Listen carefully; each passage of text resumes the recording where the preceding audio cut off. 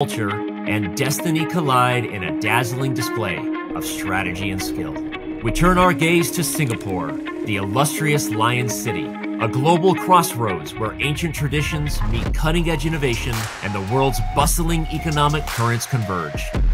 Here, on this storied stage, the Chess World Championship unfolds, capturing the world's undivided attention. In one corner, we have Ding Liren, the reigning champion hailing from China, where a population over 1 billion stands behind him, fueling a relentless drive towards glory. Ding's journey embodies a legacy of strategic mastery and an unyielding pursuit of excellence. The road back to the World Championship has not been easy for Ding. This past year has been one of his most challenging, both on and away from the chessboard. Opposite him, from the shadow of the Himalayas, is Gukesh, the prodigious talent from India. Gukesh represents a new wave of chess brilliance from the subcontinent, leading a generation of extraordinary minds who are reshaping the landscape of the game. Since winning the candidates, Gukesh has been in top form, having one of the best ever performances at the Olympiad, where he and India won gold for the first time. As we watch these giants battle for supremacy, we are reminded of chess's rich history, a game that has transcended borders and ages, uniting diverse cultures in a single shared passion. From ancient palaces to the grand stages of modern arenas, chess remains a testament to the universal quest for intellectual triumph. In this grand spectacle, Singapore stands as the perfect host, a beacon of global unity, where every move and countermove resonates far beyond the chessboard, symbolizing the ties that bind us all. Prepare to witness a clash of titans, a celebration of strategy, and a moment where the world comes together in the name of the greatest game ever played. It is experience versus youth, Ding's unshakable resolve against Gukesh's unstoppable momentum. Who will emerge victorious as the 2024 FIDE World Champion?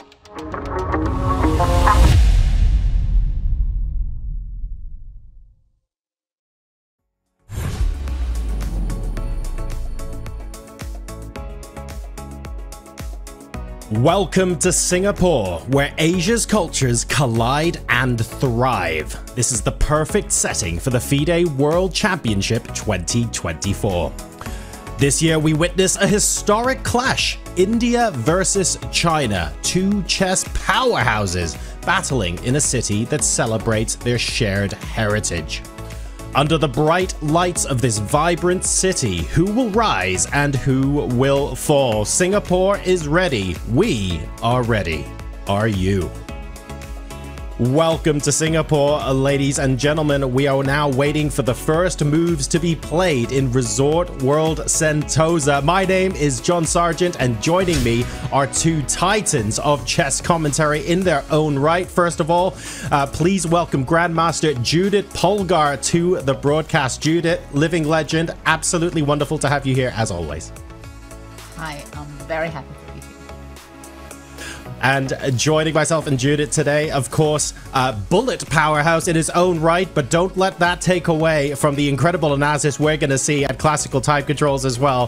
One of the best commentators in the business, Daniel Naroditsky, Grandmaster. Welcome to the broadcast, buddy. John, I'm not worthy of such a flattering introduction. It's 4 a.m. for me, but it's World Championship time. What an honor and great privilege to be here and share this moment with you guys and with the chess world at large. So, folks, this is the event we have been waiting for 2 years, the World Championship. What a way to close out 2024. Before we get into the details about what's going to be happening live today, let's go ahead and throw back to the opening ceremony yesterday and take a look at how events unfolded there and who's got what colors. Welcome to the FIDE World Championship here in beautiful Singapore. My immediate thought was that Singapore is the best location for that. On behalf of the organizing committee, we hope that we can showcase our warmth and that everybody will be delighted with the experience.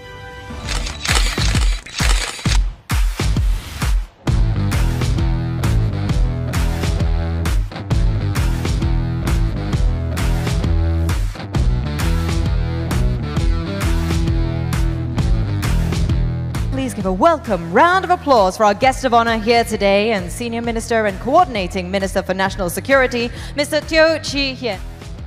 This year, Singapore is honored to be able to host the FIDE World Chess Championship. We enjoy working with our international partners to serve as a venue for world-class sporting events.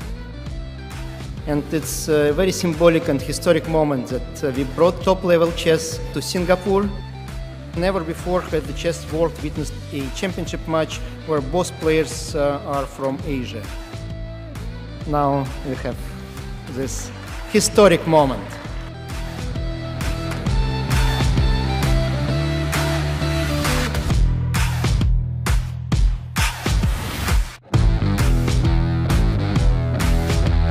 Ladies and gentlemen, let us now reveal the colors. Gukesh, you have chosen the White King, which means you will be making the first move in the World Championship match.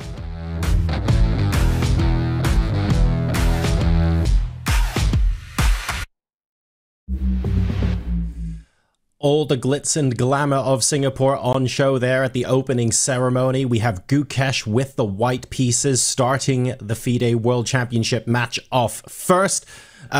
Judith, you're no stranger to glitz and glamour there. That looked like quite the spectacle. Oh, absolutely. It was so uplifting just watching it now on the screen and how it can be being there. It is a very special event, I must say. I think it's a real highlight of this year, but I think in the last several years, we're not seeing something like this. The tension is so high. I mean, I can feel it in my bones.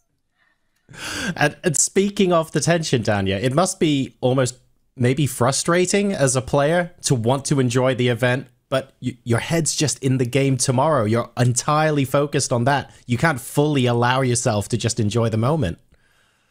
Yeah, I mean, the lead up to the World Championship, John, I feel like this always happens with big events. I can't believe that the moment has finally arrived.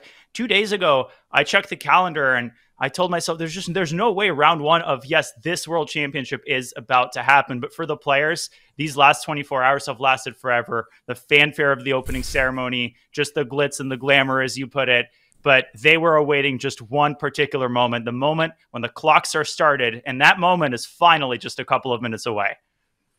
We're counting down to that right now. For those of you who are tuning into the broadcast for the first time, maybe you're new to watching live chess, or maybe you've watched plenty of broadcasts before, but this is the first time you're watching a World Championship broadcast. Things are going to be ever so slightly different around here. This isn't your typical chess tournament. Let's go ahead and take a look at what you can expect to see over the next 14 rounds of chess. This is going to be a long one.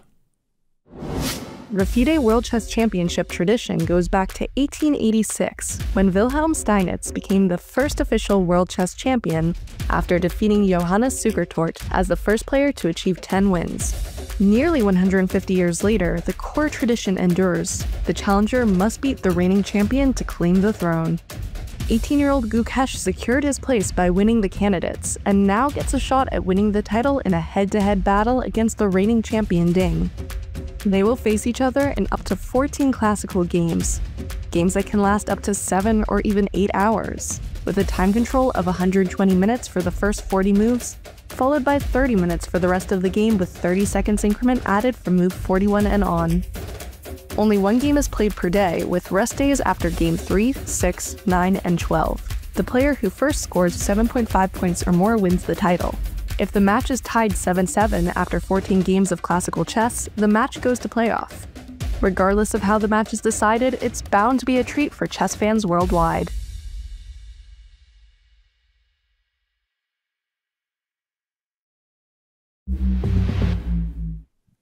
So very different to your typical tournament play. Judith, of course, match play here. You are a veteran of match play chess. Frankly, pretty much every bit of chess under the sun. But tournament play is a very different beast, isn't it? Oh, absolutely. It's like a different sport. When I played my first match, maybe I was like 15 or so.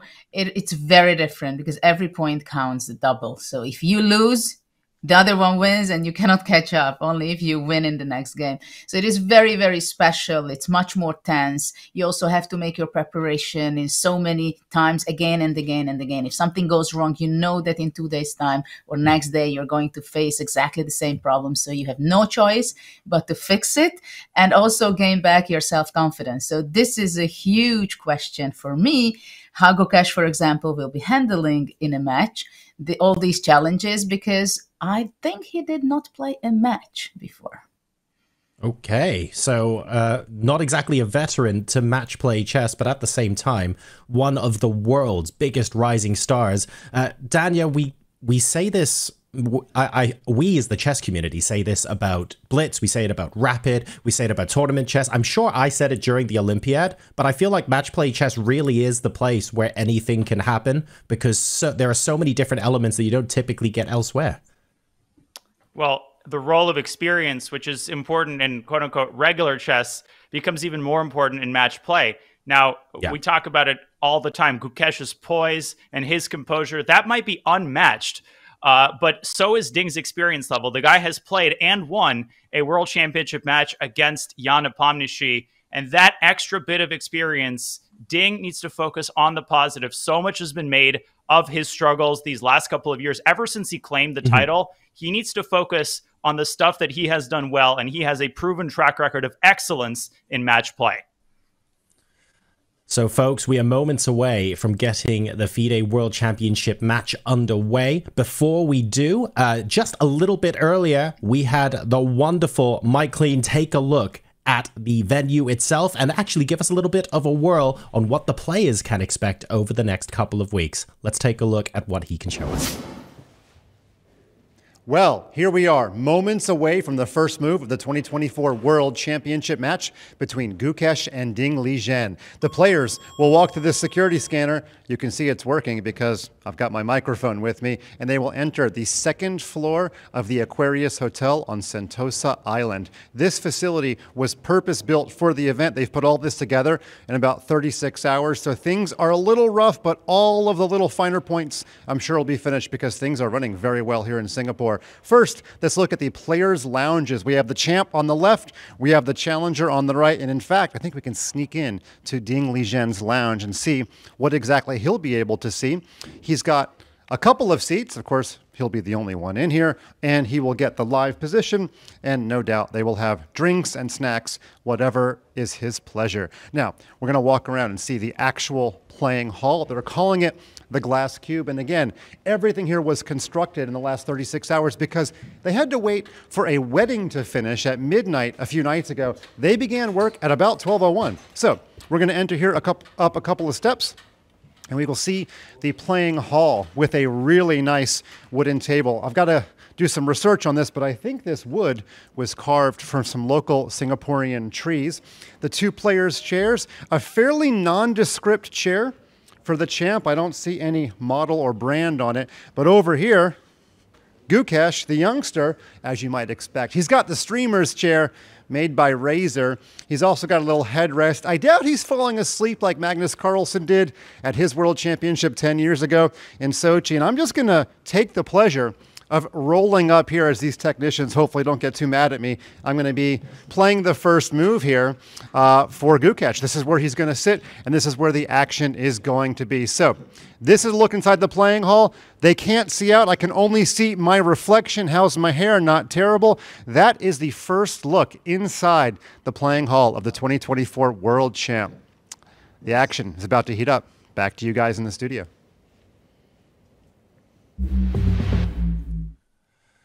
Thank you very much for that, Mike. We are getting ready to start the first moves. As you can see, the players are ready. We've got the ceremonial first moves about to be put on the board.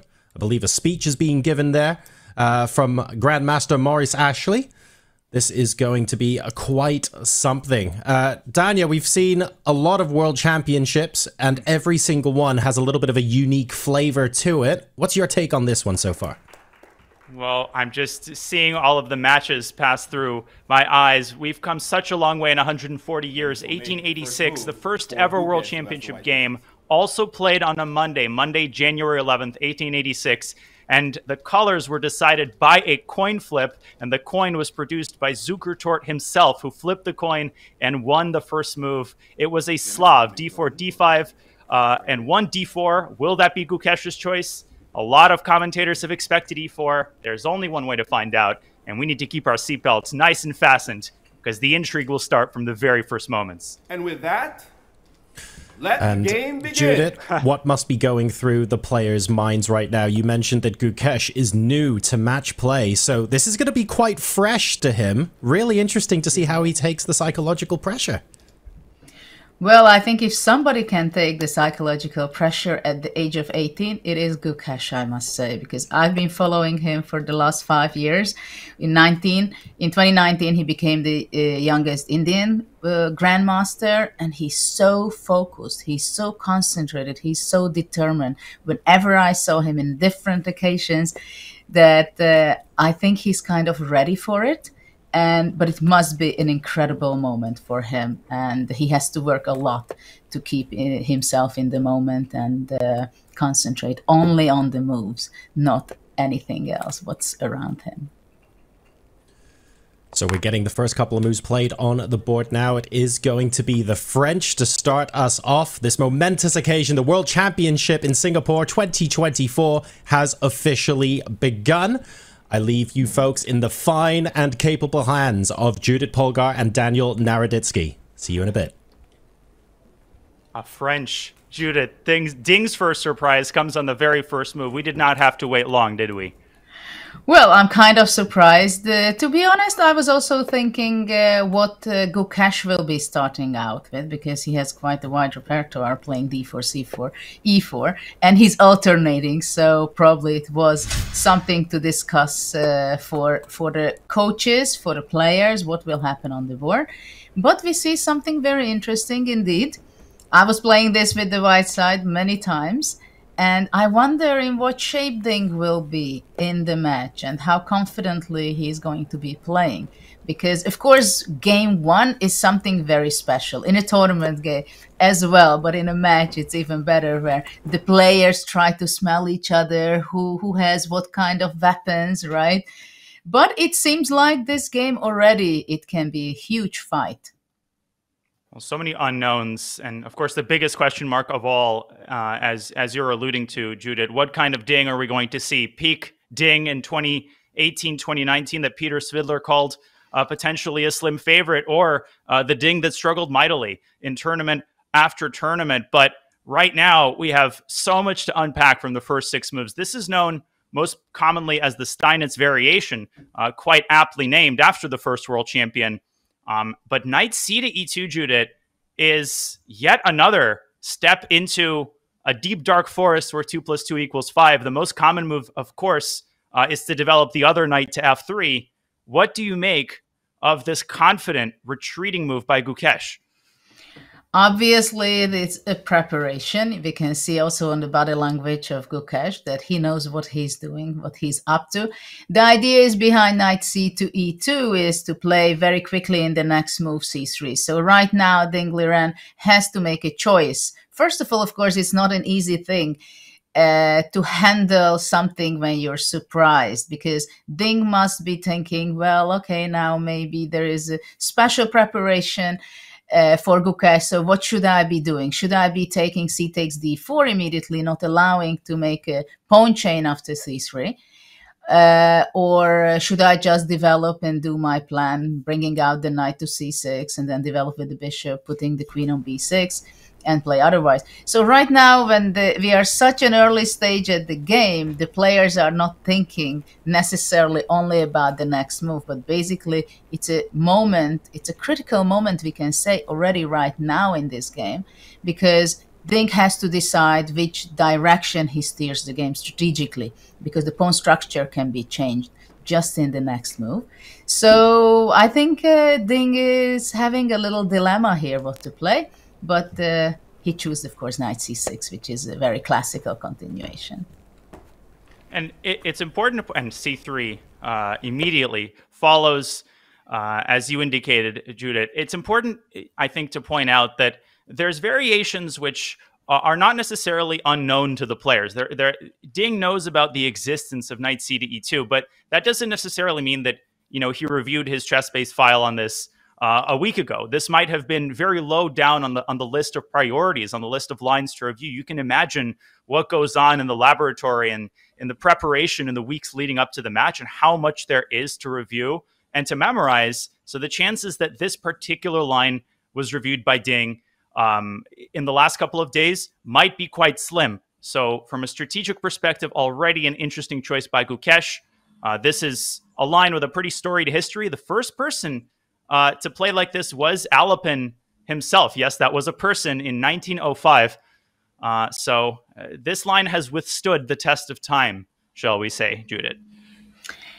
Well, it is a very straightforward strategy by Gukesh, because it's going to be a long game. That's very clear. We might even see all the pieces on the board for quite a long time, because this is that kind of closed position we call, where we see the pawns are pushed opposite to each other. It's kind of fixed in the center. Those pawns are not going to be moving on the E and on the D file, while some aggressive movements will happen with the pawn, I think, from white side after developing his pieces like knight f3, also possibly bishop e3, or maybe that can be staying in its initial square. But g4, for example, and f5 can be something white is playing for on the king side. Black possibly is going to be pushing his pawns on b5 and b4.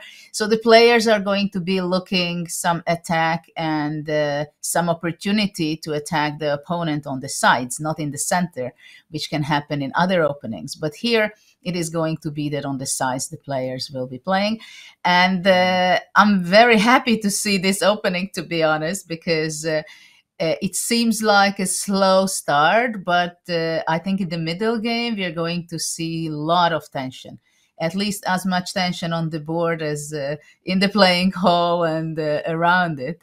And both players, I believe, they are very much ready for a serious fight from game one, which is not necessarily so common, because many times the players in a match, they try to figure out the other one, what kind of shape they are, what is the preparation. So to try to figure out what is the situation, what kind of form I am, and so on. But I think Gukesh is very much ready from game one to grab the opportunity, the first opportunity. And I felt also that Ding is kind of in a pretty good shape, the way I was seeing the press conference and also the opening ceremony, the interview with Mike yesterday. So I'm very excited. Well, a lot of self-proclaimed chess pundits like to present the situation as though Ding himself is not aware of A, what is at stake, and B, of his struggles. He is keenly aware of what he needs to do in order to defeat Gukesh in this match. He needs to be his best self. He needs to demonstrate his peak form, the form that propelled him over 2,800. And he is trying to make an early statement by pushing his e-pawn, not 2 squares, as perhaps everybody expected, but 1 square. And Judith, as you pointed out, the center might be closed right now, but it might not remain closed forever, because Black, in addition to a quick pawn storm on the queen side, and b5 is indeed one of Black's main moves. The most popular move here, I would say unsurprisingly, is the same move we see often played in the advanced French, which is queen to b6. But Black often follows that up with f7, f6, another very thematic move in the French. And then we see the game go really haywire, because Judith, on top of fianchettoing, I would say, the f1 bishop, there is the idea of pushing h4 and sometimes even deploying the rook to h3. So the position may look pretty reasonable and rational right now, but it might not remain that way for very long. Absolutely, you're correct that f6 is one of the key moves in these kind of structures. But I think in this game we will see a lot about the players, how they think, what they are playing for, how much they are ready for the fight, how sharp they are already in game one, because there are so many opportunities here to choose from with Black and with White, that they will have to make in every single move a serious decision. Because one move you go here, one move you go on the other side, and the evaluation might be changing. So it is a position when you go in the jungle and you have to be very sensitive on voices, on smells, everything, because you never know where the danger will come from.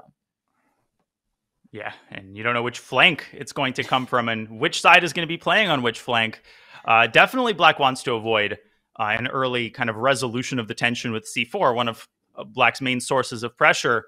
Again, just like the advanced French, is this pawn on d4, which Black seems to hammer at. Black wants to hammer at, but White is defending this pawn with everything that he's got. Queen b6 is the move that your hand kind of plays. I'm not a French player with Black, thank God. But I do play the advance with White, and I feel like the instinct move is Queen b6, but it is far from Black's only reasonable treatment. Black can choose to develop the king side with bishop e7. You could probably start with f6. I would be completely overwhelmed, Judith, if I had this with Black and didn't have the appropriate level of preparation. I don't believe it that Ding was not prepared for this. I mean, if you play the French, you obviously have to be prepared for this, especially the structure, but also concretely on this position. But of course, before the game, you have all kind of things in your head. This is one of the biggest challenge, I think, generally for chess players, that before the game, you can be worried about different things. What happens if Gukesh plays d4 and goes into the Queen's Indian main line? What do we have? I have this problem. I have that problem. What about if one c4, if it's English, if it's e4? So you have lots of things in your head before the game, especially the last hours, especially in a match, in a World Championship match. So many things can cross in your mind. And then suddenly one e4 comes in the game, and Demis Hassabis was making move e4. After that, it was moved back, right? So there was a little teasing also there that after it was moved back to e2, the pawn, to the initial square, it could even then Ding could think for a few seconds. So was it a joke to play e4 to tease him, or is it really going to play e4? So now, after a few minutes after the start of the game, I think it's also very important for Ding to get the focus, to let all the problems and worries he had before the game about other opening positions and really start focusing on this one. Because I believe that he just has to make a choice out of his preparation, because he was, I'm pretty sure, thinking the opportunities, what he will be doing in such a position.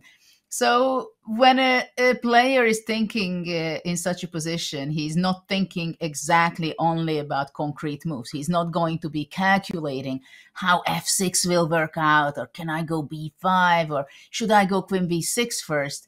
No, he's thinking in strategies right now, which direction he wants to go and how quickly he wants to make decisions also, I believe. Yeah, I mean, the time control is generous, but the players are still settling in, just like we are, getting the hang of sitting in that playing hall, breathing that air, and in Ding's case, mounting what he hopes will be a title defense, and in Gukesh, putting an exclamation mark to an absolutely unbelievable ascent. I mean, we're still just not even in 30 minutes in to the World Championship, and I'm feeling the butterflies in my stomach. I cannot imagine what is going through the player's head right now. Perhaps, Judith, as Ding continues to ponder his next option, we see that honestly mind-boggling stat that the French has only occurred 3 times across all World Championship matches. I would have thought that it was more than that. We can try to get a sense of how the game changes based on Black's subsequent opening strategy, because the way I see it, Ding might be deciding between queen to b6 or a quick development of the king side with bishop e7 and short castles, possibly followed by f7, f6. And one last thing that I'll add, Judith, for your consideration is one of the reasons that I'm always afraid to play these types of setups for White is because the center may look very impressive, but if Black starts chipping away at it from both sides, White could just get incredibly overextended, and it can be hard to find proper spots for the minor pieces because, well, they're too busy defending the center pawns. Yes, well, we can also say that generally speaking, White has a space advantage, so White has a small advantage. So White's aim is to develop his knights and then develop his f1 bishop. So probably g3 will be played after knight f3 and develop fianchetto bishop and then probably castling. The bishop on c1 actually will be staying there for a long time, most likely, because somehow it stands very well defending the b2 pawn. You know, in case if black is going queen b6, then c1 bishop just stands the best there. Also keep an eye on the diagonal from c1. So if something f5 happens, the power of the bishop from c1 can be at least as powerful towards h6 and g5 than if it would be on e3. So usually that the piece is kept in the queen side. And there should be some energy in the white's play after at some point to play f5. At the same time, indeed, f6 is something that black can be looking for, and it's not only to keep the tension there, but also there are many occasions where black can sacrifice on e5, capturing with the pawn, and after that, as he has two knights on c6 and d7, looking at the e5 pawn, it can happen that it can be sacrificed, and black has a very energetic position. Viktor Korchnoi, who is a real legend of this sport, he was never a world champion, but many people said that, well, he was the candidate for the world champion title for sure. I played with him many times, and it was his repertoire. He was a big expert of the French defense, for example. He played a lot and with a lot of great ideas, very interesting ideas.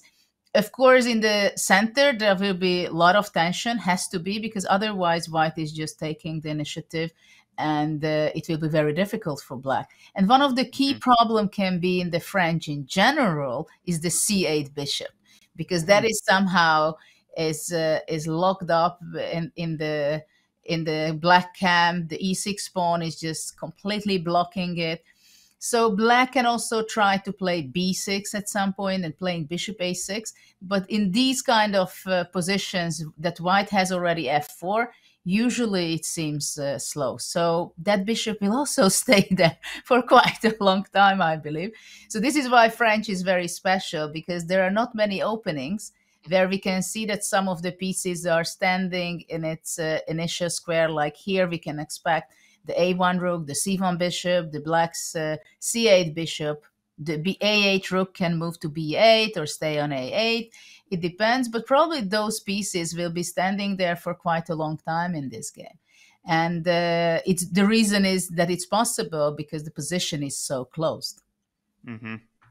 Well, that French bishop on c8, I'm sure Korchnoi had more than one nightmare about that bishop, and it's one of the main pillars in support of the Caro-Kann. The bishop comes out to f5, of course, as Caro-Kann experts like Pavel Elyanov will tell you, it certainly has its own problems. But you pointed out a sacrifice on e5, which may seem like it can only occur far into the future, but no, just a quick look at some of the top games reveals that sacrifice can come, just a handful of moves from now. I was looking at a game between Duda and Carlsen where Magnus basically played bishop e7, castle to the king side. Duda played a little bit irresponsibly and delayed his development one move too much, and a sacrifice on e5 ensued before move 20. I can show that game quickly. I've also been monitoring Ding's hand, and I feel like he's been about to make a move for the last 5 minutes. I feel like the moment I start talking, it's like when you choose to take the stairs and the elevator arrives a second later. Yeah. Well, I'm very curious, actually, what he's going to be playing and continue. I'll quickly show how that Magnus game occurred, because bishop e7 is one of Ding's candidate choices here. This is Duda versus Carlsen, Rapid 2022, bishop e7. I'll show it pretty rapidly. Knight f3, short castle. Now that h4 move that I was indicating earlier, Magnus followed up with f6. Now, you often see white playing a3 in these positions, trying to resolve the tension with b4, so Carlsen prevented it with a5. And here we go. We're only a couple moves away from the sacrifice. Knight g3, queen comes out to b6, Duda develops the bishop to d3, and that's it. The position opens up. C takes d4, knight to g5, Judith. Try this on for size. And only two more moves. h6, knight takes c6, knight takes c5. I'm going quickly because it's a very simple position. There's really nothing to calculate and no tactics here. And after a couple of mutual captures, folks, nothing to see here. Magnus Carlsen emerged down in exchange, but with a wide open white king, a bishop pair, and beautiful coordination, and the French bishop now with a beautiful diagonal to operate on. Carlsen won this game in another 10 moves. It looks a very impressive game, a very fun game, to be honest, to watch. This is like exceptional fireworks in this game, with knight g5 and those things. And I guess the idea was something like bishop takes h7 check, very thematic. And would there be a rook sack on h8 potentially on top of it? Had Magnus captured? This is a classic idea. Rook h8, deflecting the king. I mean, obviously we're in the weeds here, and this position is very unlikely to occur. But just a little flavor of how complex the position becomes and how quickly the center can open up. Absolutely, and this is what White has to be careful a lot, that how he's going to be stabilizing his king from e1 before anything horrible can happen in the center. Yeah. Still thinking, Judith. 16 minutes and counting for Ding. Yes, because I believe that once he's going to make his decision what he's going to be playing in the next move, the next few moves he's going to play pretty fast. Because if he goes bishop e7, obviously he's going to go castle, and most likely he goes queen b6, f6 in the next few moves, right? If he goes b5, let's say, then he has another plan of planning in the next few moves. So now he is really in a decision-making process, also trying to figure out what Gukesh can have in mind. But in this game, you know, it cannot be a solid game anymore. The knives are out. They are fighting. There is and it seems like you can do anything. You have time for anything because the position is very close. At the same time, within few moves, we will understand how important every tempo, every move not to be wasted by either side. And this line, I mean, its complexity is revealed just with a cursory look at how long it's been popular for. I mean, the first game actually wasn't even Alabin. It was McDonnell versus de la Bourdonnais, one of the most famous matches over the early 19th century. That was 1837. Wilhelm Steinitz faced this line twice. He won both times. And in the early days, queen b6 was kind of automatic because that was the way that the French was played. And a lot of people say that engines reduce the originality of chess, but in many lines, new pathways were discovered and old dogmas were counteracted. And as the years went by, moves like b7, b5 gained a lot of traction. So as you said, Judith, this is a huge decision, and this decision will likely dictate the course of the next few moves. b5 looks pretty attractive to me, just quick queenside expansion, but potentially comes at the cost of rapid kingside development. So no matter what you do, there is going to be a drawback. You can't have it all here if you're Ding. You have to choose what you prioritize in the next couple of moves.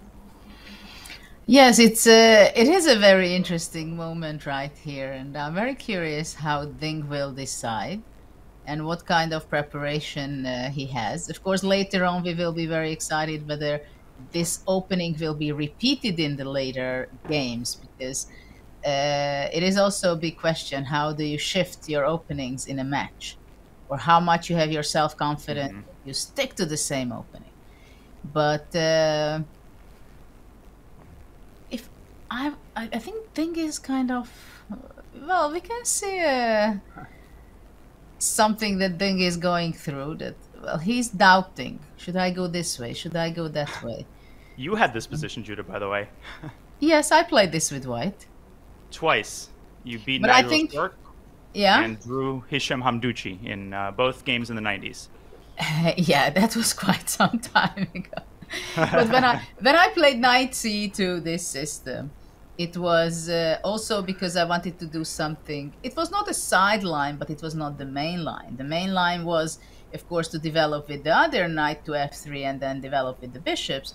Because after knight going to from c3 to e2, I stabilize the center very well. At the same time, I'm blocking my bishop on f1, so it cannot be put on d3. So I have to waste time or spend more time to develop my bishop.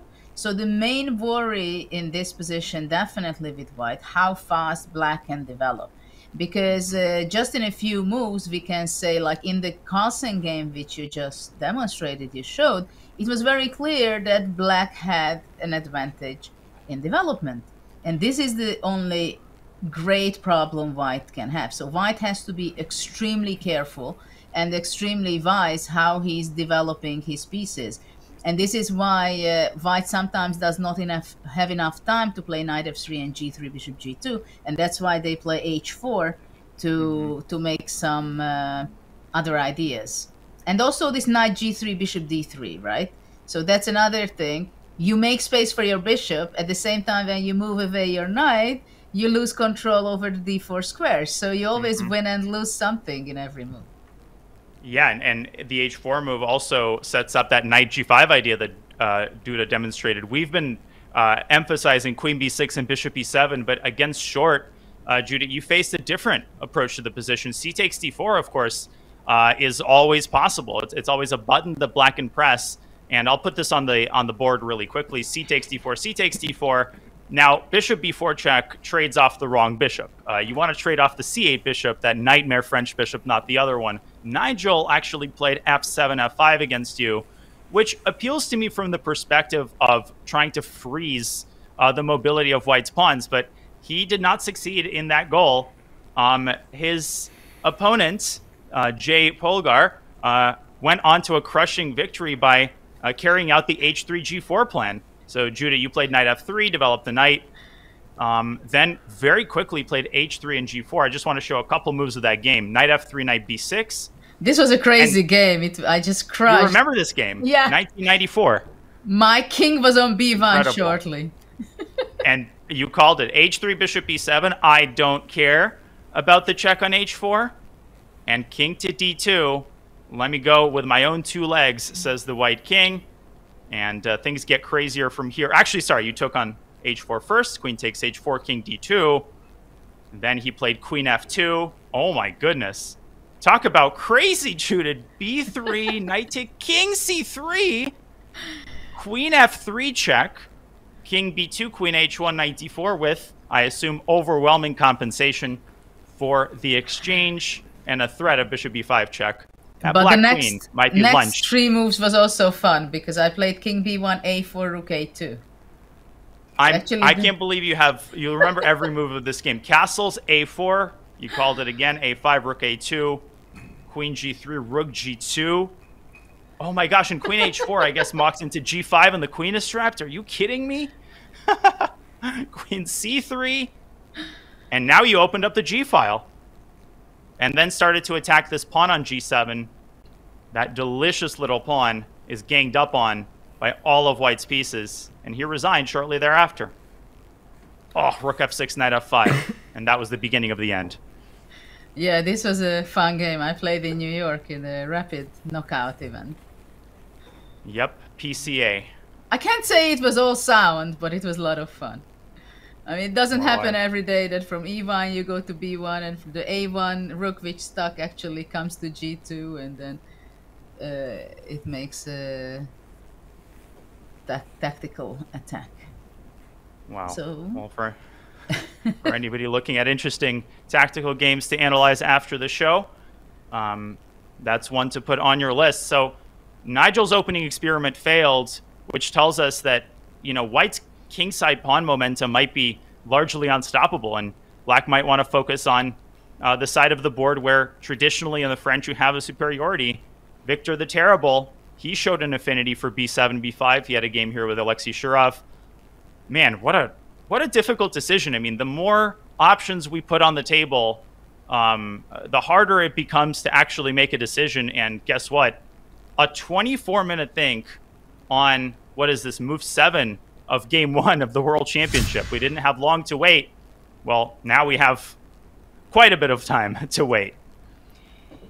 Actually, I'm starting to be even more curious why Ding is thinking so much, because before we were talking about the fact that how much the players are thinking about the strategy of the other one and what kind of opponent you have and so on. But we should not forget that we can always have two enemies or two opponents in a match game also, and ourself can be also someone who we have to deal with. And of course, we've seen Ding Liren playing not at his best in the last year, let's say, or since he became a world champion. So at this point, I'm kind of a little bit worried about Ding, that he's spending too much time on deciding and he's hesitating too much at this point. Or does he have a little fear about what will happen in game one, or how he should be handling this very special moment? Because 24 minutes, it's already a lot. Because this position, after all, is theory. It is very early theory. So you have to come up with your strategy, right? Which direction you're going. So I'm pretty sure he has a lot of things in his head right now. Well, the world champion title, it's obviously a huge achievement, literally the biggest achievement, the lifelong dream of every professional player. And yet, I think Tigran Petrosian, the former world champion, not the other grandmaster, but his wife famously wrote that she had to persuade him to play the world championship match just because the pressure was so immense. And even when that laurel wreath is put on you and you get all the handshakes from all the dignitaries, just the burden of carrying that title, of behaving like a world champion, and then, of course, of defending that title against a challenger whose lifelong mission and single focus it is to defeat you. That's a pretty daunting task, especially when the person sitting across from you is someone as composed as Gukesh, who at 18 years old, you get the sense that he does this every year, that he's played multiple matches, as we see just the pure concentration, the focus that was most recently judged on display at the Olympiad, where Team India had yet another unbelievable performance in both sections, we should add. And Gukesh, of course, was right there in the middle of it all. Well, he made an incredible performance. He made a 9 out of 10. He and Eric Gaisi, I think they were both like killing it. It's like they board medal and led the team of India to gold. So it was, and he is playing in these tournaments from the very beginning until the very end. We have a move. A5. Indeed. And that is what Hamdouchi, Hisham Hamdouchi, the Moroccan grandmaster, played against you, Judith, the other time that you faced this line. A5 expanding on the queen side, and very likely this move will be followed with A4. So this was on my radar. It is not the most popular move. It's actually, I would say, 5th or 5th or 6th in popularity. It is quite rare. And John Sargent, your appearances are not rare, and they most certainly should not be. I think it's time for another John Sargent appearance right now, as a knight is instantly developed by Gukesh in response. Thank you very much for that, Danya. I actually have an interesting question that maybe some people in the chat, some people who were eagle-eyed and were watching the last World Championship would maybe be interested in knowing as well, that Jan Nepomniachtchi did beat Ding Liren with the French in Game 7 of the previous World Championship cycle. So how much, and I realize we're speculating here, but speculation's fun, how much is Ding thinking about that, or Ding seeing ghosts when we settle down into a 24-minute think on move 7? Do we think that had a factor at all? Well, Judith, I'll let you take this one. You're the leader here. Obviously, I'm thinking about the time that Ding froze in his Nepo match, but he obviously wants to put this behind him. Yeah. I don't think he should be thinking about this. That would be a very bad sign if at this stage of the game, move 6, it comes back those memories.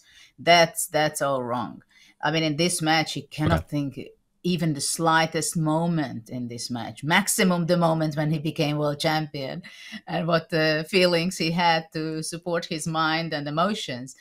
But no, it cannot come, I believe, because he has to take this as the opponent is completely different, the situation is completely different. Game one is always so different than from any other game. And I never played a World Championship match myself, but every match has a very different course of actions. And I think he was more thinking about really the strategy, how sharp he should be going on in this position, or how solid or how popular move should he be playing, or less popular. So, or at least those are the things I would be thinking when I was playing competitively. And actually, I was also wondering what Gukesh could have been thinking about at this stage of the game, because it's so early. So plenty of action to come here. The French defense has been played in Singapore. A long think early on from defending world champion Ding Liren as A5 and A4 get pushed across the board. We're going to our first break of the day today. More action to follow when we return to the playing hall in a couple of minutes' time.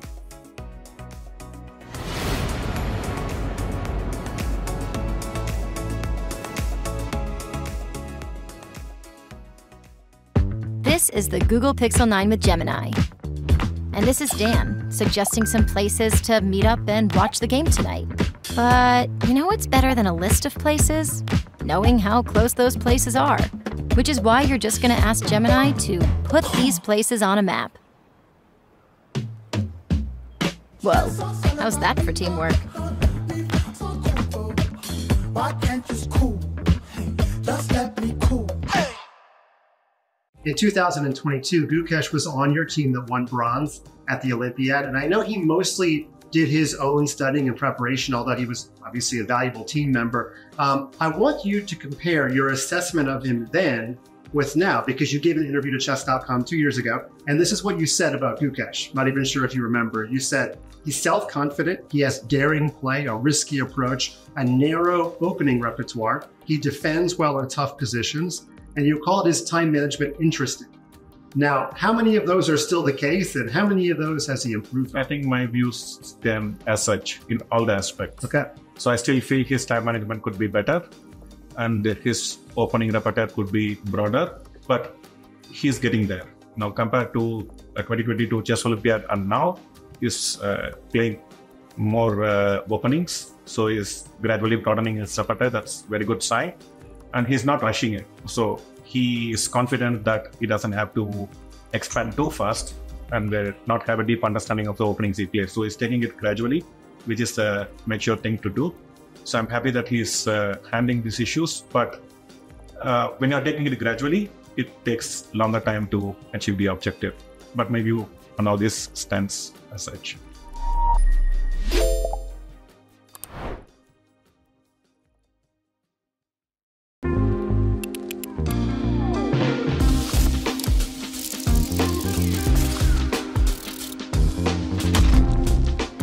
When Ding burst onto the scene as a teenager, he had a very aggressive attacking style.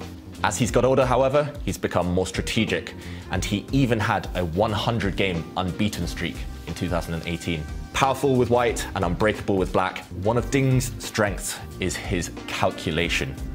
Ding, he's always had this ability to see very deeply into the position. Here we join one of his most famous games. With black, he has already sacrificed his queen for only a rook and a piece. That being said, the white king is out in the open and extremely weak. Ding now came up with an incredible idea. Even computers struggle to understand this at first.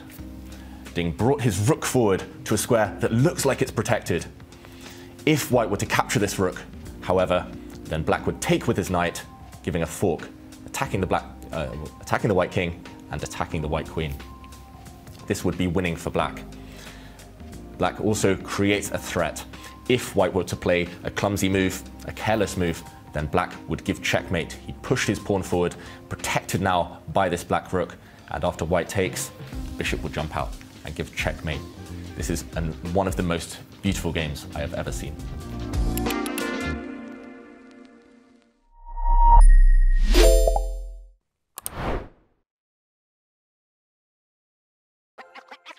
This December, the world's top chess minds clash in the heart of New York City at the FIDE World Rapid and Blitz Championship. Witness world #1 Magnus Carlsen and other stars from across the globe. Rapid and Blitz, chess in its most thrilling form, unpredictable and unforgettable. Fast moves, tactics and blunders, and moments that will keep you on the edge of your seat. Witness the pinnacle of chess excitement. Get your tickets now at worldrapidandblitz.fide.com.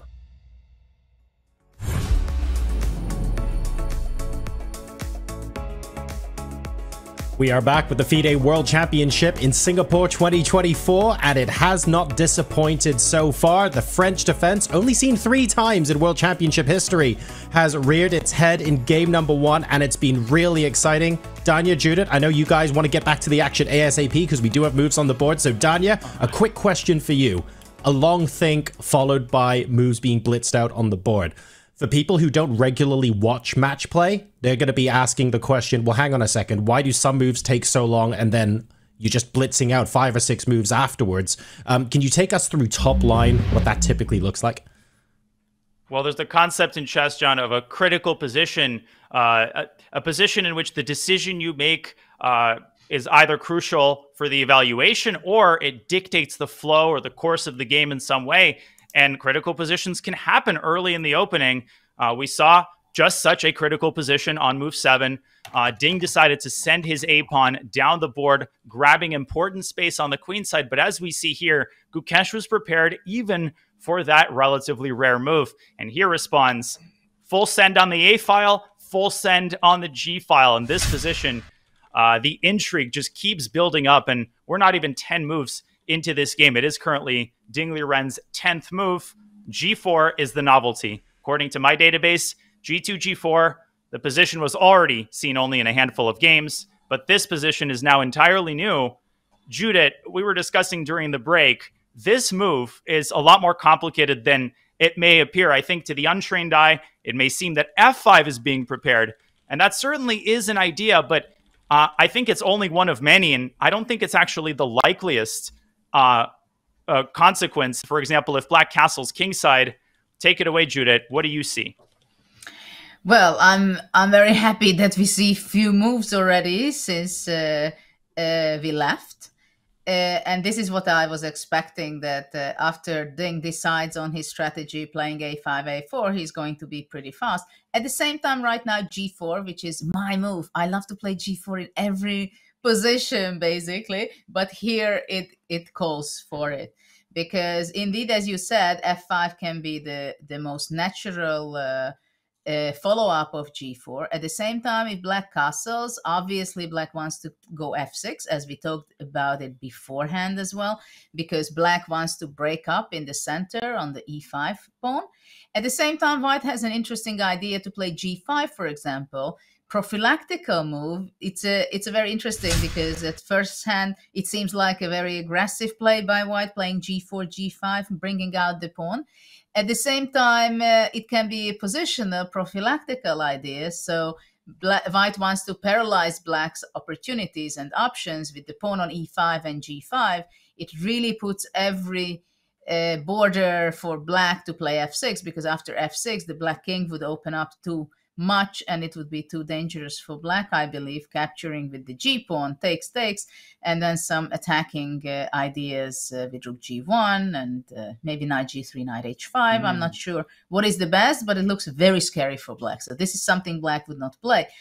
And if Black does not play F6, later on still White has an option to continue the attack, but not with the move F5, but moreover to play H5, H4, H5, as you point out, yes, Knight G3, Bishop D3, and even G6 at one point. And some may say, okay, but the king is on E1 in the center. Come on, we don't castle. No, we don't, because the position is very close. And the pawn chain of White, C3, D4, E5, F4, it gives a pretty good shelter for the White king. So it's not necessary that the White king has to be moving away. Many times it moves away to F2, for example, to feel comfortable and feel safe also, especially that the bishop is E3 developed there. So, well, I'm not going to give away too much secret if I say I would rather play it with the white pieces. But Really? Judith Polgar would rather have this position, though. I learn new things every day.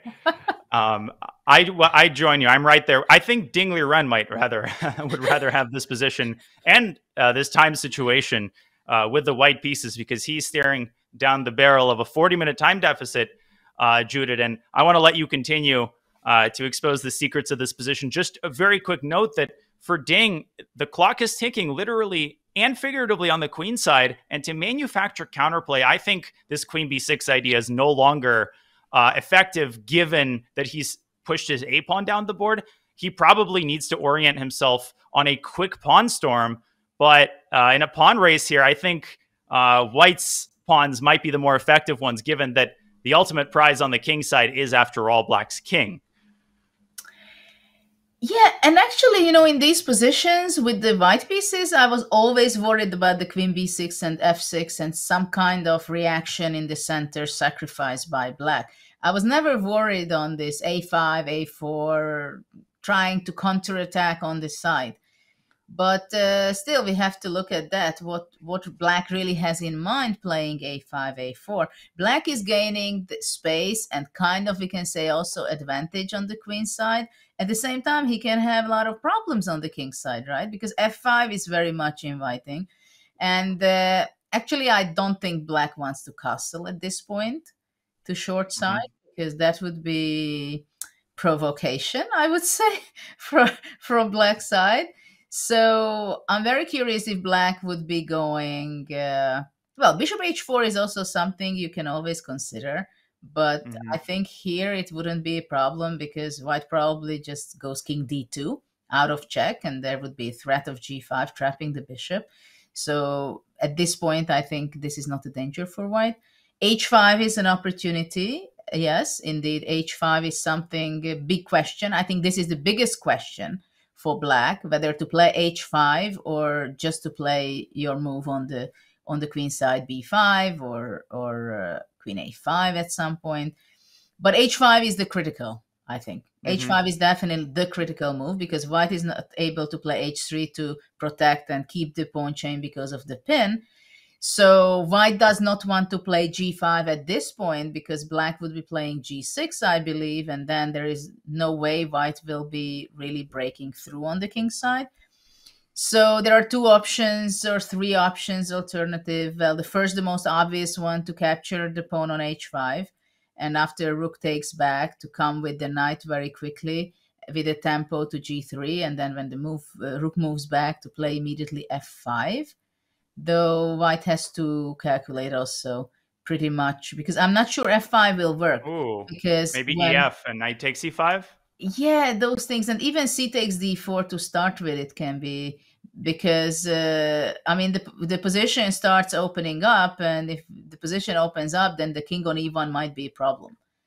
Yeah, e takes this f5. Is what we've been talking about, right? That white's pawns are weirdly enough a security blanket. Yeah, ef5, knight f5, and now, despite the threat of knight g7, you might still be able to get away with this. Yeah, I think knight g7, king f8, and it's black's king that starts journeying around the king side, while white's king remains exposed.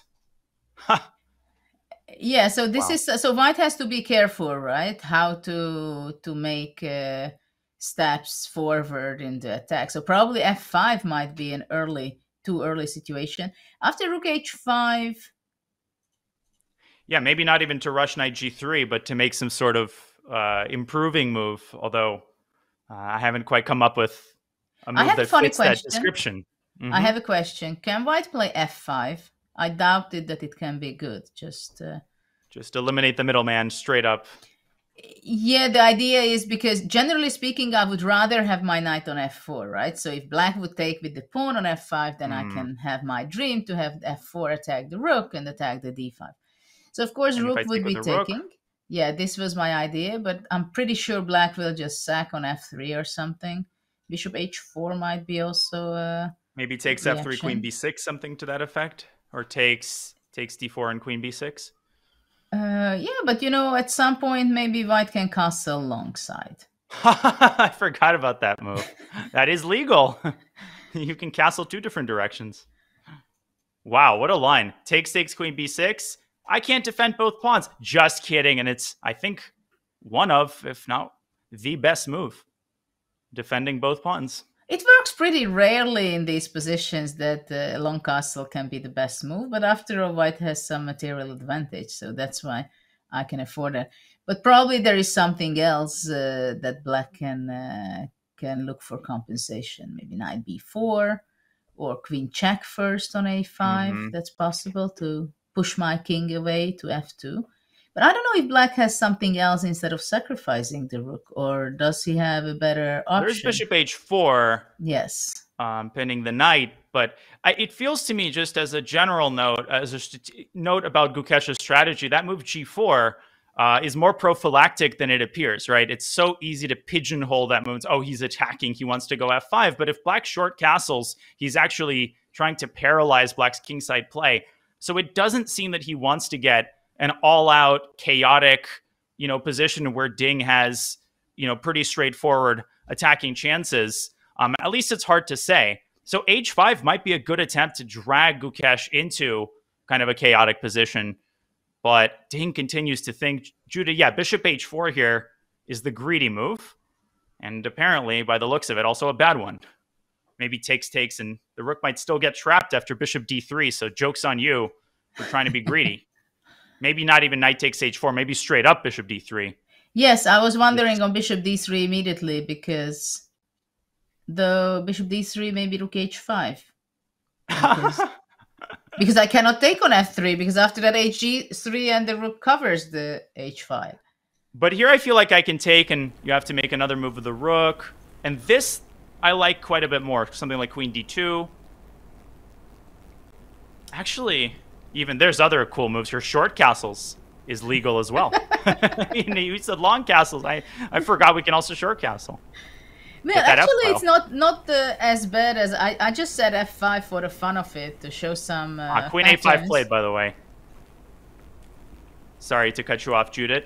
And no, I'd love to keep looking at this position, but just felt the need to point out he has just made the move queen a5. So the other square, right? We called for h5. He put something on a5 twice now. Well, this is the logical follow-up after a5, a4. And the idea is that black wants to take on d4. So right now, if in the next move, if black to move, black takes on d4, white cannot capture it with the pawn, which is usually the idea for white when he plays c3 to keep the very strong center. Because if after c takes d4, white has to take and capture back with the piece, probably with one of the knights, then black has some counterattack playing knight c5 and come into the center on e4. And also after c takes d4, if white captures with a piece, also f5 is not so easy to push after that, because the e5 pawn will be weakened. So now the big question for me, first comes to mind, is king f2, go out of the pin. And I like it, the king on f2, even sometimes it goes up to g3 to show off that it can do that too. What is his idea? That's the question. Is he trying to go f6 maybe, having dragged the king to a slightly more vulnerable spot? That is a very logical continuation, I believe, after king f2 to go f6.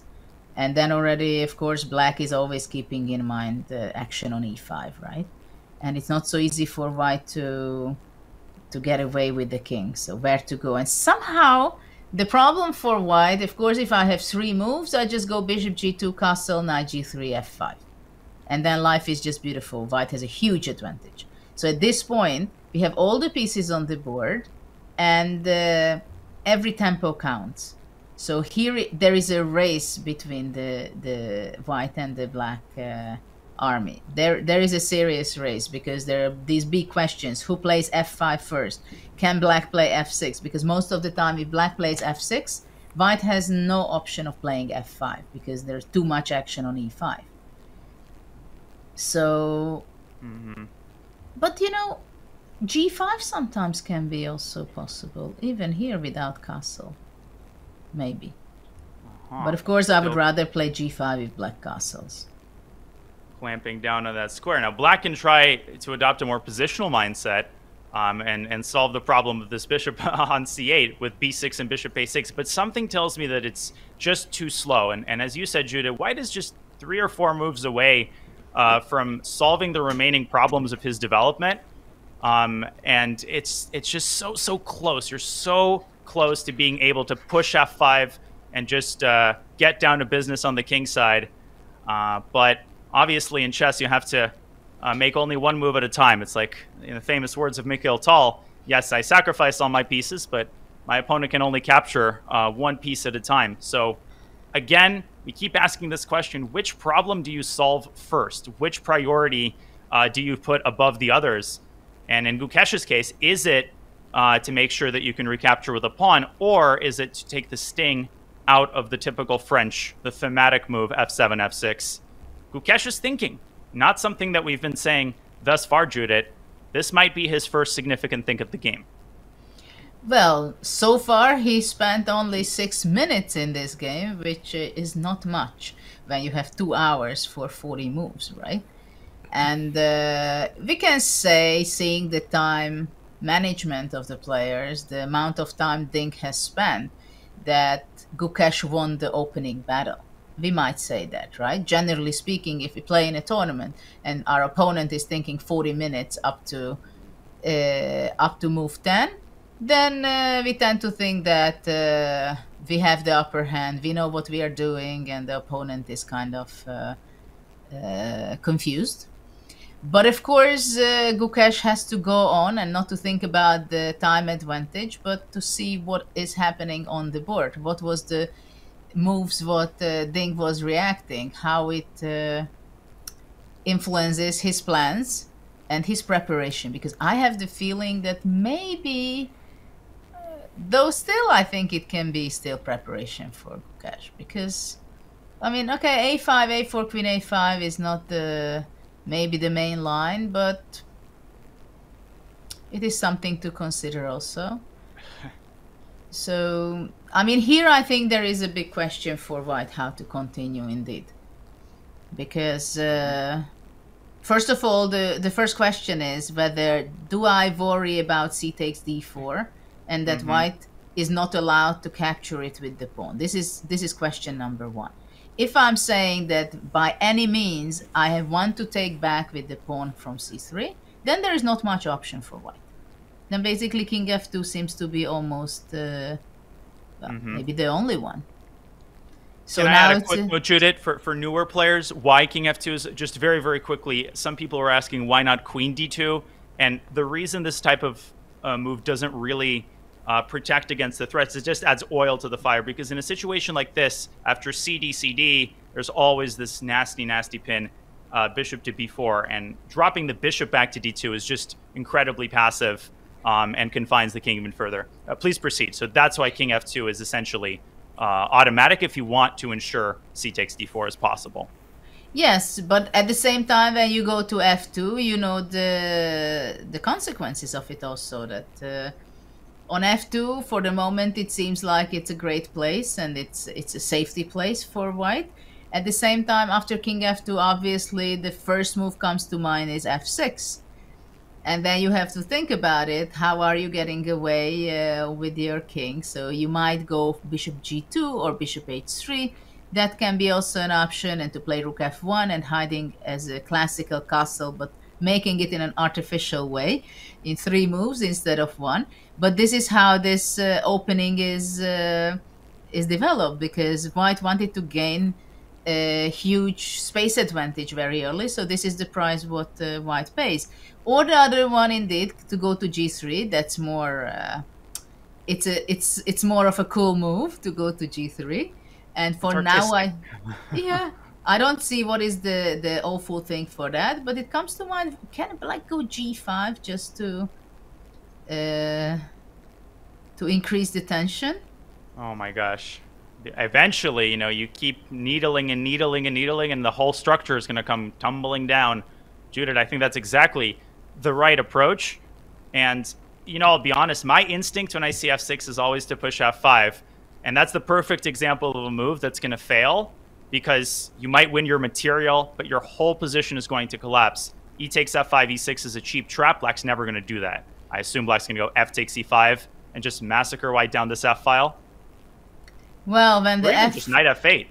Well, knight f6 I would rather play. Yeah. I mean, having the king on f2, some things you don't like.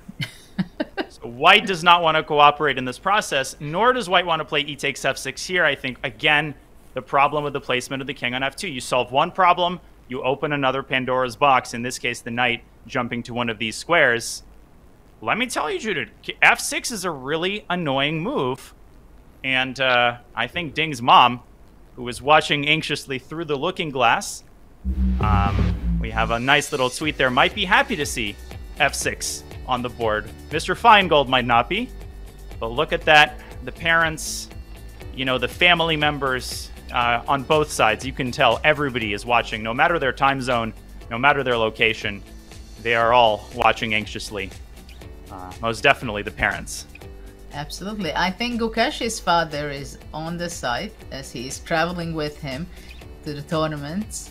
Very nice man, very much looking after Gukesh every step, how to help him stay behind the scenes and do everything in order that Gukesh can focus every way. Yeah, I mean, Gukesh's parents, my parents did so much to further my chess career, and you know, you don't raise a well-rounded, cultured, well-behaved son like Gukesh if the parents aren't stars themselves. So they had to put their careers on pause. Gukesh's father accompanying him to so many events, and you know, I would be remiss to my mom if I didn't say that, you know, his parents definitely deserve a couple of rating points. Some of that 2783.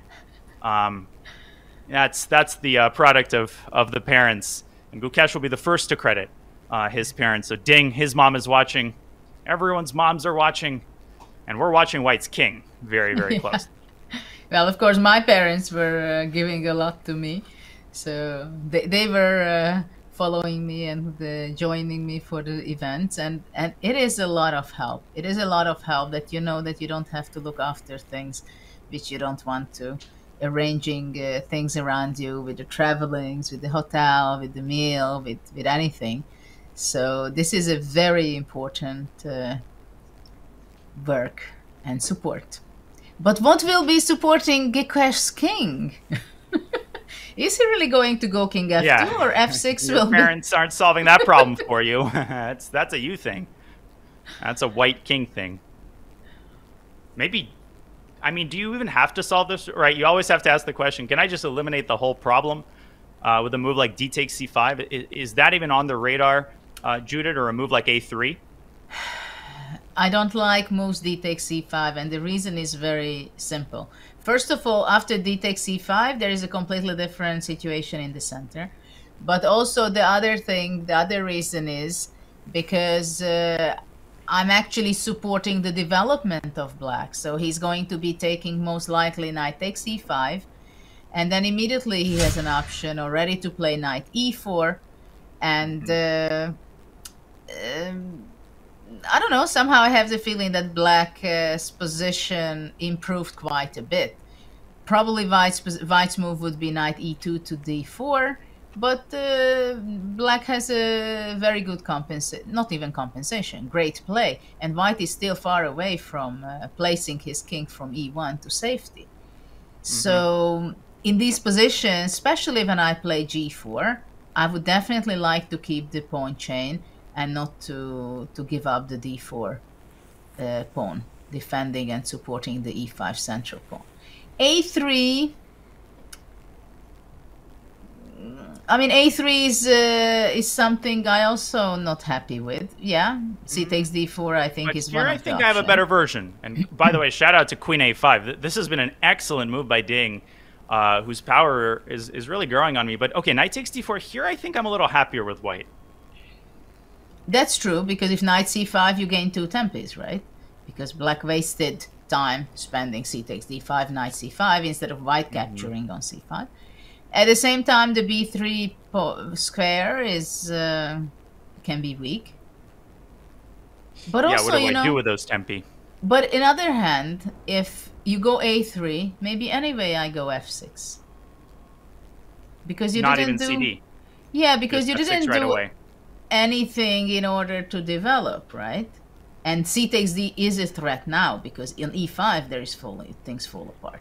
Yeah, I mean, I was sort of trying to prepare knight to g3, which, by the way, we should point out, knight g3 runs into the move a3, another benefit of putting the queen on a5. The problem is knight g3 is also a bad idea because of c takes d4, and you've lost some control over this d4 pawn that you're overprotecting.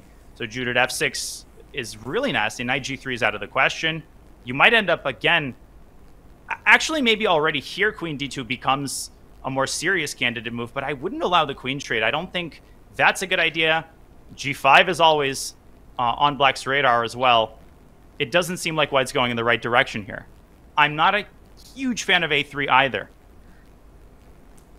Yes, of course, as black pushed his pawn a5, a4, it's always in there to go push a3 and to loosen the situation with the pawn on c3. So this is something kind of pretty tricky. And now it's a momentum, I think, for Gukesh. He has to make the right decision. I'm starting to come back to your move, Judith, of g4, g5, which, yeah, doesn't carry the same luster as after short castles, but f6 keeps coming at the most inconvenient moment. Maybe you just shut that idea down. It also just came back to my mind, this g5, but I can't say that I'm so happy with it. Because even after g5, we have to consider f6 anyway. Maybe white just needs to put I don't know, an anvil on f6, or just a paperweight on that square. Just glue the pawn to f7 and it cannot move. Get Feingold over to Singapore. He'll make sure that pawn's on f6. Okay, gf, gf. But I still think this I could live with. And maybe actually here f5 becomes a more serious possibility. Wow, you're so brave. Of course, after f5, f takes e5, f takes e6, knight f6 is by far not so powerful than when the king is on f2 and the knight can jump to e4 or g4. But I'm afraid. Well, move on the board. Opening up the position this way, it means you're very brave. I'm great at sacrificing other people's pieces. Weakening other people's king. Weakening other people's kings. Okay, I'm pretty good at weakening my own king too. But I would also point out, Judith, e takes f6 is not out of the question. And here, definitely, the fact that the king is still on e1 is in white's favor. So that white king is kind of dancing around, depending on how the position transforms. And it's so hard to call how the position's going to transform, because that depends on which pawn break Ding opts for, if any. I think we will not avoid f6 at some point in this game, because that's kind of the key move to break up and keep the tension in this structure. So black is practically putting pressure in the center from the side of c5 to the d4 pawn and from f6 towards the e5. So white really has to make a serious decision here. Yeah. So black is playing basically after queen a5 or three ideas. To play a3 at some point and weaken the c3 pawn with that. To take, or at some point to capture on d4, especially if white would be going f5 now, for example. It cannot be played because of c takes d4. And white cannot capture back with the c3, so the e5 is falling off. So queen a5 was kind of a prophylactical move also against f5, we can say. And the third idea is to play f6. h5, I think it's like rarely will be the move which he wants to do. Combined with queen a5, it seems unlikely. And from white's perspective, there are sort of two categories of moves, right? This is what you started with, and it's such an insightful point because it gives you a good lens through which to look at this position. The question is, are you worried about c takes d4? All right, do you want to ensure the ability to capture with the pawn? But we kind of soured on the move king f2. If you've determined that, the next question is, okay, what improvement do I want to make such that the sting is taken out of, or the ding, I should say, is taken out of the move c takes d4, but there may be no answer to that question because of this supplementary idea of f6. And this is kind of the original sin of white's setup, is once the center starts crumbling, there might be hell to pay. I still want to go king f2, you know? come back to the roots. We can go full circle. So what would you play? King f2. I agree. I don't know what to play after f6, but what else to do? I don't either. Just pray. And we're back to this position. King f2, f6. H. But this... is sorry, no I went king g3 and after that g5. But isn't that just a fun move, but not necessarily a good one? Because if g5 doesn't work, I like king g3. And we said g5 with black, but is it true? I think it does work. I think so. Because e takes f6, I assume g takes f4 check intermezzo? Or what would be your choice here for white? Well, in principle, I wouldn't like to play f takes g5, but still I would like to observe it, how bad is it? F takes e5. Takes, d takes e5, knight e5, right? Yepers. Knight takes e5, knight takes e5. Maybe bishop d6 or queen c7, but okay, for the sake of analysis, yeah, just knight e5 is fine, I think. Yeah, I'm afraid it's just, yeah, this g3 king I can't be so proud of. The problem is bishop f4, then knight g6. So I'm very much behind in development and everything. So let's go back to g5. I can also play h4 with white after f6, but that might be too slow, and it Let's might go allow the h4. f4 to open up. Let's go h4. But should black play fe? Is that being considered here? The only question for me whether we take f takes e5 now or after castle, because I have the feeling that something action will be with black. And black can also throw an a3, b3, ac, dc, a3, b3. There's so many like little buttons that black can press. Yes, each of which king f2 is on the position. Bishop g2. What is it? Bishop g2. Bishop g2. So he makes one of the moves that allows c takes d4 and improves the position. And by the way, short castles. I think we've kind of assumed that the king's going to walk up to f2. The king hasn't made a move yet, so it can't castle kingside. So now if black goes a3, white is going to play b3, I believe. And after c takes d4, white will play probably knight Are f you d4. sure white's going to go b3? Can white maybe castle kingside and just give up b2? Wow. Is that on the radar? It didn't come to my mind. I would be surprised. Wow. Just Can you banking really on the do that? kingside play. So a3. My blitz instinct is to castle. No, you can't. Okay. But okay, what is the refutation exactly? Okay, I take on b2. I move the rook. I take queen takes a2. Gobble, gobble, gobble. I was thinking queen c2, somehow or queen d2, and somehow if I could recover Actually, b2, maybe I should have taken c takes d4 first. Yeah, and then you could stick a bishop on a3. Yeah, that if you can keep b2, then it's too many pawn sacrifice. Okay, this is too adventurous. Let's say white plays b3 like a normal person or like a world champion contender. And then not like let's a bullet say addict. c takes d4. Knight f takes d4 forced, I assume. Or not, or b4 is a move here as well. This is actually kind of a common idea in the French, to play Ooh. b4. That's a nice one. And probably That's a ensuring nice that you one. can take with the e knight. Exactly. And with the b4, you take away the very important c5 square. So, though black can go back queen c7, let's say, and after knight d4, maybe queen d8 was better. I thought to play knight b6 to bring it to c4. Ah, so you want to avoid knight b5 with tempo. Yeah, though I'm not sure it bothers me too much. Okay. So knight d4, something like knight b6. Knight b5, you play queen d8. The d6 square is very well protected, and black can always escape the danger zone by castling. In fact, we might see both sides castling kingside, which is a scenario for some reason that never entered my mind, that we might get a quote-unquote normal position.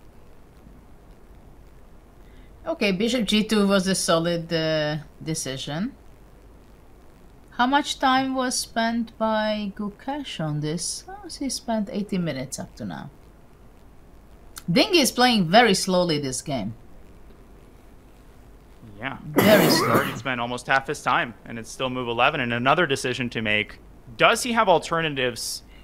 So we pointed out that A3 can be included, but if he's not willing to play C takes D4, is F6 still on the table, or has it lost its effectiveness now that white can castle kingside? Well, I think it's a whole different story, because after F6, white goes castle, and he won all those tempos which was needed for him to get comfortable with his king and also in the center.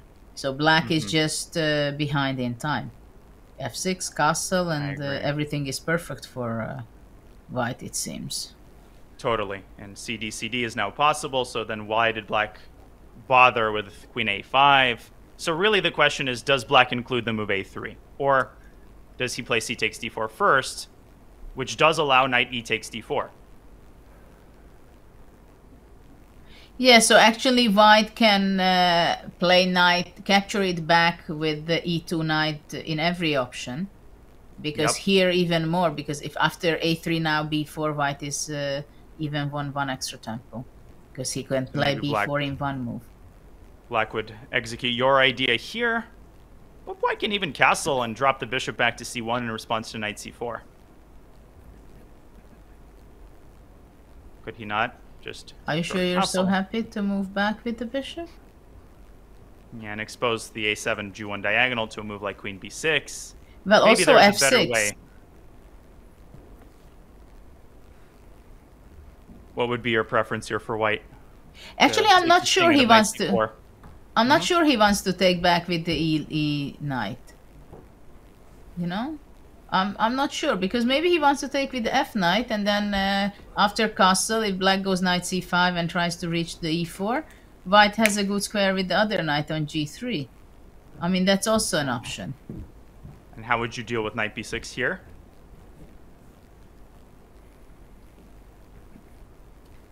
Yeah, the same question, right? It's a really annoying move, actually. I really wish I could play B3. I keep trying to make this move happen. But you know, it's also pretending this is possible defended. to play this knight B6 idea without C takes D4. An improved version of it. Just right here and right now. What's stopping Yes. us? That's a great point. So after castle, knight C4, if you go back to C1, then maybe at some point A3 can be unpleasant. B3, knight B2, and then take on D4. You're picking up what I'm putting down here. I really... A3, even right away, needling and stabbing away at white's... the integrity of white's queenside structure. And the problem, Judith, is white's really far away from setting things in motion on the king side. And it feels like Ding's now having all the fun on the queen side. We want to let John Sargent in on the fun as well. John, there's enough fun to go around here for a third commentator. Why don't you hop in here? You get in on the fun. There's a lot more going on than I expected in game one of a world championship, and I'm all for it. I'd love it if the entire match looked like this. I think one thing that you guys have touched on that I'm going to start getting worried about later in the broadcast. Judith, we need to talk about time. We need to talk about management and time trouble. I think it was Ding's interview with Mike yesterday where he said that there's a good chance that Gukesh may make some inaccuracies in time trouble, but it's actually Ding who's 40 minutes down on the clock at this point, and we're at move 11. So the position on the board is amazing, but we have some serious repercussions an hour or two from now, don't we?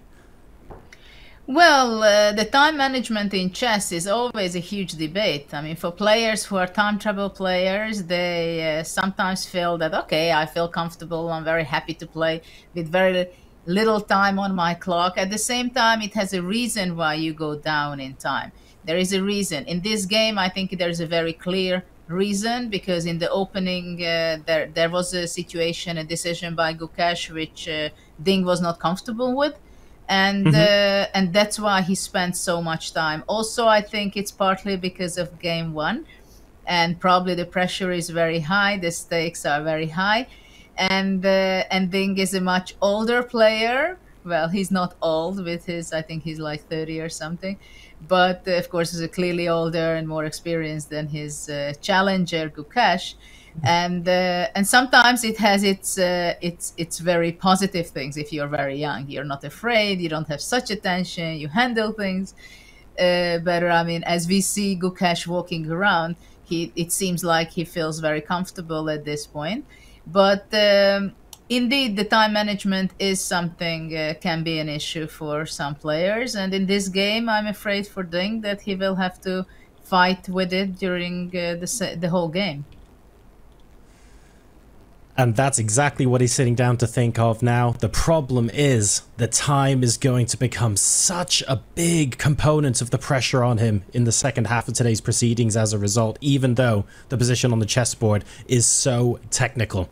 Speaking of technical chess positions as well, you too can level up your chess game and understand more about how positions like this can even come about with ChessUp 2. So chess.com are super excited to support this launch. It's a revolutionary smart chessboard that will change how you learn and play the game. It's got a touch-sensitive pieces that light up the board. You have optional AI assistance as well, and it meets you at your skill level. Crucial there to support training and growth.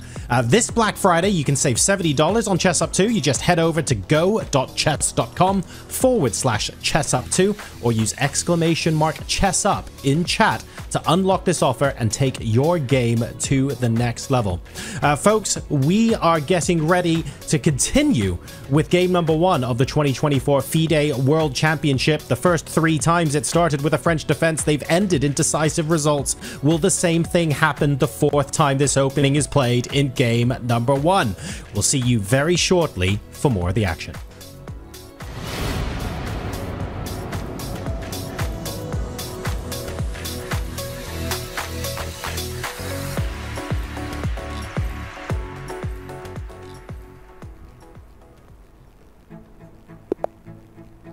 This is chess.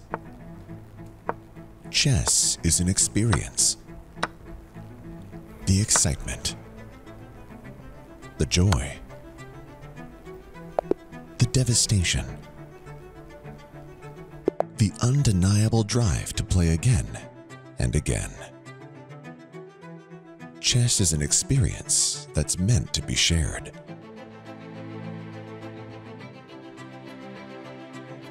What if you could experience chess in a completely new way? On a real chessboard with the power of AI at your fingertips. This is ChessUp 2.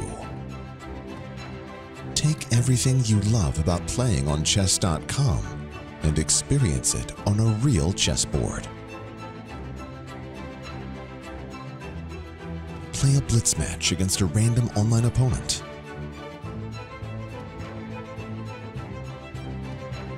Conquer the bot you've been stuck on for months. Or challenge a friend halfway across the world. ChessUp 2 is always ready and always connected with built-in Wi-Fi. Never miss a move with full piece recognition. And review all your games right on chess.com. ChessUp 2 is more than a chessboard. It's a chess trainer. If you're new to chess, ChessUp will teach you. If you already know how to play, ChessUp will teach you how to really play. With patented AI assistance, you can balance a match between players of any skill level. Or hone your skills against one of the built-in AI coaches.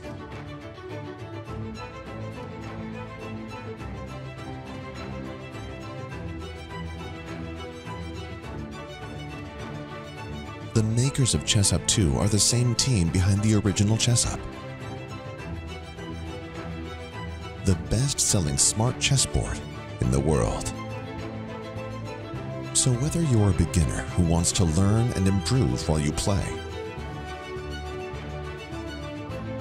or a chess pro who wants to go deeper into the world of chess?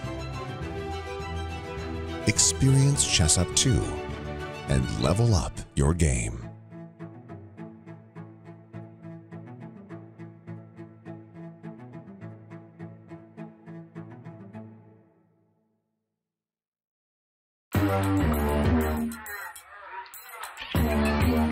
Gemini, can you help me plan my 3-day vacation? December, the world's top chess minds clash in the heart of New York City at the FIDE World Rapid and Blitz Championship.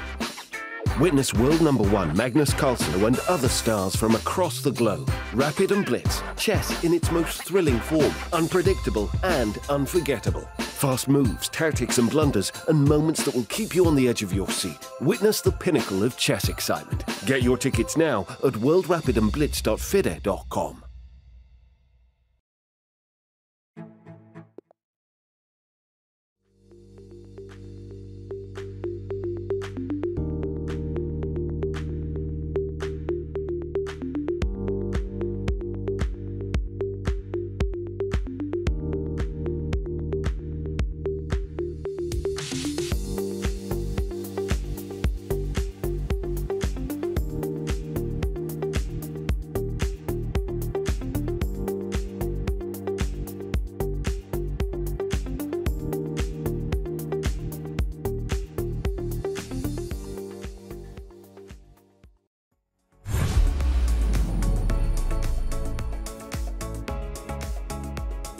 Back to the FIDE World Championship. A3 has indeed been played. We'll get to the action on the board in just a second. We hope you guys are enjoying the broadcast as much as we are bringing it to you.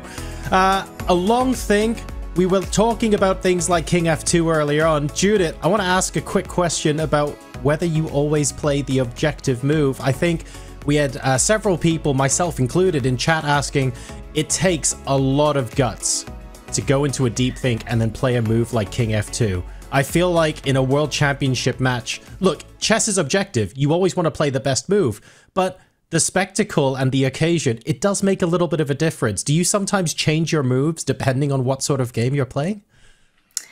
Actually, I believe you do, but it's more a strategical way also, the way you do it, because, and also it can be concrete, of course, but Bishop G2 seems to be a much more solid continuation to make a castle properly and keep the position balanced. And also after King F2, I did have a problem with F6.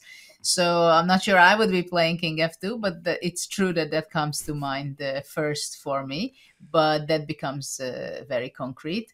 And I fully understand the decision by Gukesh.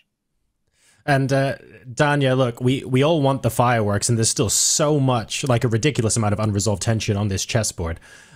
Do we still feel in the live position that a key push on the F-file is still what we're looking for in the next half hour of this broadcast? Where do you feel this is going now? Well, John, I think that the heat map of the position, if I can put it that way, has shifted to the queen side. An area of the board that Black seemed to be in command on, but this intermezzo, you can call it a Zwischenzug. The language doesn't matter. The move remains the same. B4 is an idea that occurs in a different line of the French that I will show, but this is why Gukesh has not responded, and this is why he hasn't hastily recaptured on D4, which would be most players' choice. This is another big moment, and Bishop G2 was a big decision. This is yet another big decision for Gukesh, so the ball has shifted into his court, and the intrigue continues to build up. We're still in the opening phase. What an incredible opening salvo by both players. Excellent. So there's plenty to unpack in this position. Is B4 going to get played? If you guys have any questions for Judith or Danya, please let me know, by the way. Ping me on social media, and I will be taking some of your questions, sifting through them while we're off screen, and presenting them to our resident grandmasters for analysis a little bit later on. But for now, all of the action is very much in the live position. Judith, Danya, take it away. All right. Well, Judith, we have so much to unpack here as B4 is on everyone's mind. May I very quickly show the similar line of the French where B4 makes an appearance, and you might have to help me here. I have the position in my mind. So there is a variation of the French. I will be very quick. Where white has this intermezzo, and it's part of common theory. I think it is also the Steinitz variation, but instead of Gukesh's move knight c to e2, it's in the main line. Knight f3, I want to say, knight to c6, and I want to say that it's in the older established line. Judah, do you know what I'm referring to? I don't remember exactly what you have in mind. This queen b6, here, knight queen a4. a5. Exactly. Yes, c3. And my coach taught, and for some reason this move made such a big impression on me. And here, every self-respecting knight c3 player knows that the theoretical move is b4. And I think that knight takes b4, giving up a piece for 3 pawns, is, as Gukesh has indeed pushed bury the b pawn up 2 squares, one of black's main ideas. This leads to a very, very complicated position. Back in the day, in the early 2000s, it was a slight edge for white.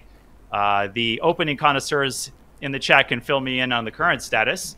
But the current status of our first World Championship game is a queen that is hanging on a5. And a question now for Ding Liren. Is knight takes b4 on his radar? And if not, where does he move his queen? Well, I don't think knight b4 is possible in this position, because somehow, if let's say we put it on the board knight b4, c takes b4, black would be capturing with the bishop, then bishop goes back to d2. And then very shortly after that, the d4 pawn will be falling off, and white is very well developed. The pawn structure for black is not very promising, having the pawn on a3, the other one on b7, staying back there. So this would be completely lost for black. So the big question is, for Ding, I believe, where to move back his queen. Also, there is an option to play queen a4, for example, to exchange the pair of the queens, right? Which is usually not happening, of course. And queen c7 was played very quickly as, well, that's the only sensible square for black, right? Yeah, and this is kind of was your instinct when we briefly analyzed this position earlier. And of course, the point of b4, I think, is twofold. The main idea, you pointed this out, is to prevent the journey of the d7 knight to this juicy outpost on e4 to cut off the point of entry, but also now you can play knight e takes d4. Of course, with the black queen on a5, this would have been impossible, as the c3 pawn would have been hanging with a check. And knight to b5, a very common idea in the French, except with the bishop on e7 standing sentinel over the d6 square, that might be a futile path for the knight. Now, knight b6, Judith, was your choice. Of course, black can also castle. f6 is no longer possible, as e6 will hang. And knight takes d4 certainly has to be considered. Yes, knight d4 is also has something to consider it, because the c3 pawn is under attack, so most likely white would be taking either with the queen or with the bishop. I don't know which one is better, to be honest, but after knight d4, whatever going to take back on d4, there is an interesting idea for black to go knight b8 and regroup it to have the other knight on c6, and somehow to put pressure on the d5, whatever piece is there. And after that, also f6 might be a better way of breaking up the center. So that's one option, definitely. Knight takes d4. So knight e6, knight takes d4, and potentially knight b8. And from the perspective of discouraging f6, maybe bishop takes d4 is more appealing, but then knight b8 becomes even more annoying. So it's the familiar problem. You know, one door is closed, but unfortunately that opens another annoying door. And Judith, what would you say to the possibility of castling kingside and kicking the can down the road, procrastinating on the decision, as I like to do, in on and off the board? Well, I think castling is also very sensible, to be honest, because eventually black will have to castle anyway. So if there is nothing concrete that he has to go and has a priority to do, then castle is a very sensible move. The only thing is that if you want to go knight d4, I think black really has to consider it now, because after castle, white goes castle, or even knight b5 first, and after that to castle, then there will be a less opportunity for black to capture on d4 without thinking that c takes d4 is possible even to give up the b4 pawn. Oh yeah. Now we're speaking a language that I understand. Of course, Ding, you can see him changing his seating position, and he's aware of his clock. It's ticking down fast. He's now eaten up over half of his initial time allotment. He's at 54 minutes. And every move is a decision. Some decisions, the price of that move is very high. Here, the price of the move is probably not too high. Probably neither knight b6 nor short castle is a serious mistake, but these are two distinct approaches to the position. As juicy as the c4 square is, king safety is also important, and castle maintains more flexibility. I like knight b6 to consider, to be honest, because to regroup the knight from d7 to c4 and activate the knight, I think it has a lot of sense to push away the bishop from e3, and also to have the knight on c4 and c6 supports even better the move f6 and break up in the center. And when the knight on d4, it's important that your e6 pawn is protected. Precisely. So the c8 bishop gives hope and gives an important role there when you play f6. And also to control the move f5, though I think there is a very little chance that white is able to push f5 in the near future. And it does free up the d7 square for the bishop, not so much to develop the bishop as to connect the rooks in the event that black castles. Of course, we should not forget about b6, bishop a6, although this is, I think, far less likely here given the importance of at least maintaining the possibility of playing f6. And so, as you pointed out at the very start of the game, sometimes this bishop, as ugly as it is, I think Mihai Shuba, a Romanian GM, first said, bad bishops defend good pawns. Well, e6 is also a bad pawn, but it's also an important pawn whether you like it or not. So the bishop and the pawn are kind of one unit. Okay, so we go back to the live position. This decision feels strangely overwhelming, right? It seems simultaneously unimportant, but also crucially important. Do you play knight b6, stick that knight on c4? Do you castle? Do you trade? Sometimes when all of the moves seem about equivalent, Judith, I think the decision can be much harder to make. Black, I think, should look after some activity in his position. Because, for example, the pawn on a3, for now it's not really a weakness, but it can be. If, let's say, white will go... Also, I'm considering that after knight b6, white might play knight b5, pushing back the queen to d8. And then play maybe even, I don't know, maybe knight d2 is possible, though it doesn't seem so great. Of course, castle is something that white wants to be doing.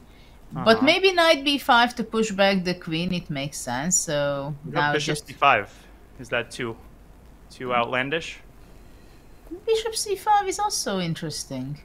Because the d6 square for a knight, it can be a good outpost. But after bishop c5, black goes knight c4, I believe. And it covers the d6 important square.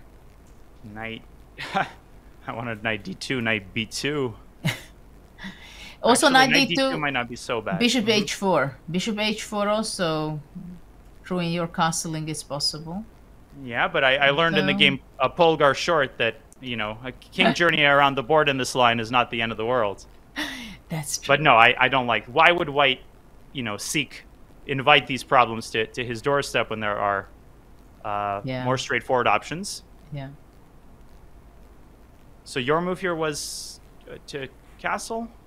Or to the question is whether I support white's position and it goes on the good way with knight b5 pushing back the queen on d8, or it doesn't make sense. So let's say castle, and after knight c4 to go bishop f2, play very solid, and how my knight on b5 will be kicked out.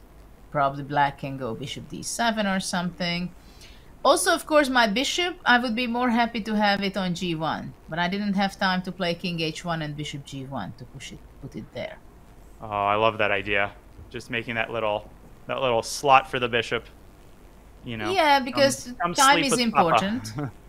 At the same time, bishop f2, bishop g3 regrouping can be also considered, but then the e3 square can be vulnerable. Yeah, so his bishop, it's like a small child. You know, it needs to be protected. Yeah. Because it's getting tossed around. But I think now the big question is for black, going back to the position where Ding is thinking right now, is to capture the knight on d4 or to play knight b6. I think this is the big question. Or to play castle, ignore the situation and just put my king into safety. Can I go g5, by the way? Or that's exaggerating things? Let me tell you, Ding's thinking about this move because both of his black victories against Gukesh, 2023 and 24, taught us steal. A crucial move in both of those games was g5 in completely different positions. So I need no convincing that it's on his radar. Let's consider it. Knight takes g5. Maybe you have knight takes e5 I'm trying to make work, but maybe not enough there. Also fg. Yeah, there are quite a few alternatives for white. Also knight c6 and then to take on g5.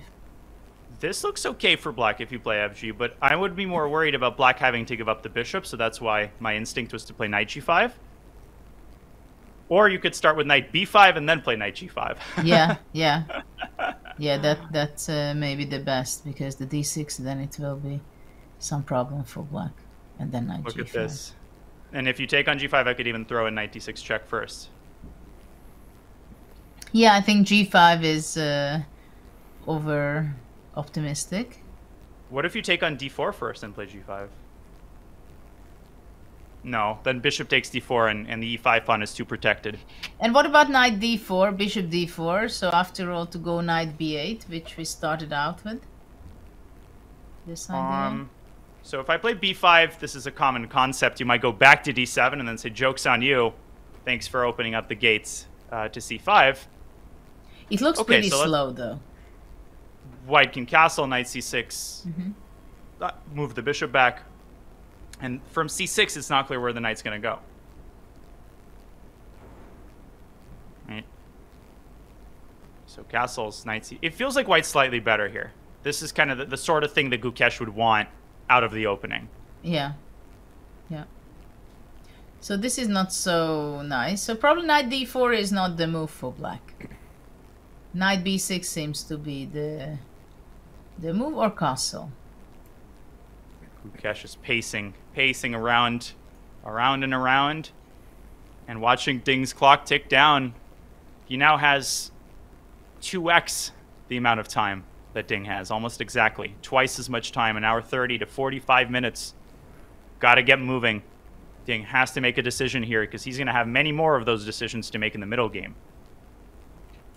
Well, we can say, I think already, that we are just entering clearly to the middle game by now, because both players are out of their preparation by now, and we're in the middle game, right? And entering. What move are we in? Move 14. Yeah, it's not a science to determine when that transition happens, but pacing, it's the universal sign of nervous chess players. It's just what chess players do. In that first Steinitz-Zukertort match in 1886, in the newspapers of the day, you can find plenty of reports of the sleepless nights that Steinitz had. And here's a little passage before the 7th game.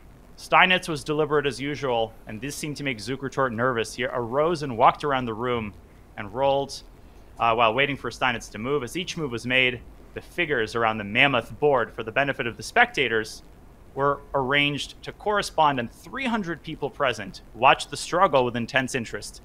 So the first match at a live audience, what a privilege that we can watch from every corner of the globe.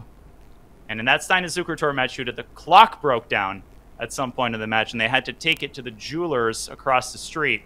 And that made both Steinitz and Zukertort really annoyed and even more nervous. That was during the game. Well, in reality these days, there is a backup clock.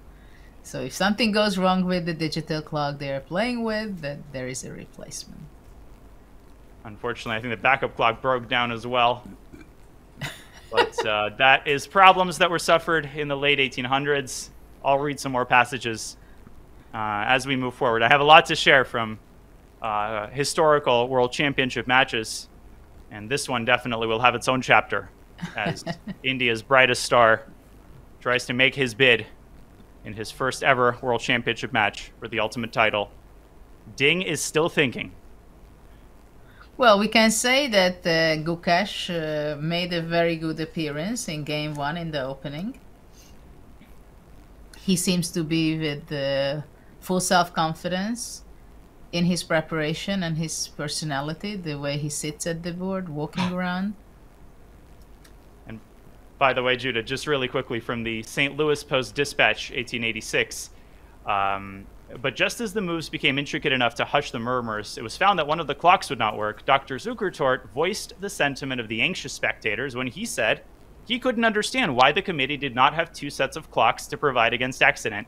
140 years later, I think we might have learned the lesson. Yeah.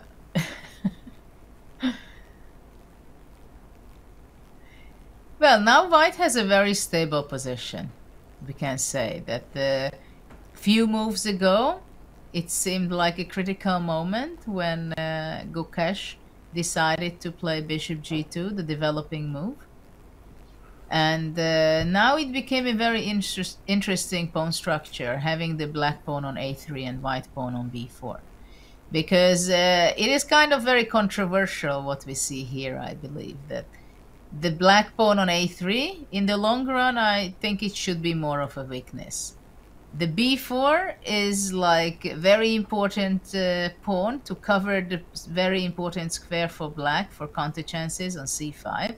At the same time, it gave such a hole in the position on c4.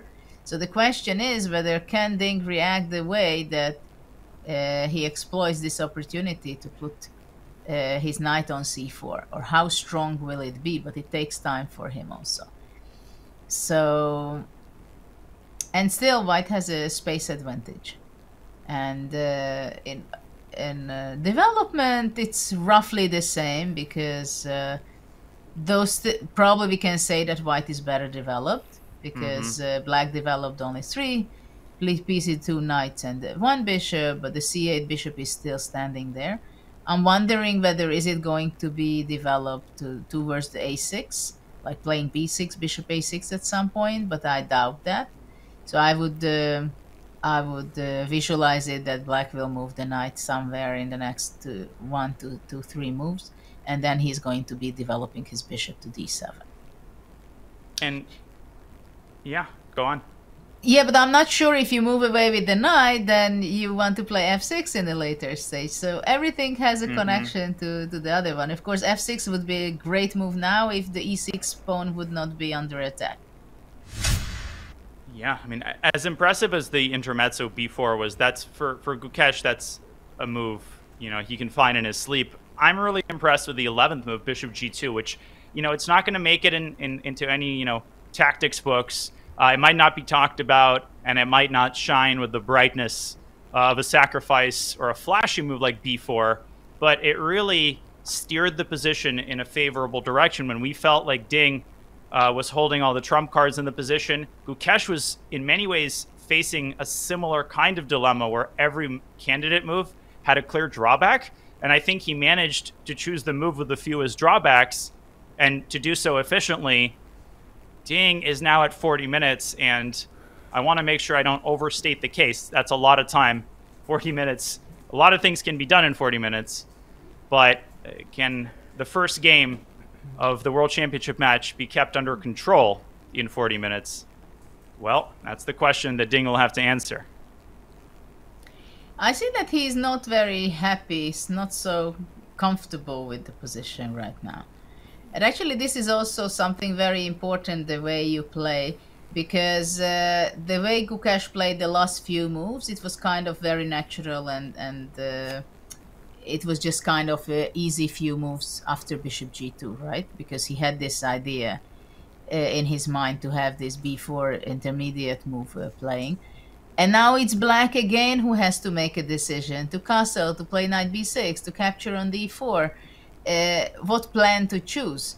And it is always something that you can take away time from your opponent. With White, it's clear that his next move is going to be castle.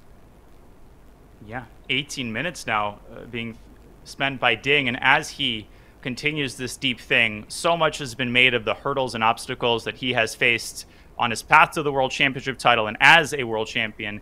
Let's look at a little video that expands upon some of those obstacles as he moves his knight to b6.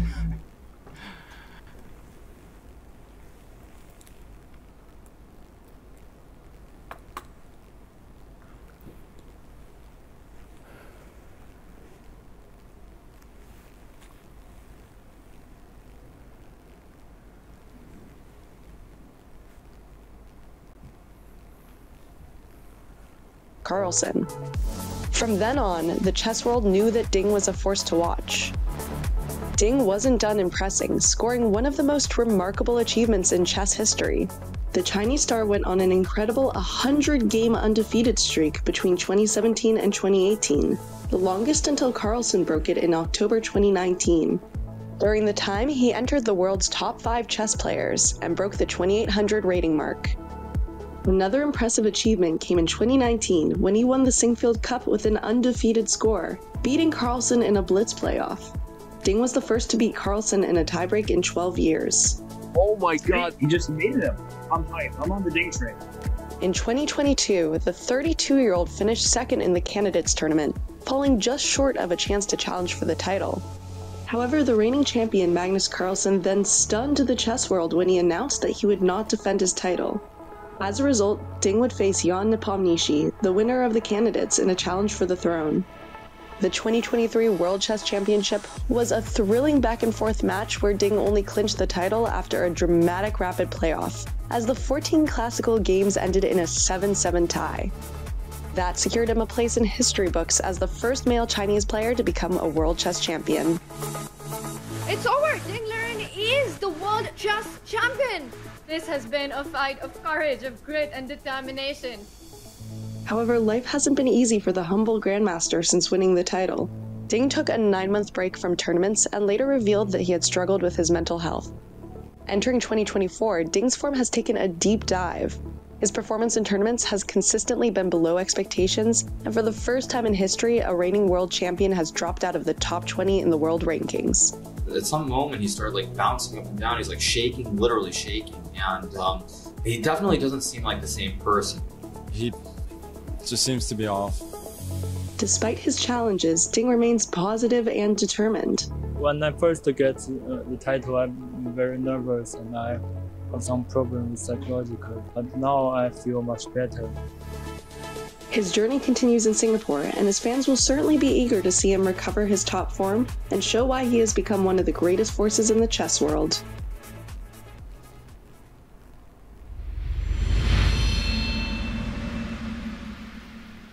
And the reigning world champion Ding Liren, his journey has been anything but easy, both to the title, and he defeated Jan Nepomniachtchi in a scintillating match, rook g6, declining a 3-time repetition in the pivotal game, in the pivotal moment that set the entire chess world on notice. But now his struggles as the world champion, most recently in the Olympiad, where his struggles continued, although there were some bright spots. And Judith, I think as the discerning chess fan who looks at Ding's journey, and we see knight b6 played, so a good decision there, it's important to focus on the positives. And I think he had a lot of winning positions in the Olympiad. He has shown signs of the Ding Liren that the chess world has come to know and love. The Ding Liren who crossed 2800 around 2018 and just displayed such calm, incredible positional play tournament after tournament.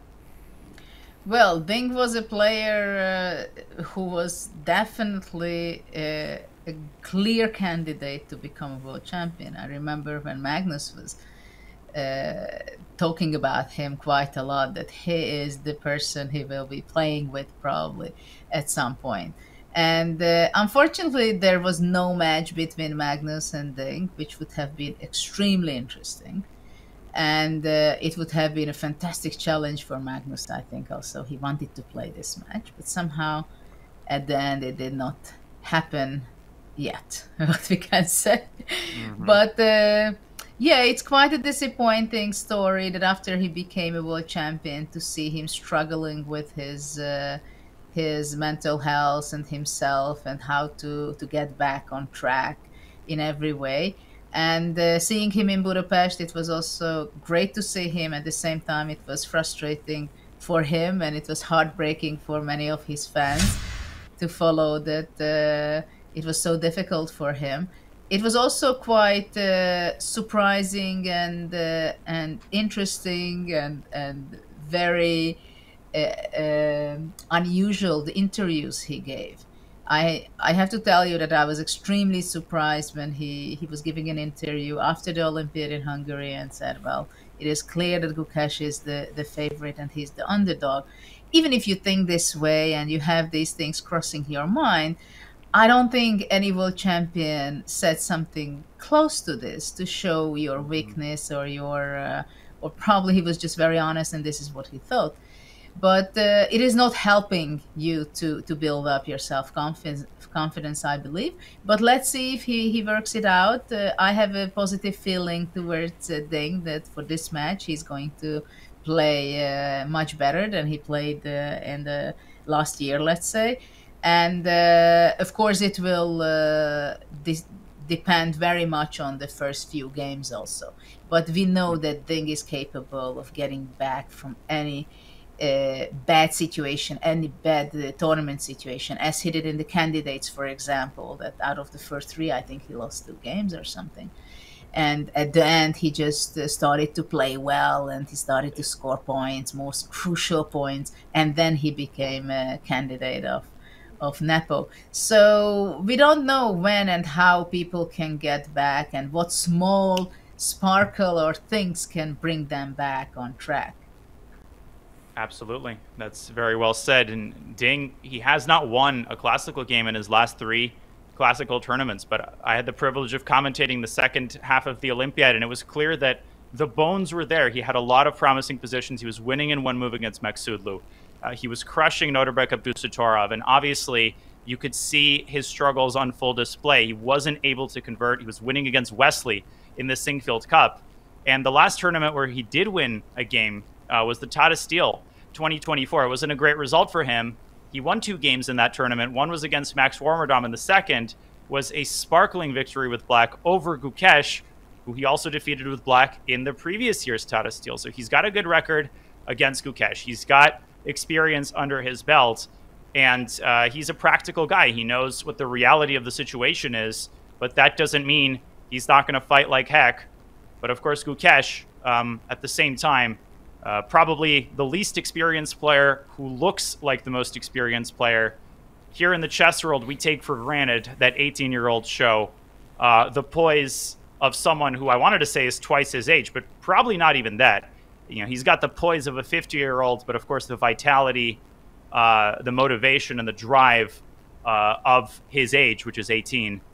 Really 2 incredible competitors, Jude. It's so many storylines getting written at the same time, every single game, and in the match overall. And that's what makes the World Championship such a magical experience as a chess fan.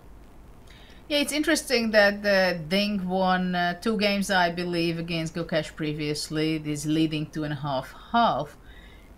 But I don't feel that Gukesh really cares about that. Of course, it's a small plus for Ding that he has a plus score against Gukesh and he did not lose a game against him. At the same time, I don't think Gukesh cares too much about his previous games, because all these small psychological things can add to the preparation and how you're choosing your opening and what are your feelings and so on. But Gukesh's strongest part, not only in chess, I believe, but also his mental state, his stability. I mean, this was, I think, one of the clearest signs for me when I met Gukesh, seeing him playing. Because actually, I was being the captain in a rapid event when he was playing there, and it was so much pleasure to follow him. Not only his games, but also we had some training sessions online, and he was so determined. He was so hungry for knowledge, for giving him more puzzles and studies and so on. He was appreciating it so much that he's really a very, very unique personality as I follow him. And now we have moves again on the board. Castle, knight c4, which is a very logical follow-up, both of the moves. Absolutely, and we cover this line just echoing your praise of Gukesh's work ethic. You know, the entire Indian Olympic team, you could see, even in the last match against Slovenia, right? It seemed like a walkover, but they took that match just as seriously as any other match. They worked just as hard, and you know, you don't achieve those kinds of results by accident. And Gukesh is, I think, the spiritual leader, but right now everybody takes a back seat as the fans of these players watch them with bated breath. Bishop drops back to f2. We had this position on our analysis board, Judith, and we kind of stopped here because Black has another decision. Short castles is, I think, the likeliest move. Bishop d7 also possible. John Sargent, is it possible to get your take on all of these proceedings as Ding falls below 40 minutes, and this definitely will be a big sub-narrative of this game? Thank you very much, Danya. I actually had a question for you on that front that relates to the time management, but specifically the choice of opening. We said earlier on in the broadcast, right, that the 3 times the French defense has been played in game number 1, we've had decisive results. Okay, cool. That sounds great. But overall, I've got a fun little stat for us here. The French defense in total throughout the FIDE World Championship history has been played 40 times. But out of that, there have only been 3 Black wins. So I'm thinking, well, maybe Ding has something really specific prepared for this match. But at the same time, he's gone so far down on the clock, Danya, that I'm trying to fathom what could possibly have led Ding to make this decision. And I'm honestly drawing a bit of a blank. Well, at the same time, you have to remember that if you search e4, b6, bishop a6 in the online database, you're going to find that it scores something like 75%. So, you know, sometimes when an opening or a variation scores poorly, it can create a bad taste in your mouth, but it can be due to the ratings of the players, or it can be due to lack of experience. I think for Ding and his team, it's a very concrete decision making. What do you think is going to maximize your chances of success in this particular game? Less important is, you know, how Isidore Gunsberg did in the French against Steinitz in 1890. That is important, and all of these factors must be taken in, and that's why it's so hard to play a World Championship match. Not that I would know. The mind games here and the decision making, so much going on, but it has led to an electrifying game number 1, which is delightful. Folks, while we continue with the action in a few minutes, don't forget during the next break, it's close to Black Friday, and we have a 50% off premium memberships after a 7-day free trial available for you folks watching the stream. So that's half off, unlimited game reviews, unlimited puzzles, ad-free gameplay, and a whole bunch more as well. So if you fancy checking that out for yourself, go to go.chess.com/Black Friday 24 or use ! Black Friday in chat to cash in. We're going to a couple of minutes break now while we go ahead and grab ourselves a top up of our tea.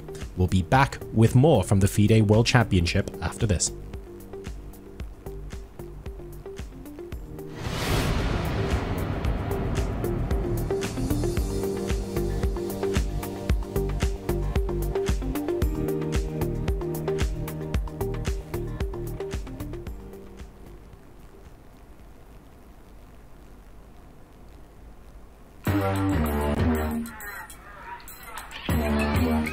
Gemini, can you help me plan? Back with Ding Liren's greatest game on chess.com. Let's dive right in. Of course, we have Chef's House with the white pieces, who is Ding Liren. And with the black pieces, we have Jan Krzysztof Duda going by Polish Fighter 3000. Modern theory so far. Okay, G4 from Chef's House, which is Ding Liren here. This G4 move is very, very, very aggressive. After the G4 move, Bishop B4, we go with exactly what we wanted to do. We want to take on C3. We want to make some things happen. G4 was very aggressive. So what do we play G4 for? Class, raise your hand to play G5, right? Open up up this side of the board. In fact, I mean, how does this come from a Queen's Gambit, right? Queen's Gambit usually is not this aggressive, but of course you can do any opening aggressively. After G5, bishop takes C3. Of course, it's a piece for a piece. I take, you take, right? I take on F6, great move.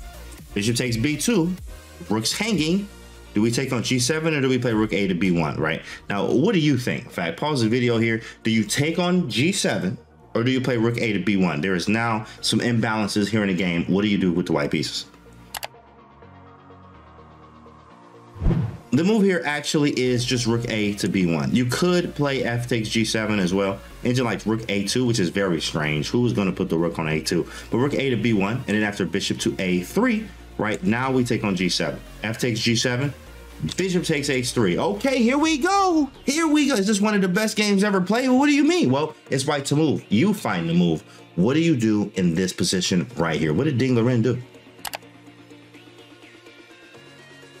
First brilliant move of 3 in this game. Okay, he played knight G5. That's the first one. Ooh-wee, it's about to get crazy. Big boy move from a big fella. We want to open up the line for the queen here. Queen H6 in many cases, right? Bishop H7. The knight is attacking H3. That's a shocker. Not expecting that to happen. He's like, you know what, bro? I gotta take that. H takes G5, right? After H takes G5, what's the follow-up? You find it, white to move. Okay, the follow-up here is exactly what you thought it was. Queen H5, absolutely, and we live. Hitting H7, getting a piece back. G5 also is hanging. King takes G7. So what do you do in this position? This takes a little bit of calculation, so definitely pause the video. What do you do in this position?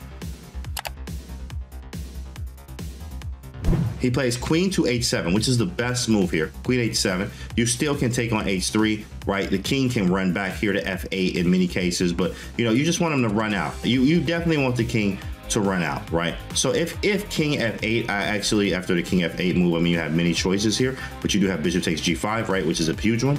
And then you also have queen H8, which is going to be mating here. It's actually mating 4, by the way, but bishop takes G5. They want you to play queen E1 check, in fact, which is ridiculous because if F6, you have bishop H6 mate there. It's really crazy. So then rook E1 and then knight F6 and something crazy. All the engine stuff to give up all your pieces. Bishop G5 just wins, though, because it cuts off the escape square. And it's also threatening to play bishop H6 if you try to run away with F6 or F5. Pretty nasty. So after queen H7, king F6 happens. King is out in the middle of the street. All right, chat, this is on you.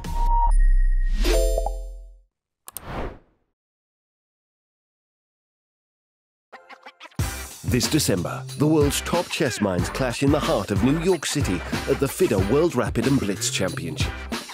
Witness world #1 Magnus Carlsen and other stars from across the globe. Rapid and Blitz, chess in its most thrilling form, unpredictable and unforgettable. Fast moves, tactics and blunders, and moments that will keep you on the edge of your seat. Witness the pinnacle of chess excitement. Get your tickets now at worldrapidandblitz.fide.com.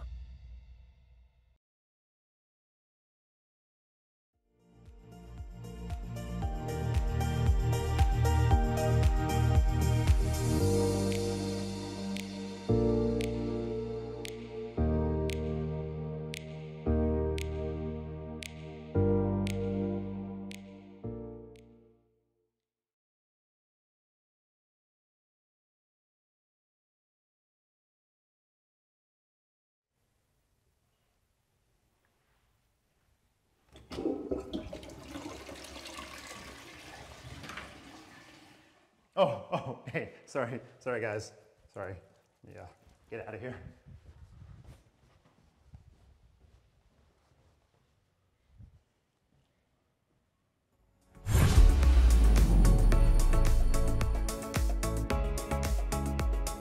Back everyone to Resort World Sentosa for the FIDE World Championship Singapore. This is absolutely fantastic for game #1 of a World Championship game. And Judith, I've got a question for you. We've actually had something come in from social media. Interesting stuff. We had Vishy versus Magnus in 2013, where on socials, and I'm quoting now, Vishy was maybe out of form for a year or so and was purely focused on preparing for a World Championship match. Do you see any parallels between that match in 2013 and this one in 2024? Well, not too much parallel, as every World Championship match is very different, all the way how until the challenger goes up to be the challenger. And I think there the whole world was expecting and very, very excited about Magnus playing against Vichy.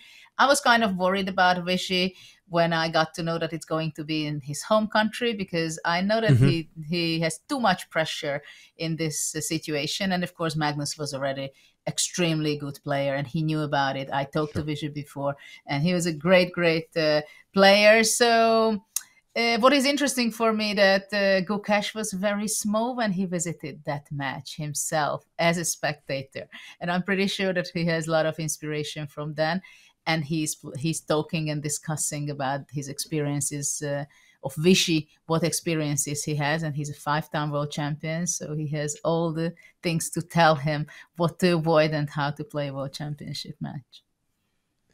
Gukesh would have been 7 years old spectating that match. And now, 11 years later, he is sat in the same chair fighting for the World Championship title. Folks, we've had a couple more moves played on the board. Let's go ahead and see how this middle game is going to pan out. I'll leave it over to you. Wow. That's just fascinating to observe the changing of the guard and how generations come and go. You know, Steinitz, when he was defeated by Emanuel Lasker in 1894, he turned 58 years old during the World Championship match. It was a contentious match where they were going back and forth. Lasker was a mere 26 years old, and maybe because of the generational difference, they were fighting and snipping. And during one game, the New York Recorder of 1894 states that Lasker claims that Steinitz annoyed him and made him nervous by continued sipping of his lemonade and orange water through straw, and requested a separate board. Obviously a passive-aggressive request. And then Emanuel Lasker was world champion for 27 years. And then he was defeated by a young dude named Jose Raul Capablanca. So the generations change, and we are there to see it all. And right now, Gukesh, he aims to begin a new chapter in the history of chess kings, but Ding Liren stands in his way. Bishop d7 has been played finally. Judith, that French bishop has joined the party. Yes, indeed. Bishop d7 I like very much, because it was about time to develop with that. We were talking about that, right? That the knight will be moving away in order to give space for the bishop. And I think in the last few moves, Black got much more active as before. So the last 3 moves, knight b6, knight c4, and playing bishop d7, improved Black's position quite a bit. And now we see a very balanced situation, a very interesting middle game. Only one pair of pawns got off from the board. And the structure is very interesting, that White has already pushed g4, which is supporting f5, and it's kind of an attacking move, but we can say also that maybe it can be also positional. For the moment, White is not going to be pushing f5 for sure. White got safety for his king castled. At the same time, has some important squares, like stable knight on d4 in the center. The b4 pawn is covering the c5, so there is nothing really to push away that knight. At the same time, Black has a fantastic knight on c4. That's the most active piece for Black. Bishop d7 was developed. Probably it can be that one time Black can capture on d4. That has to be checked all the time, going bishop b5. Also, of course, I would not give up the hope for Black to play f6 at some point, still breaking up the center, because right now 3 pieces, the c7 queen and both of the knights are covering that square. So if f6 and something breakup can happen, that can be interesting for Black. But I'm expecting Black to go safety with his king to short castle in the short near future and keep the balance. Well, f6 can break up White's pawn structure, but maybe the knights can enter a relationship. I was thinking knight f3 back to d2, but unfortunately Black has another outpost that he can sink his teeth into, knight c4 to b2, and that could make f6 even stronger in the future. So it's tempting, I think, for Gukesh to make what my coach would call a vague move, you know, something like king h1 or queen e2, just breathing a sigh of relief, like, okay, everything's out, we're comfortable. But, you know, that's not the formula of a champion. He might play a move like that, but not before considering, I think, more concrete action, such as knight b5, you know, knight d2, maybe even knight takes c6 needs to be considered.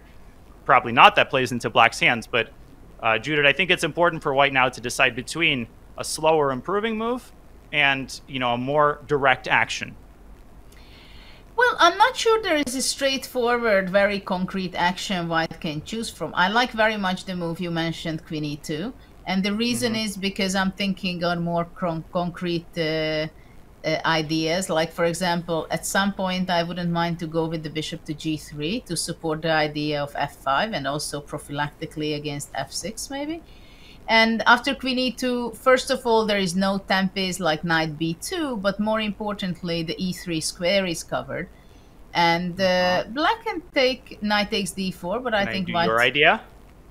I don't think about this g5 will work, you know. I'm a big fan of these moves of g5 and g4, but after knight d4, I think knight d4, and whenever g5 is played, then bishop g3 I would be happy with, because everything is under control, I believe, and once everything is protected from white side, it will be very difficult to see where the black king will be find safety.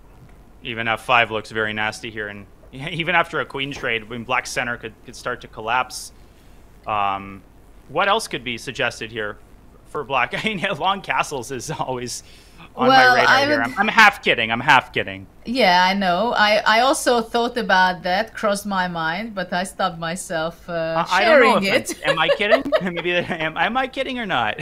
You're kidding. You're kidding. Okay, I'm kidding. After long castle, or I would think. I mean, I would love to see something like that, but it's very hard for me to believe that it can be a good move. I mean, long castle, and you want to go king b8 and stabilize.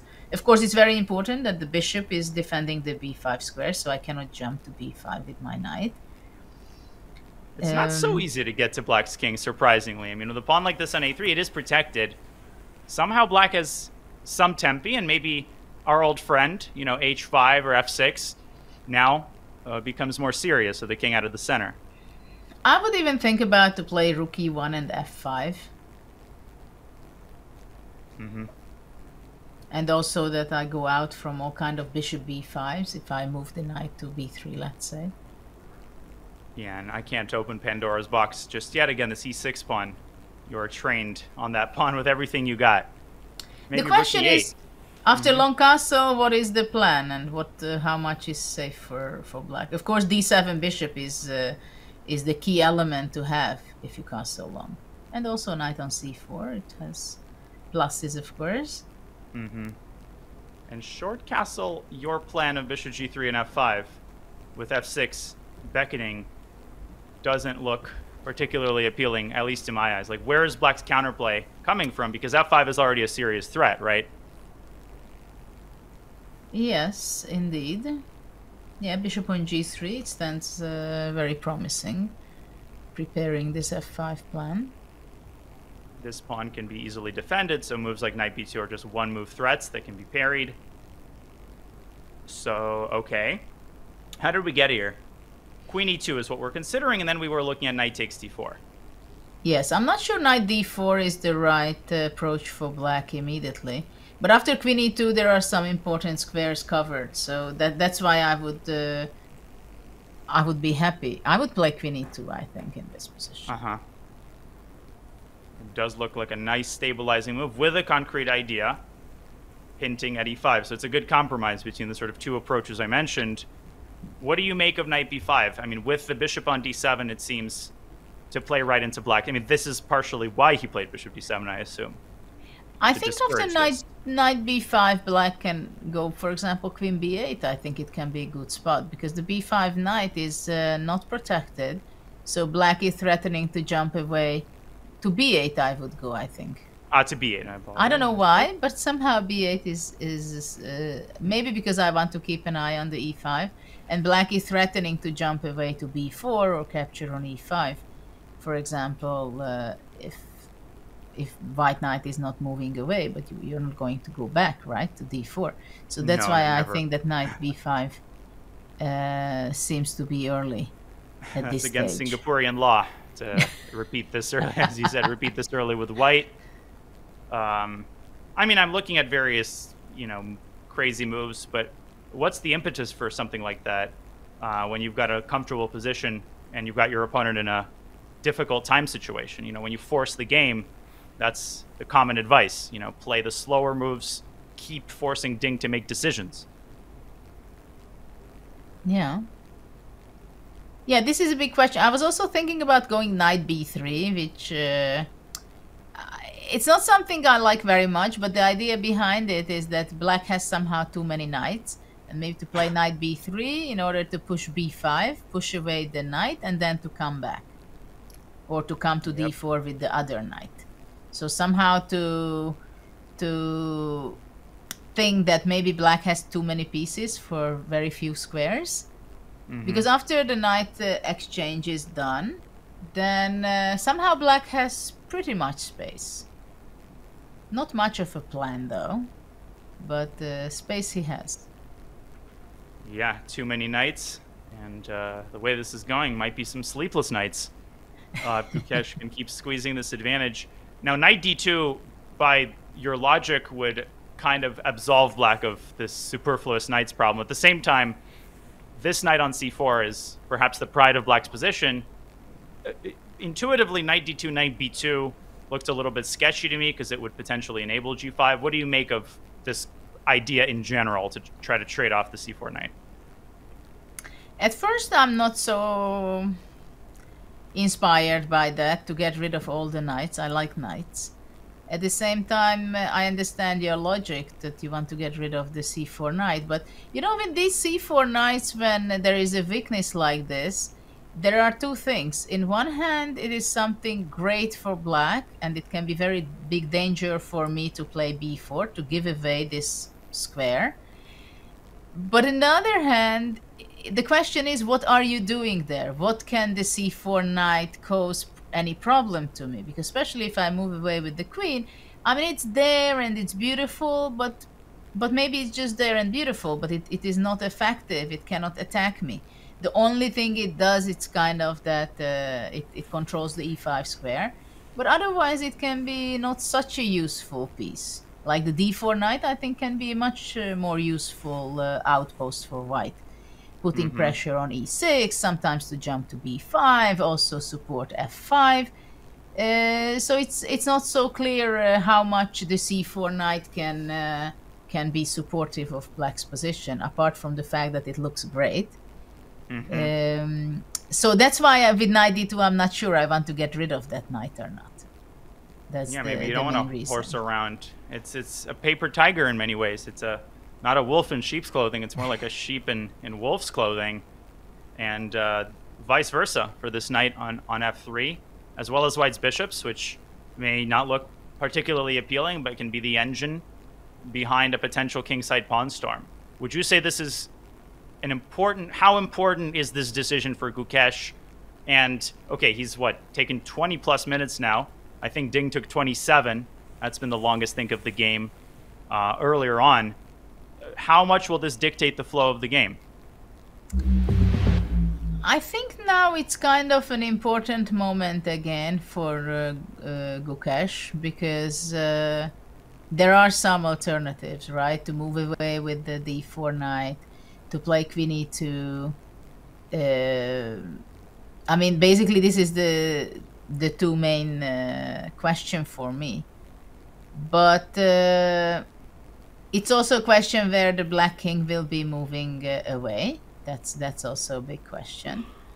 But now Gukesh will have to come up with his plan. Very straightforward strategy, what he's up to. Because there were a lot of things what have been changed. And we are only at move 16.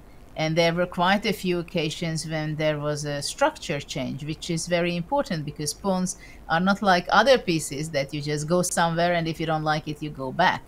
Pawns are never going back, as we all know. Which means that if you give away weaknesses or you push it to a3, you have to take the consequences of that, and you have to play accordingly to support those ideas. And of course, in the last several moves we had, I mean, we started out with a very close position. Then was this exchange of pawns on c5 and d4 in the center. And there is this also this a3 black pawn and b4 white pawn and c3. It is a very special pawn structure, and it's also a big question how the g4, f4 pawns will perform. How aggressive are they going to be?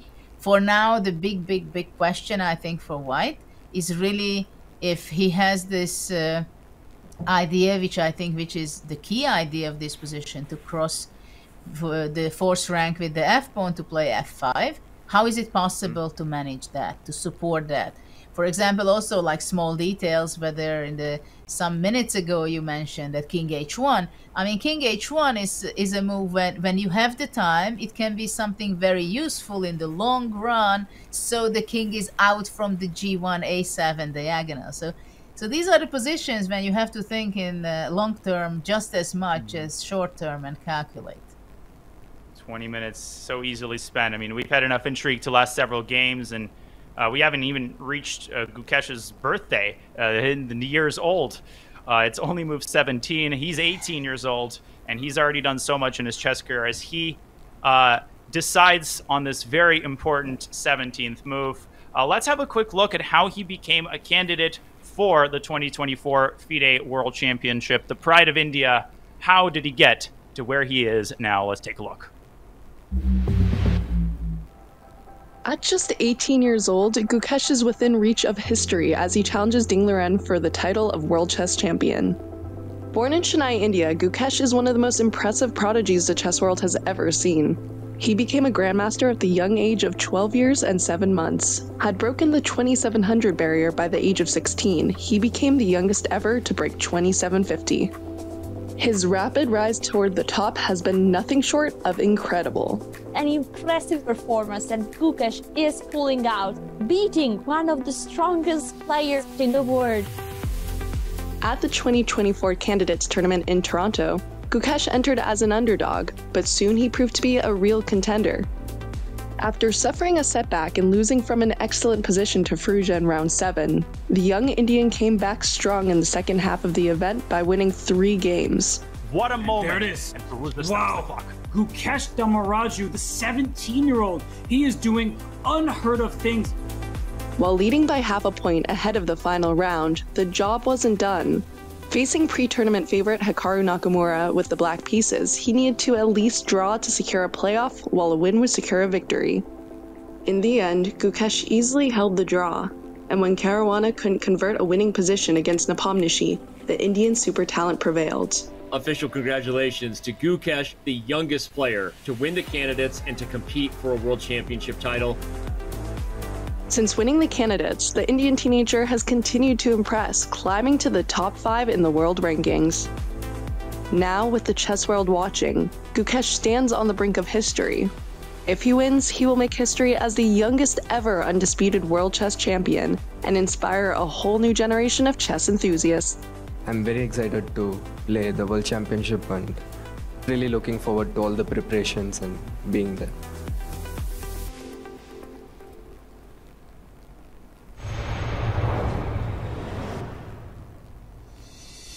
Gukesh Dommaraju, we sing his praises so often, but that's because he deserves it.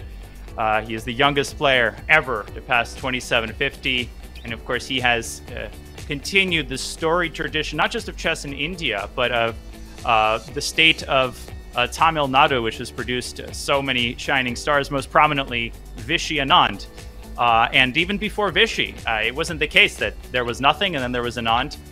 The first Indian international master, Manuel Aaron, who was Anand's early mentor, is also from the state of Tamil Nadu. So Gukesh, definitely just in many ways the beginning of what is bound to be a chess career for the ages, and a defining moment of that chess career as he faces some very stalwart opposition in the current world champion, the Chinese Grandmaster Ding Liren. Judith, you've watched so many generations of chess. You've watched so many world championship matches. What do you make of this moment and of Gukesh's career as it currently sits? Oh, his career is just it's just going higher and higher and higher. I've also been very fortunate to commentate the Chess Olympiad in 2022, where he was going to the next level, absolutely, where he started out 8 out of 8 with the B team of India. That was the teenage team. And it was so incredible to follow his development, the way he creates his opportunities, the way he sits at the board, the way he finishes the game, even when he blunders. That was, of course, very shocking for him, but how he integrates his loss even into his preparation and the learning process, how much he can value the opportunity what he has.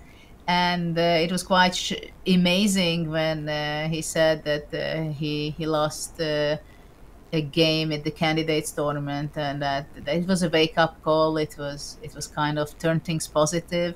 So I think his approach to chess and the way he thinks about the game itself, the pleasure he has about the game, the opportunities he's taking, not as a burden, not as a pressure, but much more as an opportunity. I think this is an exemplary approach. And I think the next generation should be very much, there are a lot of things to be learned from him. And also the way, for example, the personality he has, the interviews he gives. He's so wise and smart and very humble. So he's a very, very special person, I think, for the chess world. Of course, I've seen Magnus Carlsen becoming great. I remember when he was 13 and his coach at the time, Agdestein, I was playing in a tournament, in a rapid tournament in Spain, and Magnus was playing in the open group or something, and we were watching together some blitzing moments of the big group, and then Agdestein came to me and whispered my ear that, Magnus Carlsen, remember this name, because you will hear from him more. And of course, Magnus was incredible to see him crossing his different titles and the approach for chess. But I think it's very different from Gukesh. From Gukesh, we hear much more, and his game is very practical. And I mean, he's even reaching these very special steps in his career even earlier. I echo every sentiment that was well said, and he's now about to cross the 30-minute mark, still thinking about his move. You can tell, even with an untrained eye, just observing his behavior, his humility and composure. It's not an act. It's not done to, for clicks or for clout. This is someone with a single-minded focus. He wants to win the next chess game. He wants to get better at this game, and obviously he wants the world title. And in many ways, the credit belongs not just to his parents, but to R.B. Ramesh, also from Chennai, his longtime mentor and the sort of thought leader and patron saint in many ways of a lot of the young Indian talents. I had the privilege of training with Ramesh. He's come to Charlotte, and you can quickly tell that a lot of similarities in terms of the personality traits and the dedication on where it comes from in Gukesh's case. Well, he's dedicated to making a decision here, a thought-out decision, but the time situation is starting to slowly but surely equalize. Only a 15-minute advantage now on the clock. And Judith, if he plays Queen E2, I think a lot of people will say, well, why did he take 30 minutes on a fairly natural move? But obviously we have to remember that what remains behind the scenes of chess thinking is often unspeakably complicated. He might be calculating F5 for 10 minutes, and we will never know about it. Yes, it's very interesting in chess what happens in the player's mind when they take so much time in making a decision, and sometimes after they make the move, it seems like, really, why did you think so much? It was the most obvious move. And it is the case that sometimes you start feeling it, that, and probably it seems like for Gukesh is the first moment where he feels that, okay, this is what we have, this is what we got out of the opening, and now I have to understand the structure very well. I have to understand my strategy. really where do I play? Do I play for f5? Do I improve my pieces first? Where and how my pieces should be located in order to have the best placement. And also he had this feeling, of course, for a long time up to this point, that I have a huge time advantage, so I can spend my time thinking, because I'm still much ahead in time.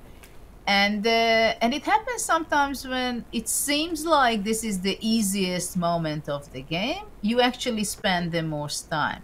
At the same time, I have to say that there are very few occasions when you spend more than half an hour on one position and you're going to be making the best move. Because also some of the things very typical. Okay, you start calculating knight b5, going queen b8. So what should I do? Should I play for f5 or go queen e2 after that? Okay, but then knight queen jumps. Okay, knight b5 is not good.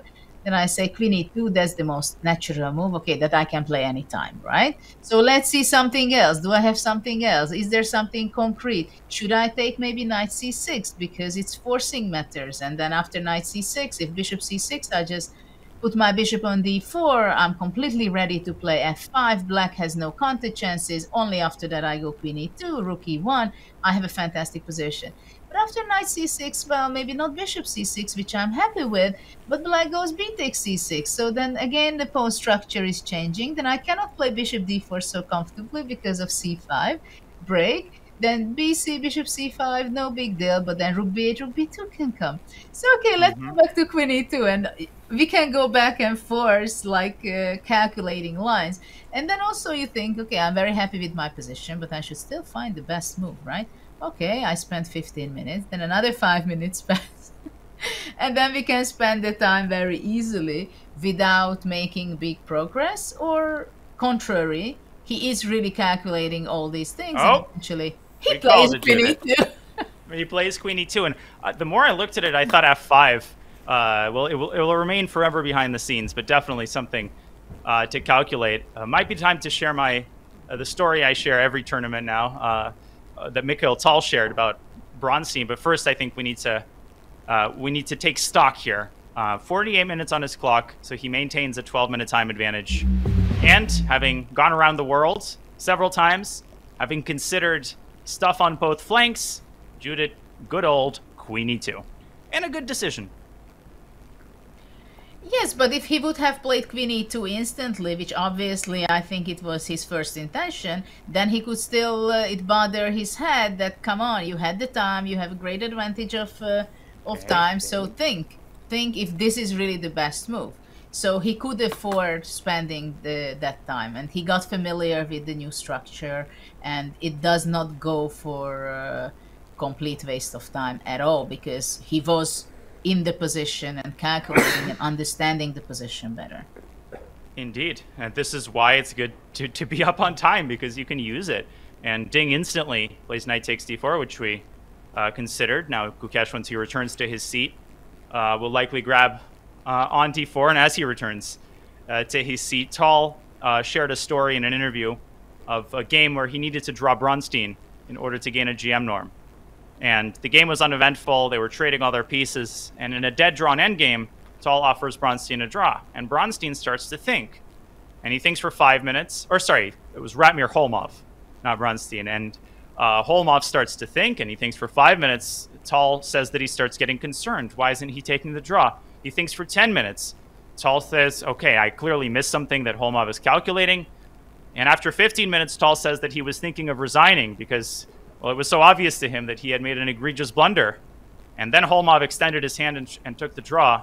And Tal says, Ratmir, what were you thinking about? Holmov says, I was thinking about how to beat Bronstein tomorrow. Because Holmov also needed a win in order to get a GM norm. So you never know, as a commentator, as a fan, exactly what's being calculated, what's happening under the hood.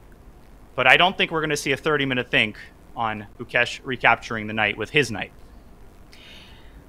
Well, yeah, the most natural capture is to take with the knight, right? To control the b5 square and also support f5 and have the bishop on g3, and it seems like everybody is in the right place. Yeah, I don't think also there will be much of a thinking time for Gukesh on this. But this was kind of this was maybe a smart thing by Ding to play instantly when Gukesh left, because this way he's gaining some time. And of course, while Gukesh was thinking on queen e2, as we've seen, Ding was sitting at the board and he was busy calculating and discovering the things, how the position is. So that is why he could also make his move instant. Also, probably he must be a little bit worried or pay attention very carefully on his time by now, because we did not reach even 20. It seems kind of far away, and they have no bonus time, which is also very important, I think, to talk about, because they get bonus seconds only from move 41, which can change the game, because when, let's say, Ding goes down to 1 minute for 10 moves, it means 1 minute. There is no bonus time after every move, like in most of the tournaments. And this can make a big difference. I remember when I played in Linares back, when was it, 2001 maybe? Maybe earlier, maybe the 97 when I played. And the time controls were still that no bonus time. And I remember Ivanchuk had some huge time troubles. And in one of the games, he just lost some time. So it can happen. It can happen with the best ones also, that you spend all your time. It happened to Ding. And then were you commentating alongside me when he froze against Nepo? And it was lost on the board, but at some point he physically could not make... I mean, I was freaking out. There was a point where he physically can't make the allotted number of moves without increment. Yeah. Yeah. So time is a very important question, and time management for a chess player is a very big thing. So not to spend too much time. There are a lot of components of that, not to spend too much time. And also sometimes maybe Ding now understands the position. He feels very comfortable and plays it. Aronyan was one of the players, I remember. He was spending some time in the opening, and then sometimes he just played on very quickly because he understood the position, he felt comfortable, he knew the plans, and then it was straightforward to him. How sure are we that Gukesh will recapture with a knight? And again, to be clear, he's not at the board right now. He might play it instantly, but just, I was asking myself, bishop takes d4 to accelerate the pace of f5. Is that an option he'll explore, in your opinion? Or does allowing bishop b5 make no sense?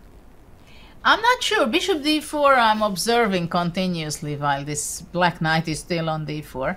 Because, in one hand, f5 is not a threat immediately, really, because bishop on d4, black bishop on d7 covers the f5 opportunity. At the same time, the bishop on d4 is very stable, and white can move away with the even after bishop b5. Like the white queen can move away just to f2, and there's also no threat, by the way. All right, bishop b5 doesn't carry a discovered attack threat. Yeah. So I could potentially play f5. True.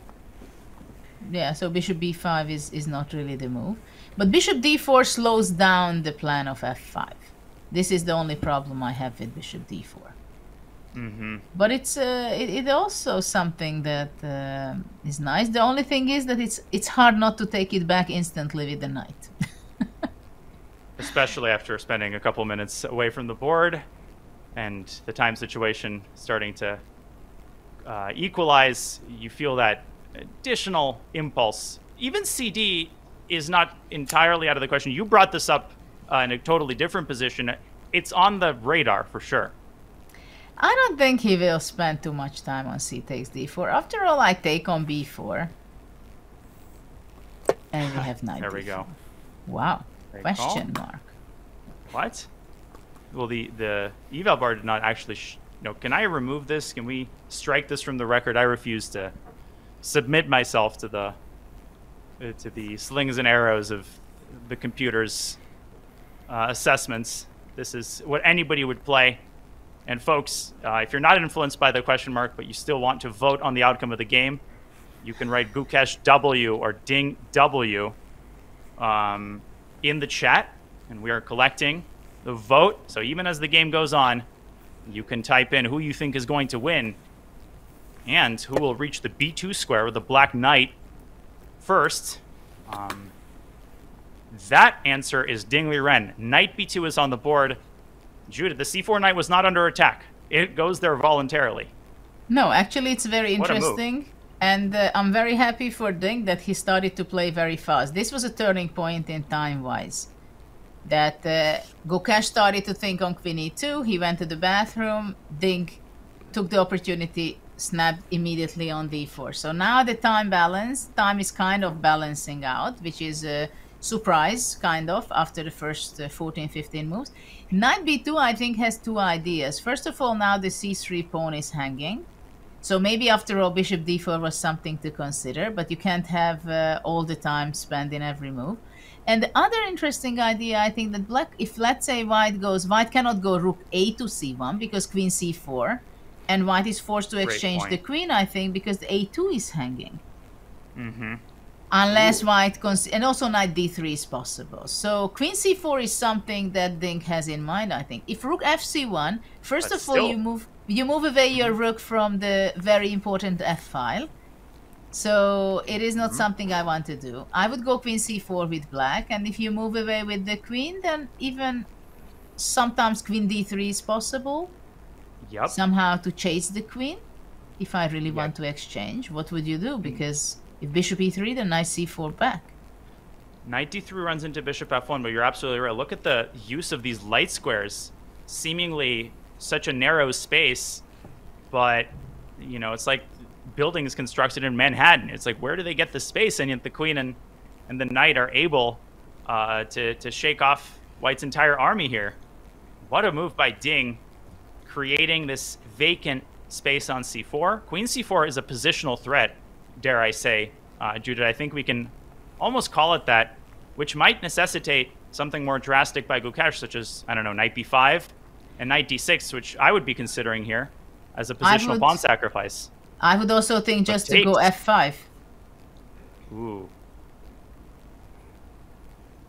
f5, sacking c3, and then knight b5 perhaps if I take it. But then I can play bishop takes b5 now and queen c6. Yeah, the big question whether white can avoid all kind of queen exchange like queen d3 and stuff. And the same problem I will quickly add is attached to knight b5. This is a big, nice looking move, but black can just take, block with the queen, and again you're in big positional trouble. You kind of have to trade queens or risk losing the c3 pawn, and Gukesh has already responded with queen e3, trying to sidestep precisely the problem that you so correctly highlighted, Judith, with queen to c4. But feels like white's queen side is a little bit shaky. Well, now it's kind of interesting. First of all, black can go back to c4. And if queen moves away to g3 or h3, then knight d2 might be something that maybe bothers. But let's say, what happens if queen c4 and black is really going for queen d3 option? Okay, let's give it a shot. Also g5, I'm a broken record. I keep trying to make that move work, but you're probably correct to focus on the queen side. So you want to go queen d3. I'm afraid for black, if black goes g5, which you know that it's my weak spot, white can go bishop g3. White can go bishop g3 just ignoring it, and then the f file is open up. And what are you going to do with the king? That's my main worry for black. No, I hear you loud and clear. This queen c4 is I think what he has loaded up, but clearly Gukesh has something in mind here. Some elegant way of avoiding the queen trade without hurting the coordination of his pieces. Maybe moving the knight away. I'm just looking at the different paths that the white queen can take, and I'm not quite seeing anything that... Maybe f5, queen d3, queen f4. Ah, maybe like this. Rook c8 has been played in the meantime. Mm-hmm. So not queen c4. Doesn't mean he won't play it, but he tries to throw in this move to hit the pawn. And if Gukesh has to make a passive response, then rook c8's a win. But something tells me, Judith, something tells me that f5 might be on the horizon, and we might get an explosion here.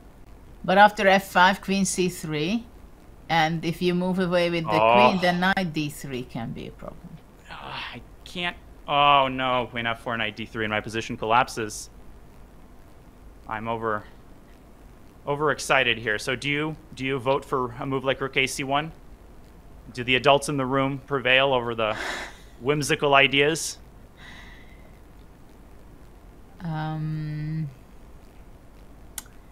Rook ac1, queen c4. You just want to go f5, not to think about anything. Just go for it.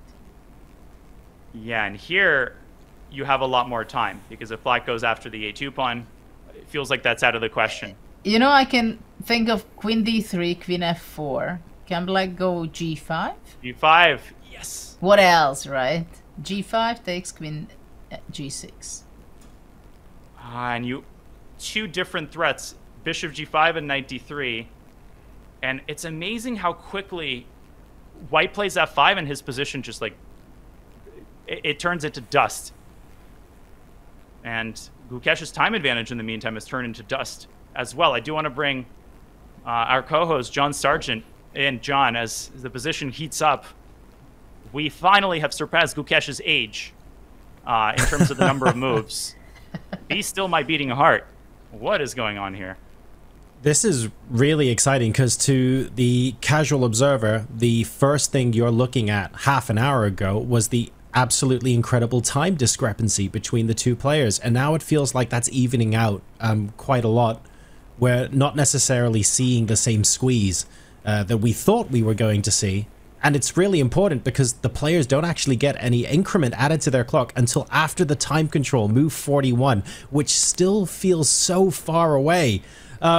Judith, I want to ask you a question about the psychology here, and it's not about clock management actually, but about momentum. We were doing a little bit of digging into the statistics, and we were taking a look at the winners of World Championship matches. And the winner lost game number 1 8 out of 47 times. So if you want to skew that into a wonderful sensationalist headline, you could say that there's an 83% chance that if Gukesh wins this game, he wins the World Championship. Stats-wise, how important is winning the first game and gaining momentum? Well, winning game 1 is generally a very, very good thing, especially if you win in a good style. That you show that you were not lucky, you really proved that you made a better preparation, you played well, you made great calculations and so on. So that's a huge, huge thing. After that, if you can stay stable, then there is a great chance, of course, that you can win. But it's not the end of the world at the same time. We've seen Nepo having a few times a lead, and he couldn't make it all the way. Because the tournament or a match like this can be very, very long. 14 games is a lot of games. So there are a lot of tension, and if, of course, you mentally can stay extremely stable, that is the key thing. But first of all, we are very far away from having a victory for Gukesh, and even if he's going to win the match, it's not going to be easy at all. But I really like the last few moves, what has happened here, because it's so interesting to follow the depths, what's going on between moves, and what the time management he was doing.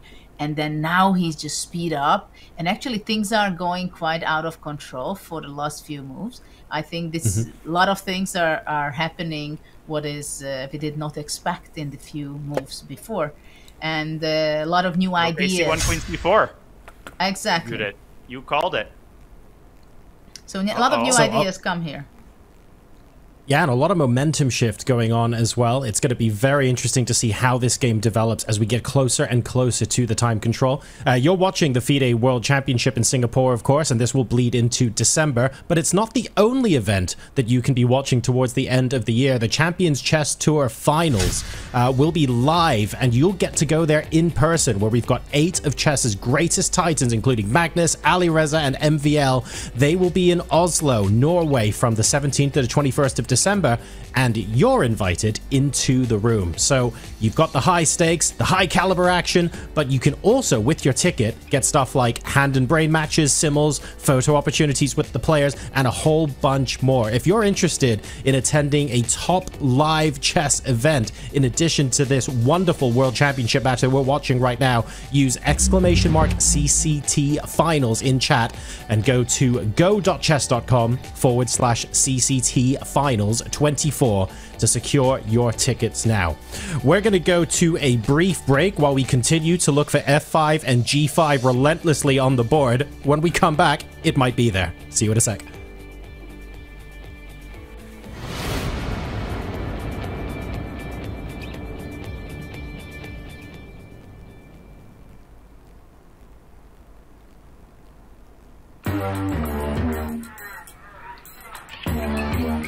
Gemini, can you help me plan my 3-day vacation? December, the world's top chess minds clash in the heart of New York City at the FIDE World Rapid and Blitz Championship. Witness world #1 Magnus Carlsen and other stars from across the globe. Rapid and Blitz, chess in its most thrilling form, unpredictable and unforgettable. Fast moves, tactics and blunders, and moments that will keep you on the edge of your seat. Witness the pinnacle of chess excitement. Get your tickets now at worldrapidandblitz.fide.com. Okay, welcome to the big show. Guys, who do you think is going to win the World Championship match? On the count of 3, you have to say the name. 1, 2, 3. Ding!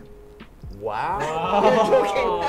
Wow. Okay, well now we have some content. We bonded. Who wants to explain themselves first? No, it was like just to say well, something which is not expected. Yes, you know? but we both thought the same without agreeing on that, which is remarkable. Well, I would love the conversation to happen about that because I actually think Gukesh is going to win. No, I know. We both also think Gukesh is going to win.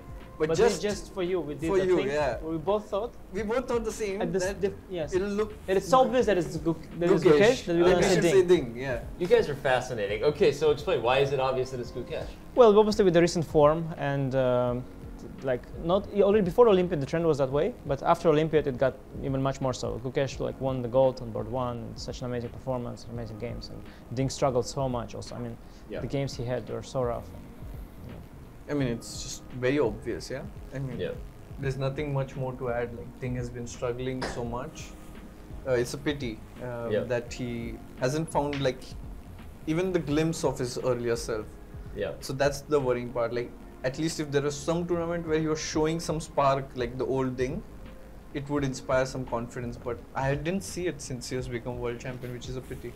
Have either of you guys talked with Ding Liren since this? What I don't even know how to evaluate what these last couple of years have been. Right? Obviously, they've been very tough for him. Well, the things I haven't talked to him much before that either. I mean, it's not just the language barrier, but also I guess it's quite close. We also not too close. We're competitors at the time as well, and it would be strange to start talking now. You know, let's say if somebody I knew well was going through this, I would have definitely tried to talk or consider that much more. But with Ding, I never talked to him before, so. Yeah. Yeah, we barely just exchanged some pleasantries. He's a very soft-spoken, doesn't speak much person, so hard to know what's really going on.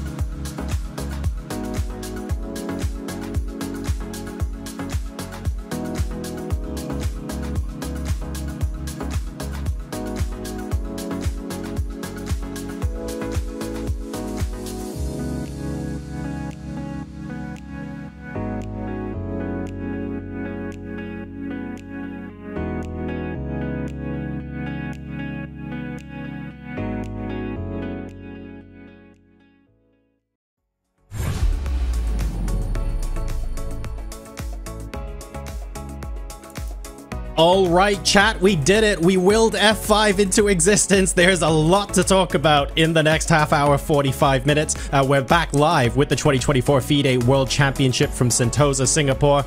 And Danya, quick one before we get into the position. The time is looking not just equal. Ding Liren is now up on the clock.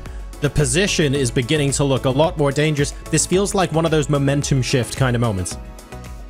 The serpentine twists and turns of this game, and we might not have even hit the biggest twist, but four moves is what separates, we thought, a big time advantage, comfortable middle game, a space advantage, clear plan of action on the king side. And Gukesh has played f5, but the sick irony is he's done so under duress, and the move has not had the desired effect. Ding instantly responded with queen d3. We had this position before the break, and Judith, you very quickly spotted the crucial resource. If Gukesh declines the queen trade, which is the only way to keep his kingside attacking chances going, g5, our old friend, might finally make an appearance, and the black queen will trampoline its way back to the kingside, and white's pieces will suffer greatly under the weight of a million threats. A weak pawn, a fork, the bishop on e7 might join the action.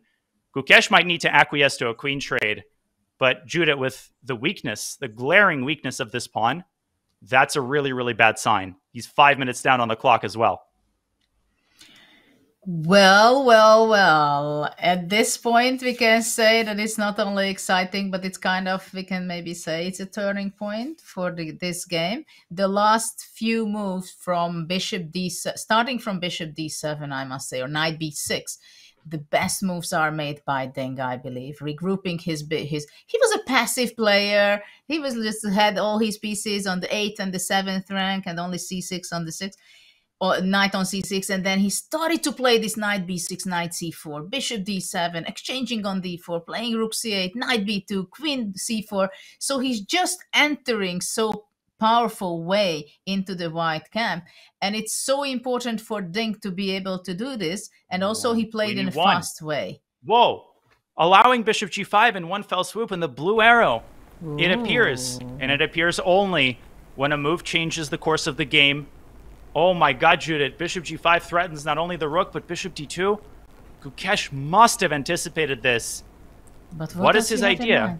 bishop h4 maybe. No, that makes no sense. Black has a million moves there. Bishop d2 even. Oh my gosh. What is going on here? Bishop g5. Rook c2 maybe? Rook c2, bishop a4. And then the e6 pawn is hanging. Ah, so let's dive in. Ooh. It must be rook c2, Judith. I actually forgot that he even has this square. Should I try bishop a4? That's not the move. Maybe white has FE immediately, as you said. With yes, of course. With black, I'm not too happy to leave the e6 pawn undefended. Even if I take a rook in return, that can be kind of shaky. But does black have to hurry here, I guess, is a big question. Like, in black castle, or is there something very concrete like h5, some move that shatters white's bastion here? Well, actually, even just a simple move like queen c4 and then regroup it with knight d3, or the other idea is to go knight a4. What do you think about that, capturing the c3 pawn? That is a big prize. Knight a4, threatening the pawn, definitely a valid option, and white might try h4, but is that anything else than just a superficial one-move threat? Where do you go with the bishop? Can I go back to e7? Maybe then I can play f6 and just and rip look open how the kingside.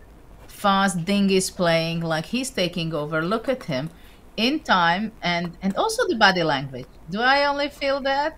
Somehow I feel that Ding starts to have this self-confidence. I know what's going on. But after rook c2, oh no. Like he's really taking over. Like he likes his position finally. I love your proposal, queen c4, and you pointed this out earlier. That queen just bobbing for apples, right? Goes back to d3 and swings back to to c4, and that act of vacating a square, right? He did this with knight b2, opening up c4, and now he uses c4 as the base of operations and vacates d3. If, of course, he responds to rook c2 with queen c4, Gukesh, surely he saw bishop g5, and rook c2 seems to be the only move. And it's also kind of the queen on e1. I don't like it at all. It's somehow too crowded there. Queen on e1, rook on f1, bishop on f2, and this d3 square is a key weakness for white right now. Whether it's the queen or queen moves back and then replacing it with the knight, but it's there. It's there, and it's causing problems because sometimes even just queen c4, knight d3, capturing, exchanging the f2 bishop can cause trouble because the g5 bishop can be very powerful on the black diagonal. Also, the c3 pawn is a big weakness. I don't know if there is anything else than rook c2. I was flirting briefly with something like bishop h4, but black still has castling rights, so that's none of the exchange sacks look remotely appealing. Let me ask you this, Judith. Go ahead. Sorry, just reflecting on bishop h4. Queen e3 is the simplest. Exchanging the queens and taking the exchange. Oh gosh. Bishop d2 has the same effect, forcing the queen trade. Could he be looking at something more desperate? Like bishop takes d5 and e6? What if... Actually, wait a second. FE, bishop d5? Or should I keep that for bullet games only? Rook c2 played. Yes. Gukesh, answer that question. I was going to ask about short castles here, and the blue arrow does indicate the power of that simple move. But instead, Ding, speaking of bullet, rook to c4 played. Threatening rook d4. Rook very simple. d4. How much of a threat is it? Because white has rook takes b2 in return, but then the rook travels and knocks out the g4 pawn. So it is a huge threat. Queen very b1. Nice move. Very nice move. With threaten. Very Queen powerful. B1 with threaten rook takes b2. Ding has to be careful about that, but rook takes c3 becomes possible. I mean, look how much the black pieces are taking over. Unreal. Space advantage. Who's got the space advantage? Time advantage? Who's got the time advantage? There is a shift indeed.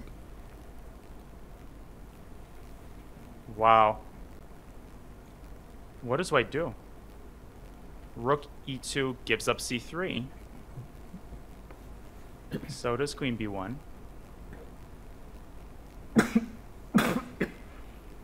But after queen b1, also knight to a4 is interesting.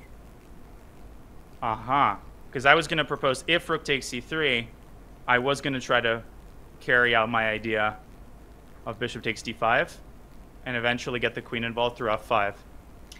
But can't I go after bishop d5, bishop e3?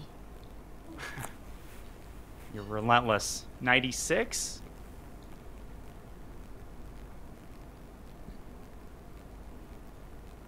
Maybe you can play ed e6 short castles and rook f2? It looks not good. This is what I can tell you. I mean, we are passive. We're not... I mean, the f2 bishop is like... I can't say that it's the sharpest attacker I've ever seen.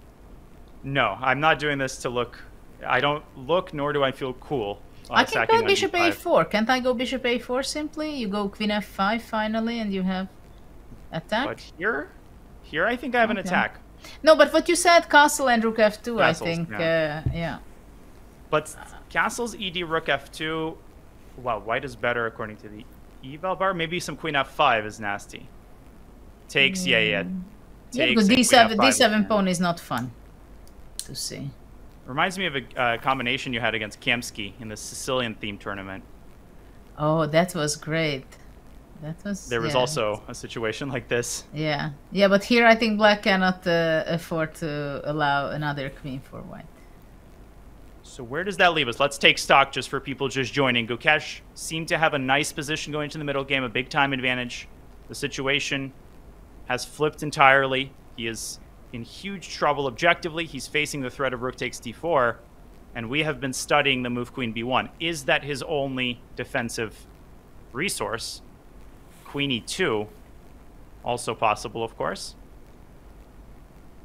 Oh no, but even queen takes e2. You're losing a pawn after queen e2. Takes and the g4 is hanging, or the c3, depending which piece you're taking with, capturing back. Ay, ay, ay. And bishop a4 is always knocking on the door. Ah, bishop, yeah.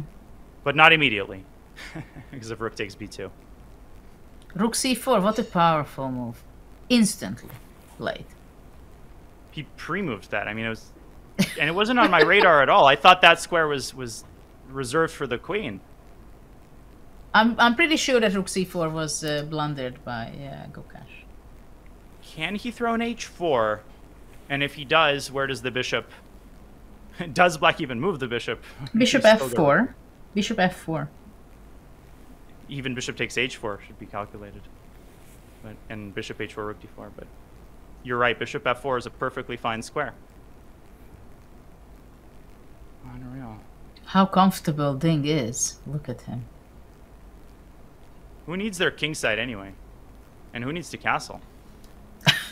He's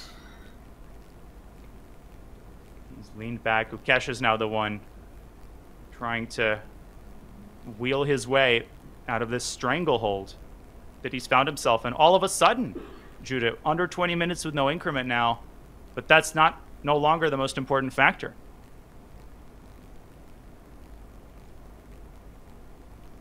It's difficult to keep Gukesh himself quiet and calm when time is ticking, going down in time. 10 minutes already behind. And then he plays with white the first game, and it's the first game, which has a double. Wow, look at that chair. Yeah. That's because of his leg, right? That's the ultimate sign of nervousness, is the motion of the leg is causing the chair to shake. Gukesh, he needs to pull a rabbit out of the hat. And I'm still catching my breath, Judith. I'm looking at this, and he must be thinking, how? Where did this come from? Literally.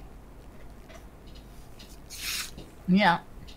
That moment from Queen e2, that was the moment where things started to go unexpectedly for Gukesh. Queen b1. Is that going to be his recourse here? His attempt to fight back? We see Gukesh trying to calm himself down and try to understand what he has to handle right now. He might be lost objectively. Eval bar, obviously we see it, does not carry any good news for him. But Queen b1, at the very least, Judith, there's still work to be done. And as long as Black's king is in the center, there's some tactical potential, and Ding should slow down on the next move regardless of what Gukesh plays.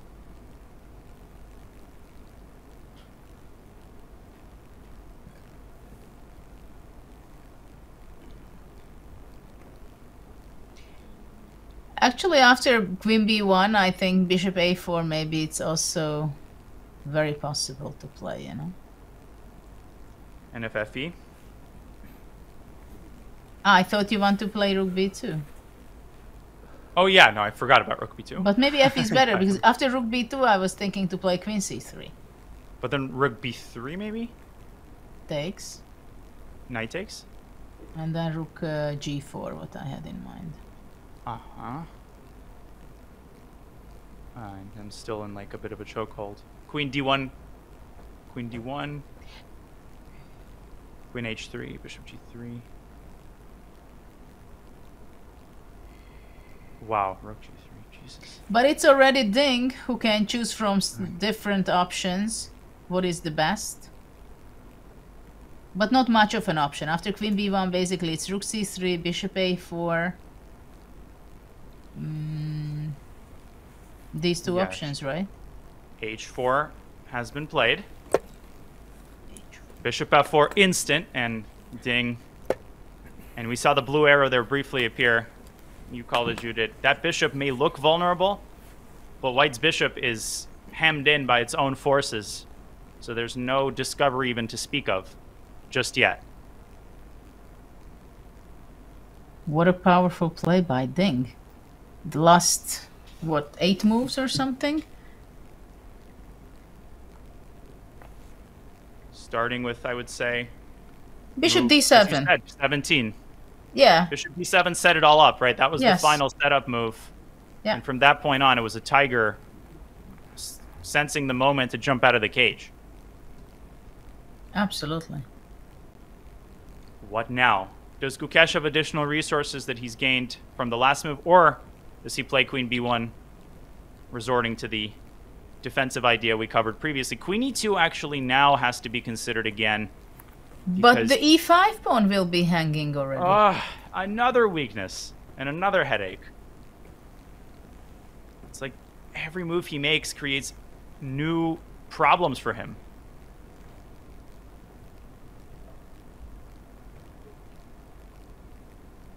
"15 minutes on the clock, no increment until the time control is made on move 40.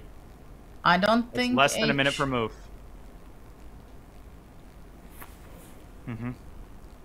I'm not sure H4 was a benefit for white side.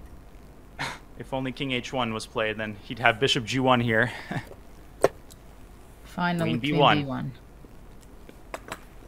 Huge moment for Ding right now. Well, I think Rook C3 kind of maybe not the best, or White has some good counter chances. Would you think that White can go Rook C3, Queen C3, Knight E2, maybe giving up the pawn on E5, but at least to capture the bishop pair? Can By the that way, be Judith, some? now my idea of Bishop D5 is out of the question, but your new idea of Knight E2 must be what he's thinking. Get the dark squares, right? We are just getting one pawn after another in the air. It's gone. What if I try... At least I got a bishop to C5. Congratulations, you're down 4 pawns. What's your response? Well, I take the G4 pawn. Man, Sheikh, would you share your lunch with me? I haven't eaten yet. Jesus, like, come on. You gonna take that one too? And look at this B2 knight. It's incredible how paralyzing it can be for the queen. Let me try some bullet tricks. Okay, I'll start by taking. And FE Queen H7. How's that? Try that emphasized. Boom. Wow. And Queen G2. Wow. Oh no, Queen G2 Bishop C6 is not a check. No, here Queen D4 only move. Oh. Of course. Are Queen you H1, kidding? Queen G4, Queen H4. So first of all, let me show for newer players. Deflection. Well, first of all, Rook H7, Rook F8 mate. So Black deflects the bishop from C5 in order to be winning in the endgame because you're simply up 2 pawns. So White says, no, no, no. You don't play Queen takes C5 because Queen takes H8 as a check, but instead Judith, Queen H4. Unbelievable, what a variation. Yeah, and after takes, King G1, bishop moves away from D7. Or Rook H8. Or Rook H8. Yeah. I got excited because I thought Bishop D7 to C6 was a check, but you've got too many extra pawns. Yeah. But beautiful move, Queen H7. Yeah, but you had the last laugh there. Black could also avoid this with Bishop E6.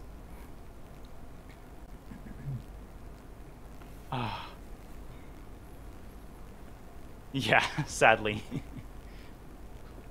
But let's see, after Queen B1, what else Black has? Is it Rook C3 the only option? I think not. You're fine, Judith, really quickly. If Queen D4 check reminded me of the old anecdote about Alekhine giving a simul. He was playing an amateur, and the amateur made a move and says, Dr. Alekhine, I announce mate in 3.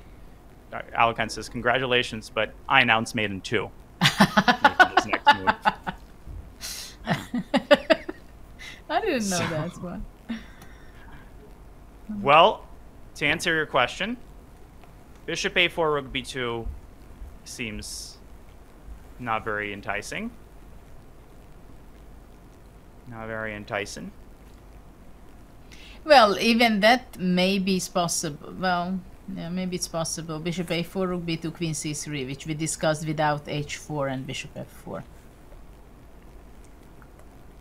I'm in awe of your Queen D4 find and that line in general. It's really beautiful. It might be the only move, actually. I was prepared to answer no. It's your question, but I can't find another move. So rook c3 is the move, right? I'm exploring, but rook b2 is a very compelling threat. What else can black do against it? That's a good situation. You're forced to play the right move.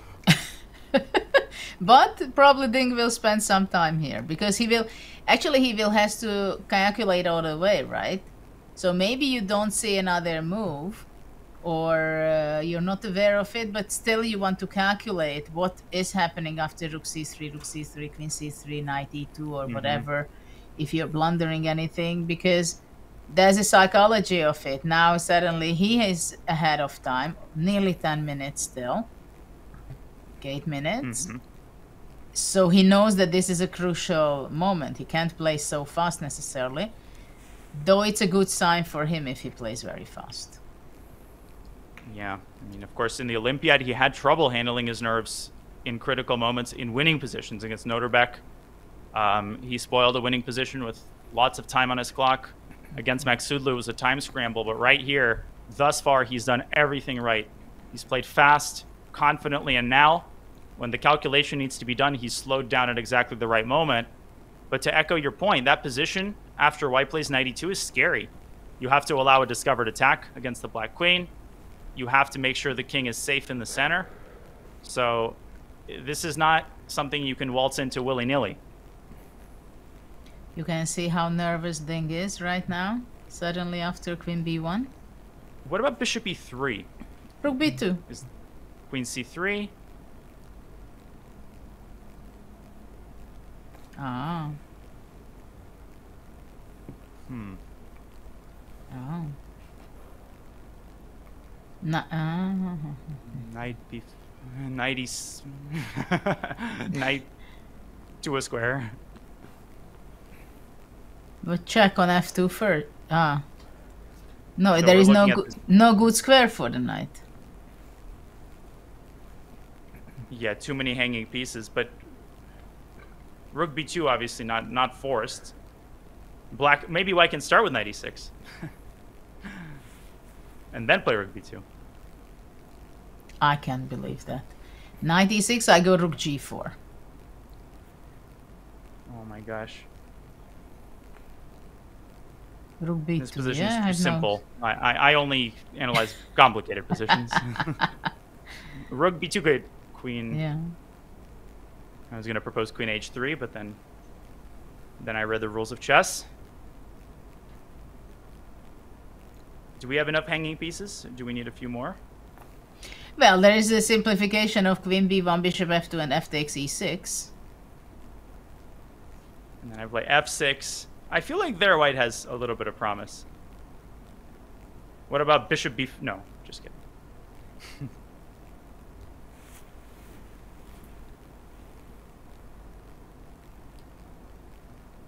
Okay, rook c3 played. Thank God. Ding saves us from the headache of that position. And we're going to follow this line, Judith. I think you called it. This must be Gukesh's idea.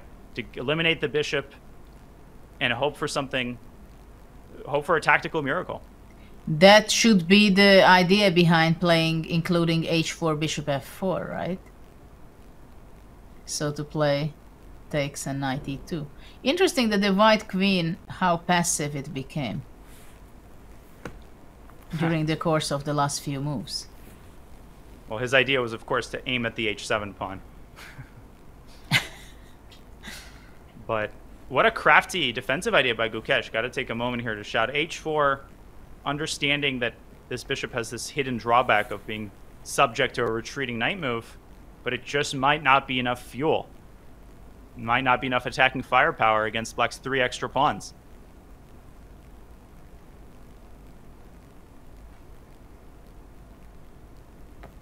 He's thinking. He's not moving instantly, Gukesh.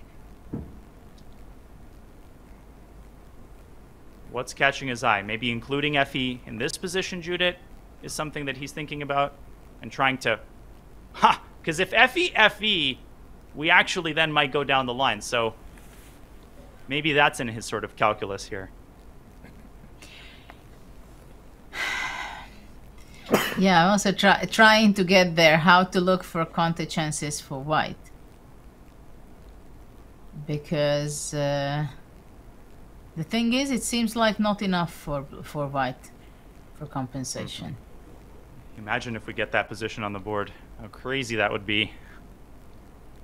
Rook c3 played. Well, by move 40 we will know what is going to be, I think, this game. There is a very good chance for that. We Because aren't even...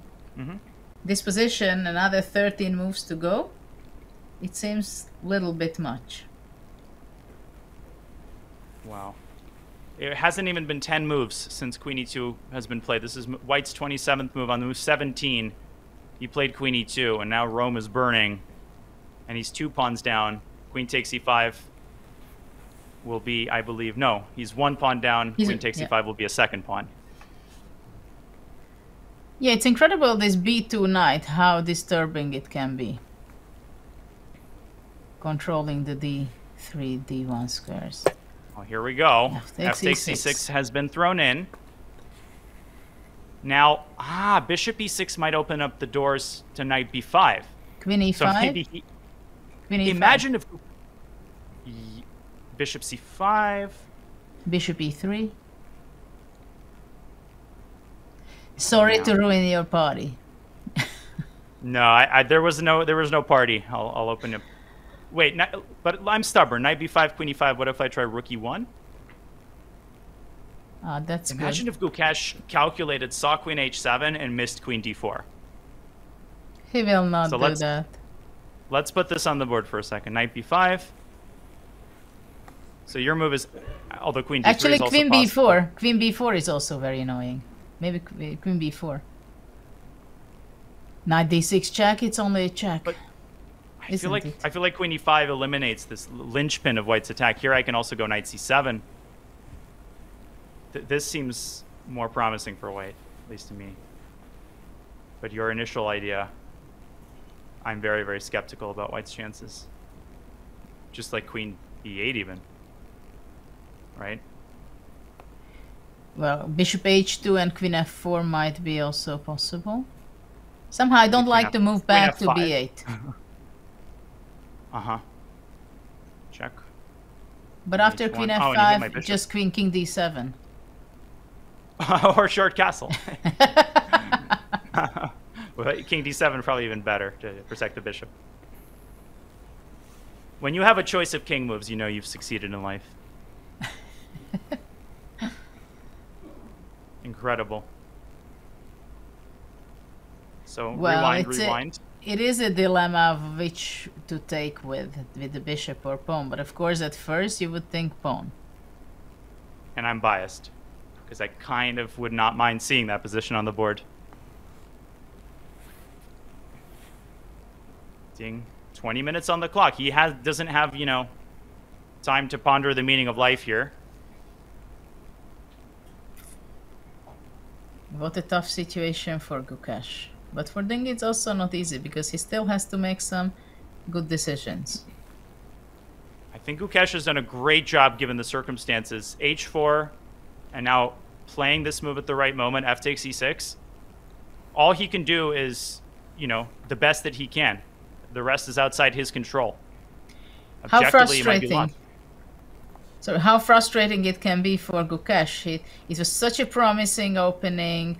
Things went so well right on the track he wanted to be, probably. Great time advantage. Seemed like very stable position. And Ding started to take over on the queen side. That 30-minute think, right? Queen e2. The move itself made sense. It's hard to even pinpoint exactly where the mistake was. The mistake that turned the momentum around. You could say that queen e1 was a mistake to allow bishop g5, but by that point, things had gotten somewhat out of control. And that's a disturbing sign. You don't even know exactly what went wrong, when things started to go wrong. But right now, he's still in the game. He's still fighting. And Ding is under 20 minutes, deciding which way to recapture this pawn.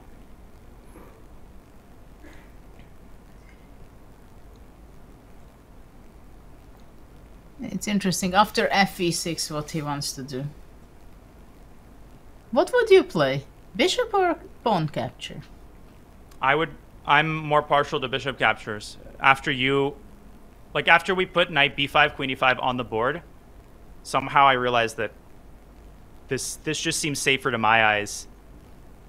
Because after fe6, like white, of course, does not have to play queen takes h7. It feels like black's king is a little bit stuck with the f-file being open. What about you?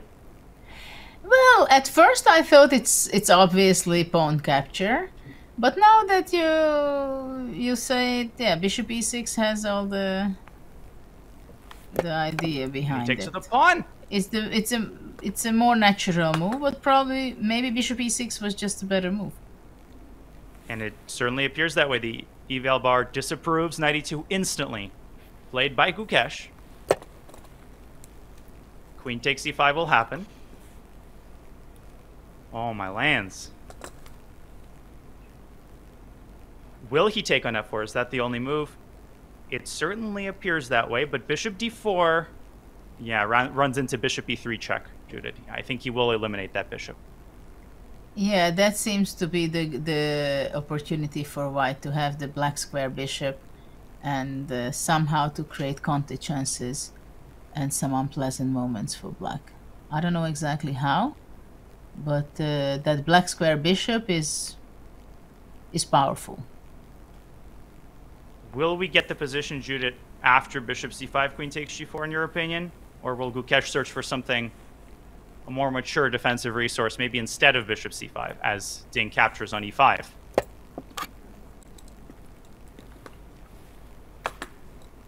I don't know if it's possible to play anything else. I mean, if black castles, he can castle, then game is over, I think.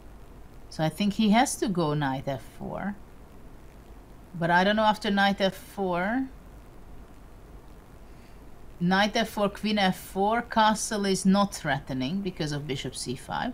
So maybe knight f4, queen c2 or something. But then queen c4. I was thinking exactly that too. Just like a slower move, paradoxically, might be more unpleasant for Ding. Wow. Well, first he has to take on f4, and he's actually investing a little time here. There must be something that's catching his eye. He spent now a minute. What could it be? Or is he just double checking? Maybe he's thinking about his next move. Yeah, I was thinking on bishop c5, but bishop c5 simply bishop e3. Exactly. So I don't Gotta see get this guy when you get a chance. What else can you do than knight f4? Yeah, and bishop he's taken. And here So we go. We're getting there. Moment. Oh my God, Judith, my heart's beating.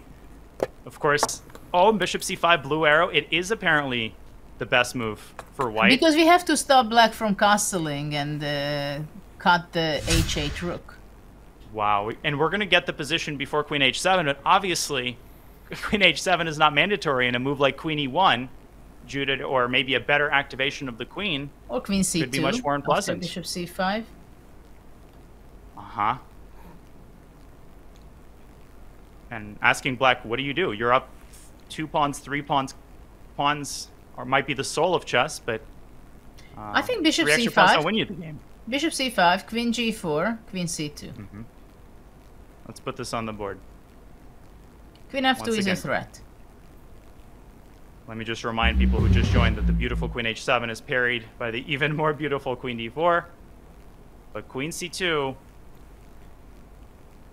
This is nasty, Jude. I mean, this is a 3-result game.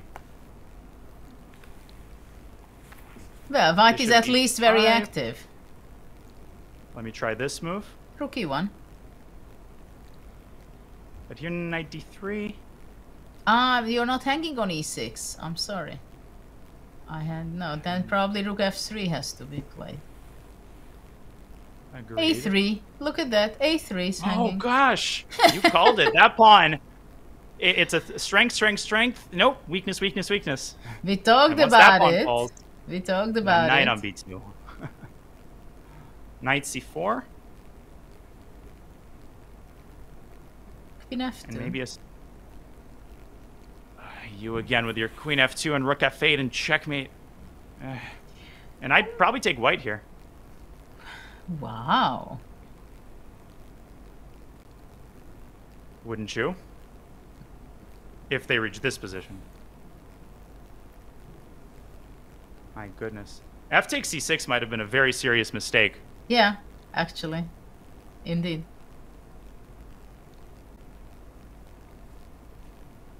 Now, what is the significance of bishop c5? Why can't Gukesh play queen c2 first? Because castle's bishop c5 isn't an option for Ding. Is it because of bishop? No. I think queen c4 and then castle. Yep. You can't exactly sack your queen to prevent black from castling. Better to sack a pawn. Basically, bishop c5 is the only move, because the main compensation opportunity is really to froze the e8 king and the rook on h8. That's the only chance. If black is like castling, game over. Exactly. Currently, it's what, 2 extra pawns. Look at the clock. 7.5 minutes. No increment, folks, for 11 moves until the time control. That's an eternity. Those 11 moves will last a lot longer than even the first 29. But actually, we have already 2 pawns down. So Yep. the third one is given away with bishop c5.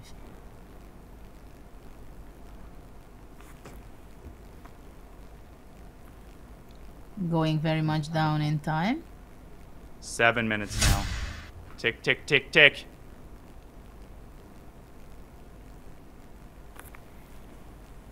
The whole world is holding their breath right now. Bishop c5 is a necessary condition, but it's obviously not necessarily a sufficient condition. He has to find bishop c5 to stay in the game. Once he finds it, the conversation continues. If he doesn't, he might go down without too much intrigue.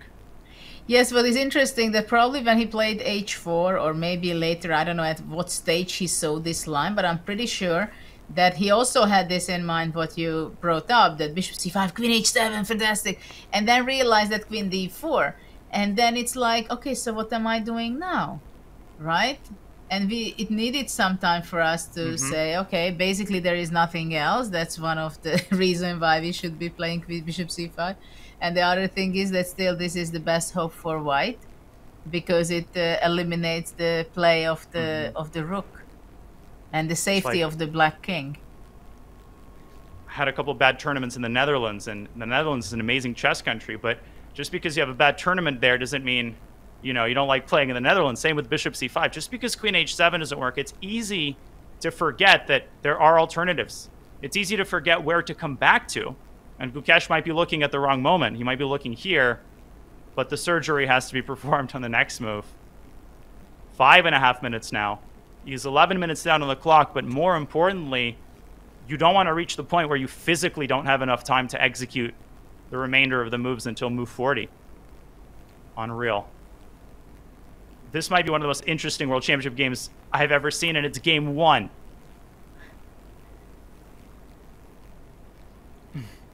I hope the table is from this excellent vote from Singapore and it's not shaking as well, because I see that Gukesh is really shaking his leg, so his chair is shaking a lot.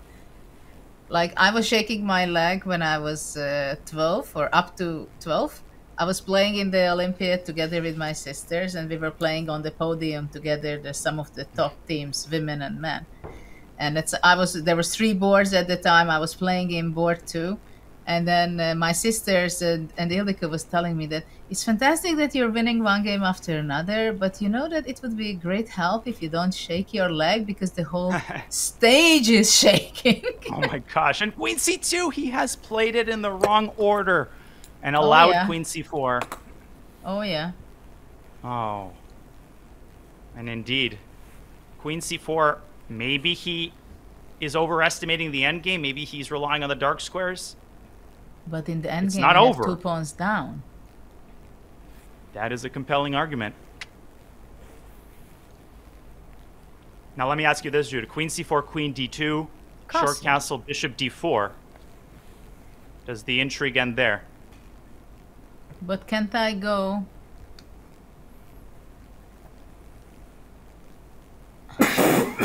Yeah, I mean, I share your pessimism. Rook F1, Bishop F1, Queen A2. Ah, no, then Queen G5. I thought for a second that Queen B1 check I have, but the bishop is on F1.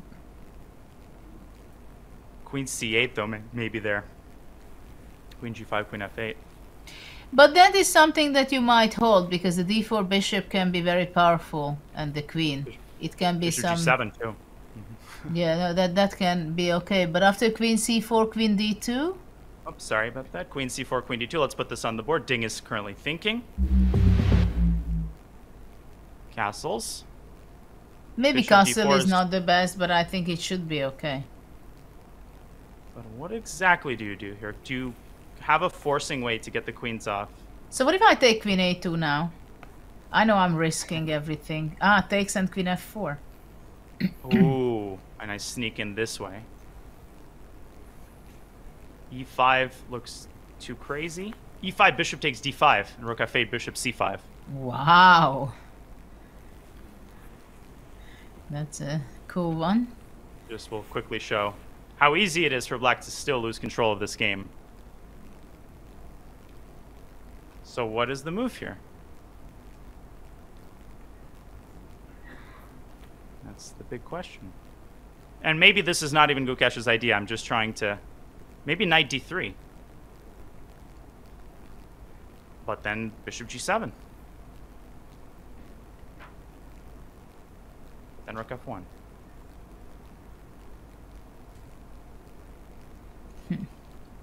Maybe knight D3.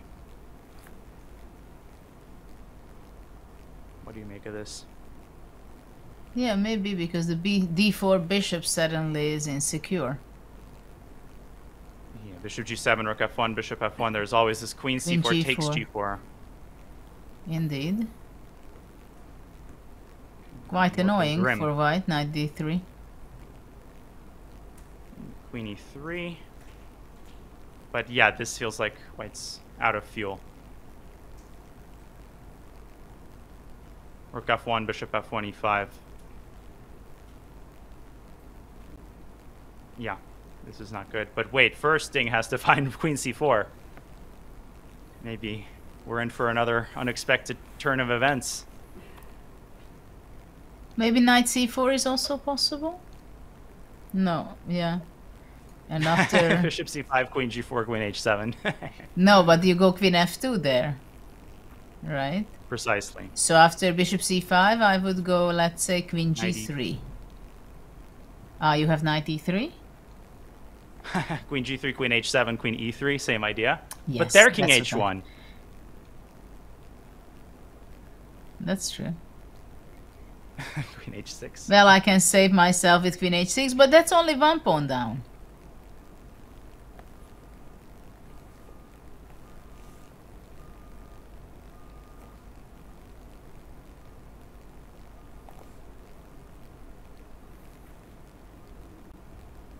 So there is... Well, Queen C4 is the main move. Is it the case that he doesn't see it, do you think? Or do you think he sees it and is assessing of course seeing he if there's sees other it. convincing option? Of course he sees it. He's just thinking that is there anything better? And how good is Queen C4? It's just once you see a way to castle, you know, you're running like a college student who sees a free donut. It's like... Yes, but what we've seen, that after Queen D2 castle, Bishop D4 is not so simple. Because Knight D3 is a difficult move, I think, there. As a commentator, I learned this lesson in the Olympiad. There was this blunder where Yakuboyev seemed to miss an opportunity to win Wei Yi's queen and save a lost position. It was an elementary tactic. But in reality, upon closer examination, it turns out that once he would do that, there was an incredibly complicated endgame that he had to calculate 15 moves deep, and most likely he miscalculated the endgame. So it's easy to always assume that, oh, Gukesh blundered Queen C4, but he may just as well have spotted Queen C4 and is relying on this Bishop D4 resource. You just never know, and clearly it's a serious enough idea to make Ding think about it. Yes, and Ding cannot take on g4, right? Because of queen c7.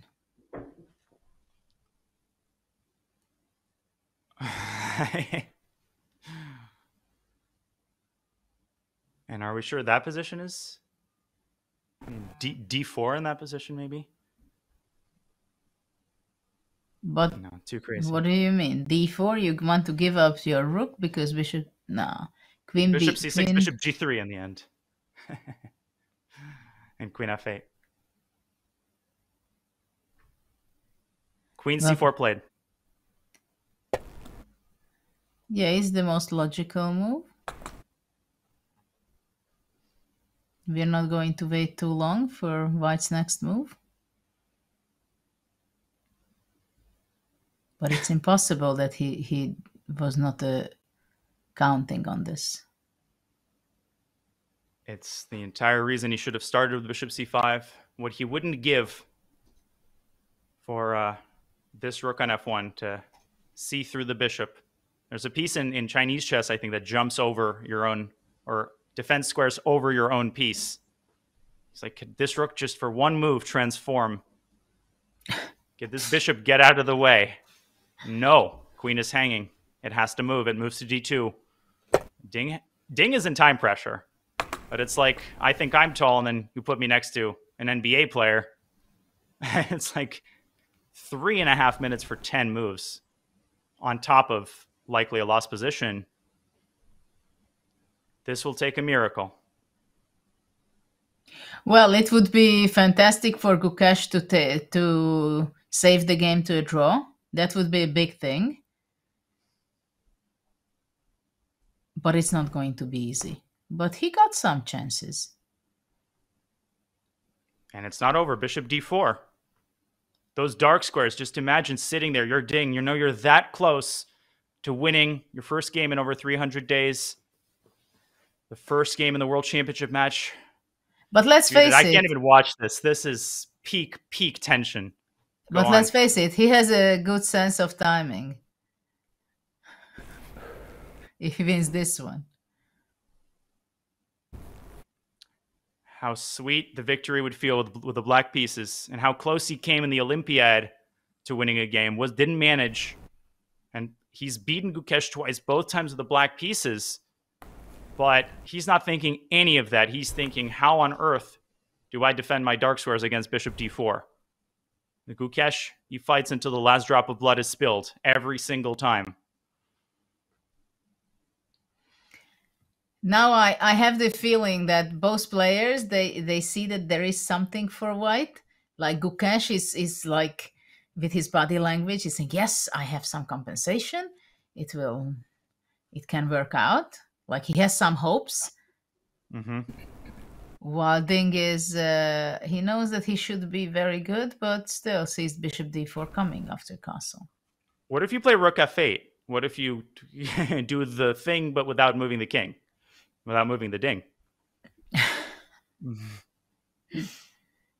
Still bishop d4?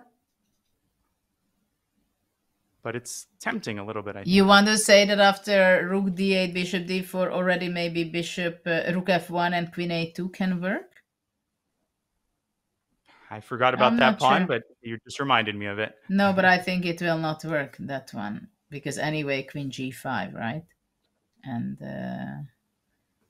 it doesn't look so good. And that queen on a2 takes forever to get out of that parking space, just to evacuate from a2. Unreal. It's the more I look at this, the scarier the prospect of bishop d4 becomes. Can you grab I think it's better to have the king on at g8, right? So after castle, bishop d4, knight d3. That's the key move. And we saw the eval bar stay the same. So that does appear to be the best line, as far as we know. But seeing knight d3, if that's the only move, Judith, that's a tall order. 7.5 minutes for Ding now. Oh my gosh. Just look at the players leaning in and backing out and shaking their legs, shaking their heads. And the time keeps ticking down. Well, it's big moment. Yeah, intuition comes in handy here, but also calculation just as much, because after castle bishop d4. Okay, bishop d4 instantly. Instantly. He should have done that with queen d2 the same, you know? He had to play queen d2 also instantly. He was wasting time half a minute or almost 1 minute there. And Judah, it's so easy to blunder here. We talked about how e5 is a blunder. The question is, knight d3 we know preserves potentially a decisive advantage. Is it the only winning move? Is it the only move which wins cleanly? And he's found it. It's going to be a moot point. Unreal. He's found knight d3. Gukesh needs to find a way to keep his chances alive. What technique? He'll going to play queen e3, I believe. But at that point, I'm really worried about rook takes f1 and e5.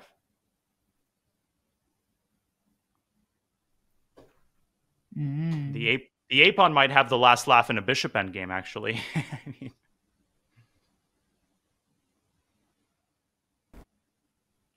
Under 3 minutes. But okay, rook f1 and e5 is also not an easy move to find. No. But it's not good. Come on. No. No, e5. Yeah, I thought for a second that your king is on f8, and then bishop c5, but it's not. This pawn on g4 and its weakness is what really hamstrings Gukesh, because anytime this bishop moves from d4 and the bishop moves from g2, there's always this lateral check on g4. He's running out of time, and more importantly, he's running out of resources. Rook f8 and bishop g7 isn't even close to perpetual. The black king can run toward the center. Maybe he will try it out of desperation, but I don't see it happening here. He might have to play queen e3 and pray.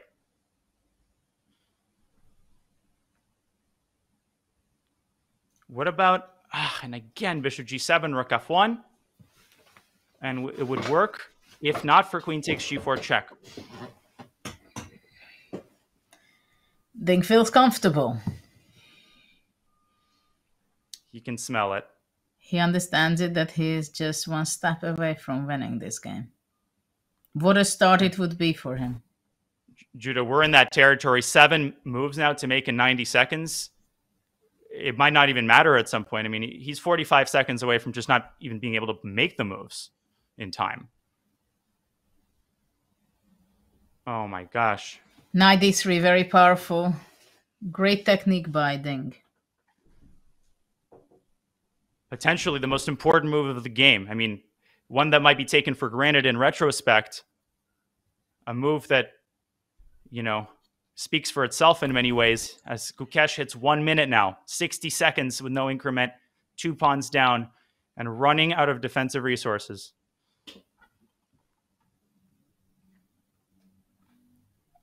It might be over, Judith. He is a fighter. He exhausts all of the resources, but now he's down to 45 seconds. He tries queen e3, and you can smell it. Ding will see e5. He will see it.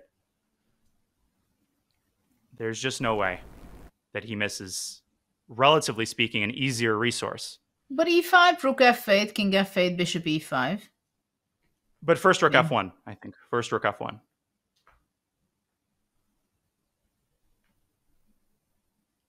And actually, probably both are good. That's the bad maybe news. Bishop e5 at the end, actually. So maybe it's actually not the best. I'm not suggesting there aren't But maybe other moves. e5 works. What do you do on e5? With or without rook f1? Without. Well, I play rook f8, king f8, bishop e5, as you said? Queen c1. But the But I d5. take it bishop d6 The and d5 is hanging and you defend your a2. Uh-huh. Okay. And what happens on rook f1 and d5? I was worried about bishop takes e5 anyway. Queen g4. Bishop g3. Bishop g3. Just when you think you got these people dead to rights, they grow another head. Gukesh isn't where he is by going down to the whimper. Some chances still. So what's the move? If it's not rook f1 and e5.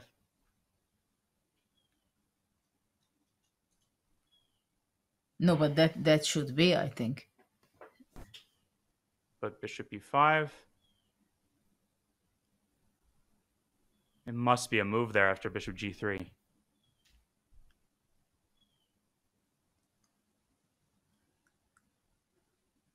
And maybe you go for the flag, but that's very dangerous. But after bishop g3, knight b4? Oh, just a third pawn. There's no mate on e8. That's it. You can't just a calm move your reaction. queen to e7? Yeah. That must be it. I'm not making the moves, folks, because Ding is about to move. We have to catch these moments as they occur. And Ding knows it's a series of forced moves, so he has 4 minutes on the clock. That sounds like an eternity compared to the 45 seconds Gukesh has to make 7 moves.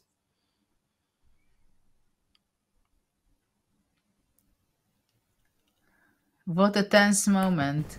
The players are living this. And at this point, if Gukesh could save the game, then he would have the continuation of the match with psychological advantage. It would feel sweeter than a victory. And speaking of a victory, if Ding drives this one home, how much it would do to restore his confidence, to shift the narrative, the constant yammering and yapping about him not being able to win. And he's played rook f1 and he's played e5. And Gukesh instantly plays bishop e. We will get, Judith, the position after bishop g3. No, he's played bishop g2. Similar move. Now, what do you take?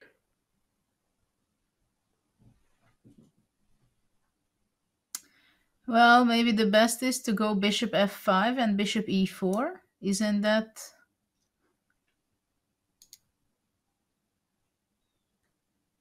Isn't that game over? He's played it just as you speak. And the cherry on top, 30 seconds for Gukesh. Bishop e4 is coming. There's no move. Everything's collapsing. There just is no move. Bishop g3 tried. Bishop e4 will happen. 2 pawns down. Activity for Bishop, black. King h2 maybe. And he's played it and trying to go bishop h3. Still keeping some chances alive. But I think they're phantom chances. What's the finishing touch now for Ding? Don't play bishop takes g2. You can't mate it in one move. 10 seconds, Judith. Gukesh has to make 2 more moves. He doesn't see what to do. He's got 5 seconds. He might lose on time. He's played bishop h3. But queen d1 should end the game. Uh-oh. Queen d1 ends the game. Before the time control. Tries bishop d6. That's White's 40th move.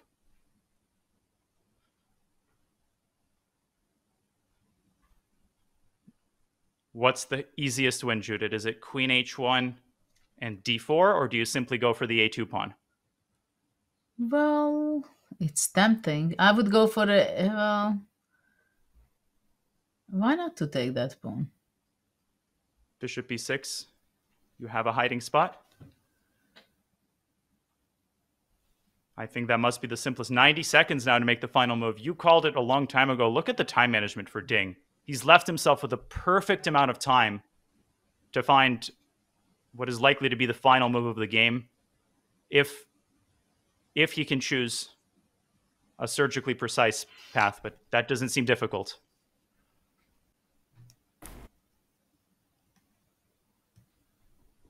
I mean, it's possible to take the pawn, right? And that's the thing. There's no need to calculate. But then bishop e6 and queen takes e4 at the end. You have to see queen f2 check. And to go to h8, not to h7. So it's not a check. Precisely. And we see just that on the board. Should I put this on the board really quickly? It's move 41. So Ding will think now. I'm not even sure he will. He might just be too excited. But that's not the right approach, generally speaking, right? Especially given the fact that he has to see, first of all, not queen h7, queen takes e4 check, but king h8 so that this isn't a check, so that you have this move, queen f2 check, getting the queen out of the pin. We've got to tip our hat to Gukesh. I mean, he has exhausted every resource, and even when there were no resources, he still forces Ding to stay on his feet. But the guy was just too precise. This has been unbelievably impressive technique. Well, Ding played a very good game. We have to say. He still has to finish the game. Move 41. It's always a risk that you make not the best move. But I doubt that he is going to make any mistake in this game anymore. 2 pawns up, and the third is taken. Third on the way. And they're adjusting their score sheets, just making sure their notation is right after the time scramble. We remember Nepo Caruana, Nepo, that 41st move can be a nightmare. You're still recovering from the time scramble, you're still emotional, and it's easy to play too quickly. But the calculation here is too straightforward for someone like the world champion to mess up.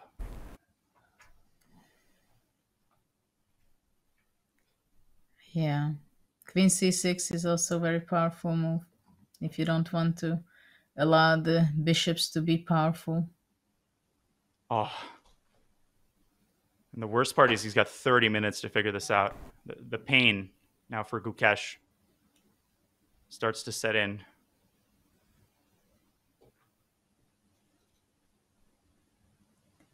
Wow, what a kickoff game of the match.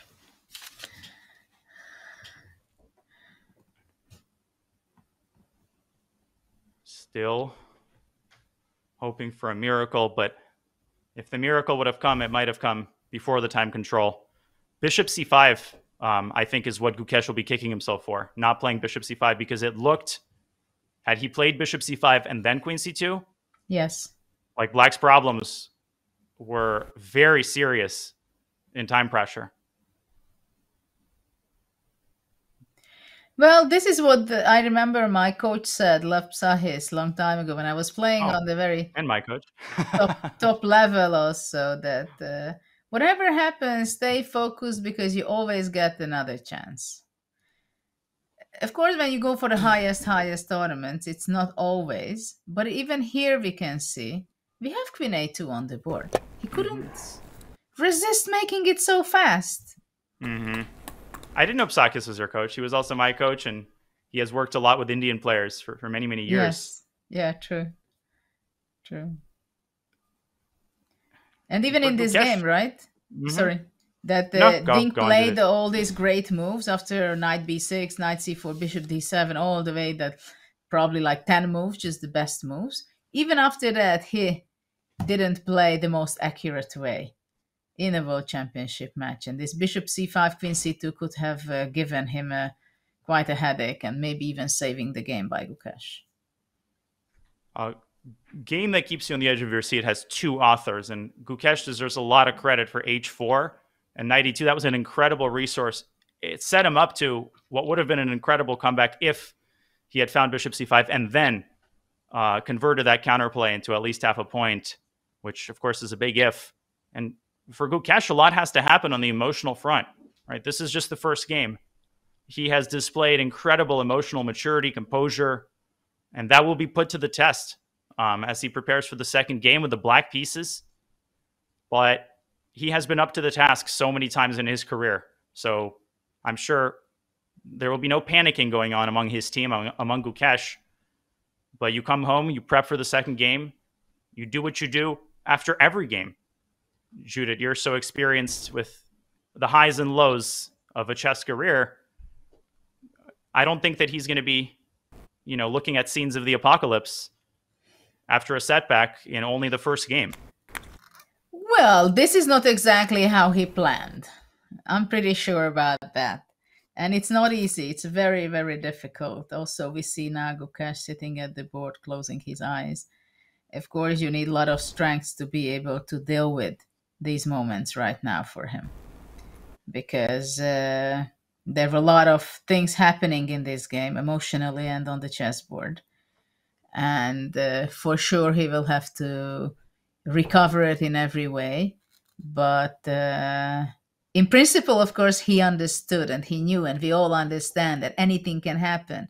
You can lose the first game, you can win the first game, whatever. But when you're actually dealing with it, and actually it happens, not only a theoretical scenario that it can happen, it is extremely difficult to deal with.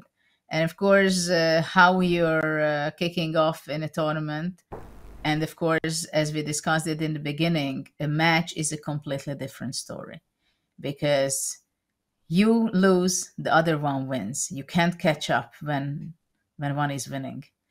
And also for Ding's self-confidence, I think this victory is immense. It is so important that he shows his strengths, he shows his ability, he shows that he knows what he's doing. He can, even in a difficult position, or what we've seen that after the opening it was kind of a difficult position, or we both took for white pieces, right?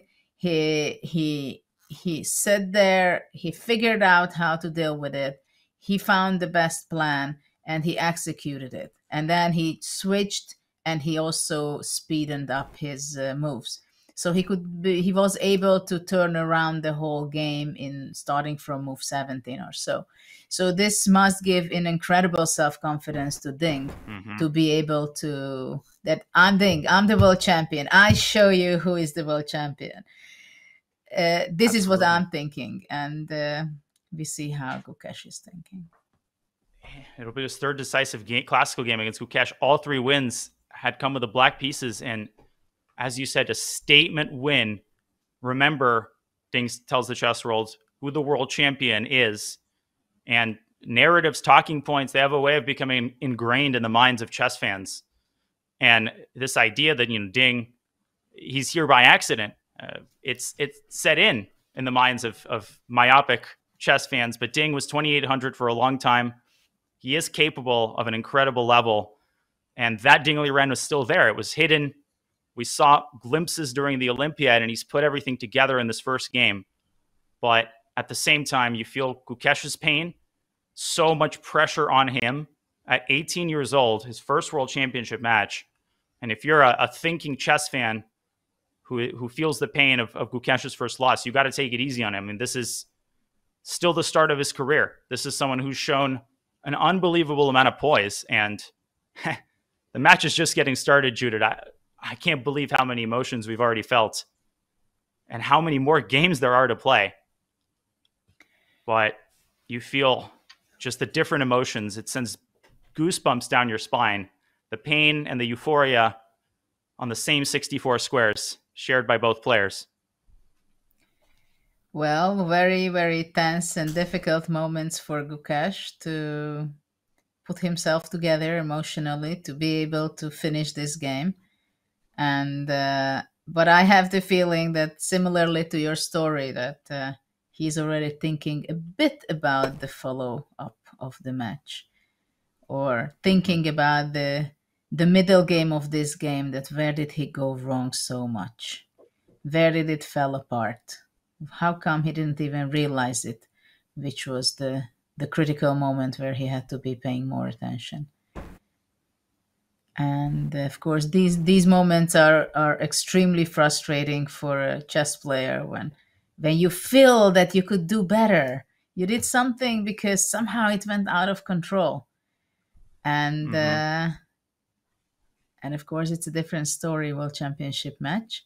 As Henrik, Magnus's father, just said a few days ago in an interview, that you cannot be prepared for game one in a World Championship match.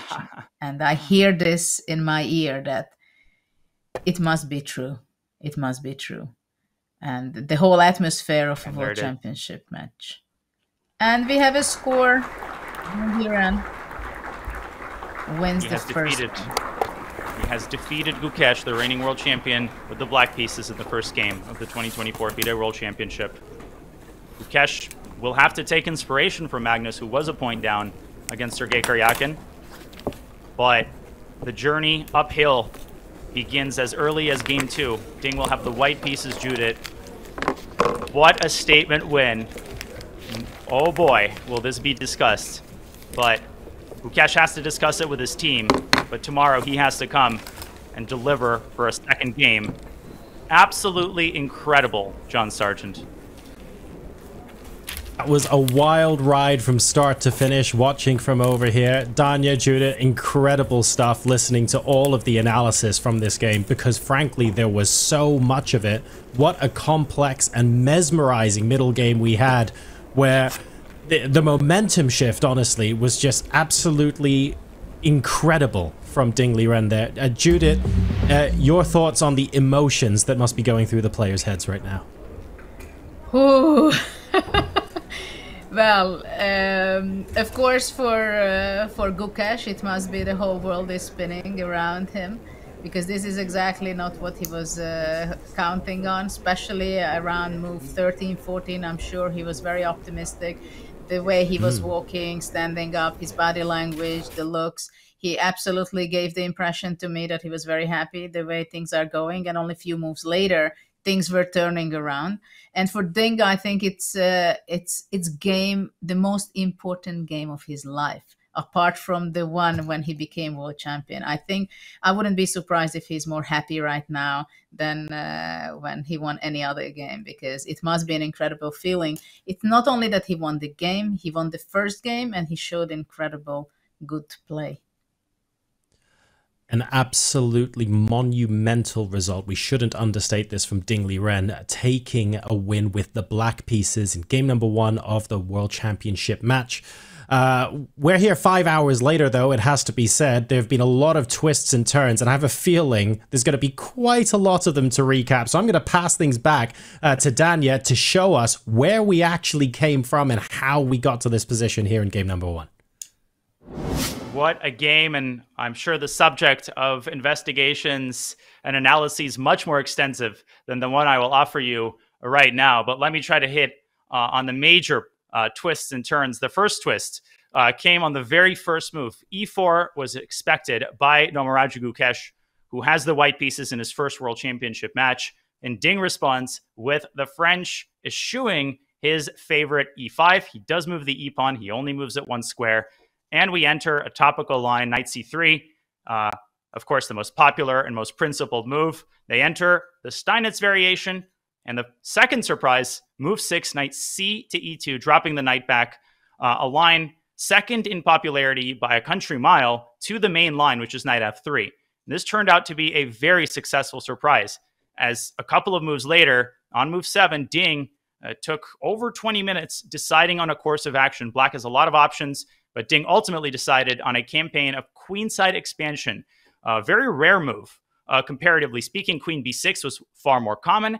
He pushed the pawn up to e4, Gukesh developing the rest of his queenside, Ding taking care of his kingside development, and g4 was blitzed out by Gukesh, a very deep move with a prophylactic idea. He intended to meet castles with g5 in order to discourage this important idea of f6. But Ding reacted well.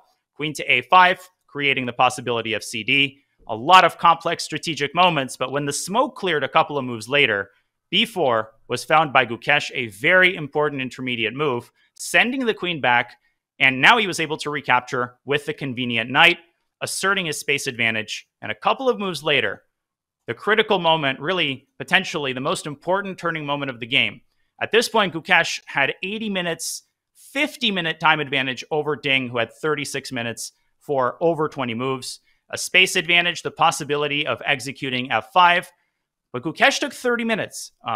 Quite possibly, he was calculating more concrete options like f5. There was the option of knight d2, trading off black's knight. Ultimately, he settled on a pretty natural move, queen e2, centralizing his queen. And if Ding would have castled kingside, we might have been writing a very different narrative. Gukesh would have likely brought his rook into the center, and now everything would have been ready for the f5 pawn push. But instead, Ding, he sensed the moment, and he rattles off a sequence of moves that will really capture the hearts and minds of chess fans. One of the most incredible sequences probably of his match career. He trades on d4 and then sticks his knight on a second outpost on b2. Yeah, that square exists, opening up a line of fire on the c3 pawn. Once Gukesh defends that pawn, an inaccurate move, that opens a can of worms. Rook c8, hitting the pawn again. Gukesh defends it with rook ac1. And after queen c4, it becomes clear that suddenly Ding's queen and knight are able to zigzag, to knife their way among the light square weaknesses. And suddenly Gukesh, his knight on d4, his queen side becomes less impressive. He tries to push f5, but queen d3 is another brilliant salvo by Ding, trying to trade queens and take the sting out of White's attack. Queen f4 would have been met with g5, and as Judith pointed out, f takes g6, queen takes g6 would have been a disaster for White. Too many threats. So Gukesh went the other way, but that still allowed the bishop to activate to g5. White trying to perform some acrobatics just to keep his pieces alive. Another incredible move, blitzed out by Ding, threatening rook takes d4. Gukesh, he finds an incredible defensive resource in turn. A great game takes two authors, and Gukesh, by pushing h4 and giving up the c3 pawn strategically, and then opening up the f-file, Ding recaptures with a pawn. That's a mistake. He could have kept a decisive advantage with bishop takes e6. Suddenly, White drops the knight back to e2 for the second time in the game. The first time was on move 6, right? That surprising line. This time, he eliminates the very important dark squared bishop, and this was the final turning point. Had Gukesh started with bishop c5, this would have kept Black's king stuck in the center. Now, there was the incredible line where queen takes h7 seems to win the game, but runs into the counterblow queen d4 check, deflecting the bishop and leading to a winning endgame. But instead, there's no need for queen takes h7, and the subtle queen c2, or the engine move rook f3 hitting a3, would have set White up with very serious counterplay. And in time pressure, nobody knows what would have happened. But instead, it's the wrong move order by Gukesh. He starts with queen c2, giving Ding a chance to get his queen out of the line of fire and earning a tempo to castle kingside and get the king to relative safety. Ding follows up with a sequence of amazingly precise moves, starting with knight d3 and ending with the final blow e5, forcing further simplifications. And now his two extra pawns and his dominant minor pieces quickly lead to a confident victory. He grabs a third extra pawn, and in this position, on account of the intermezzo queen e4, queen f2 check, Gukesh extended his hand in resignation. Game 1 goes to the reigning world champion, Ding Liren. An incredible fight, a great defensive effort by Gukesh, but it ultimately was not enough. Ding Liren makes a serious statement, winning his first game in over 300 days. And at what an opportune moment, John Sargent. It absolutely is. Thank you so much for that, Danya. A wild 5 hours we've had here as that game unfolded. Judith, you touched on the emotions that were going on earlier, and now that we've seen the game one more time, it really does showcase the roller coaster that both players have been on. Give us your thoughts overall on the game that's just been played. Well, it was an amazing game, I must say. That this is not exactly what I accepted. I know that I was expecting interesting chess and excitement, but this was a little bit over that. It was very interesting, starting out from the opening choice and then all the way. What was very clear from the middle game, that, you know, in the World Championship match, you cannot take easy any part of the game. Every move can be decisive because it's not so obvious that you blunder something, but it can be a strategical blunder, not a tactical blunder. And this is what has happened, that I think for a moment maybe Gukesh was overconfident, just unconsciously completely, because things went so interesting and so nicely for him in the opening. It was too good to be true. And then just in a second he slipped and things turned around. So it was kind of a wake-up call for him, I think. And he will be going back to his room. The team will be talking about it and take the the lessons from there, but I'm expecting a huge fight in the future also, because fantastic players playing. So the trend continues. We've now seen the French defense 4 times in the first game of a World Championship, and we've had 4 decisive results. Things couldn't get more exciting here at the FIDE World Championship, where defending champion Ding Liren scores the first full point and gets himself a huge psychological advantage. Folks, we're going to be going to a quick break now, but it is not over. It's because we're going to be waiting for the players to get ready and for the press conference to begin in Singapore.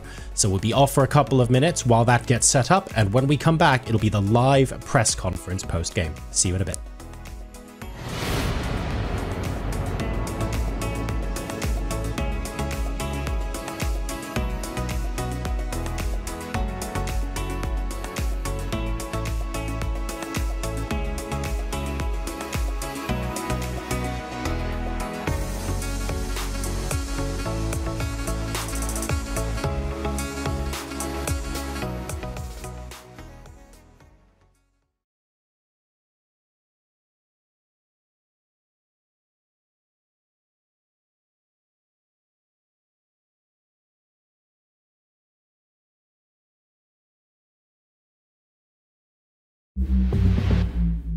Finished, there is a microphone that is to my left that you can go to. Please line up there and ask one question, and we will keep going until we've concluded.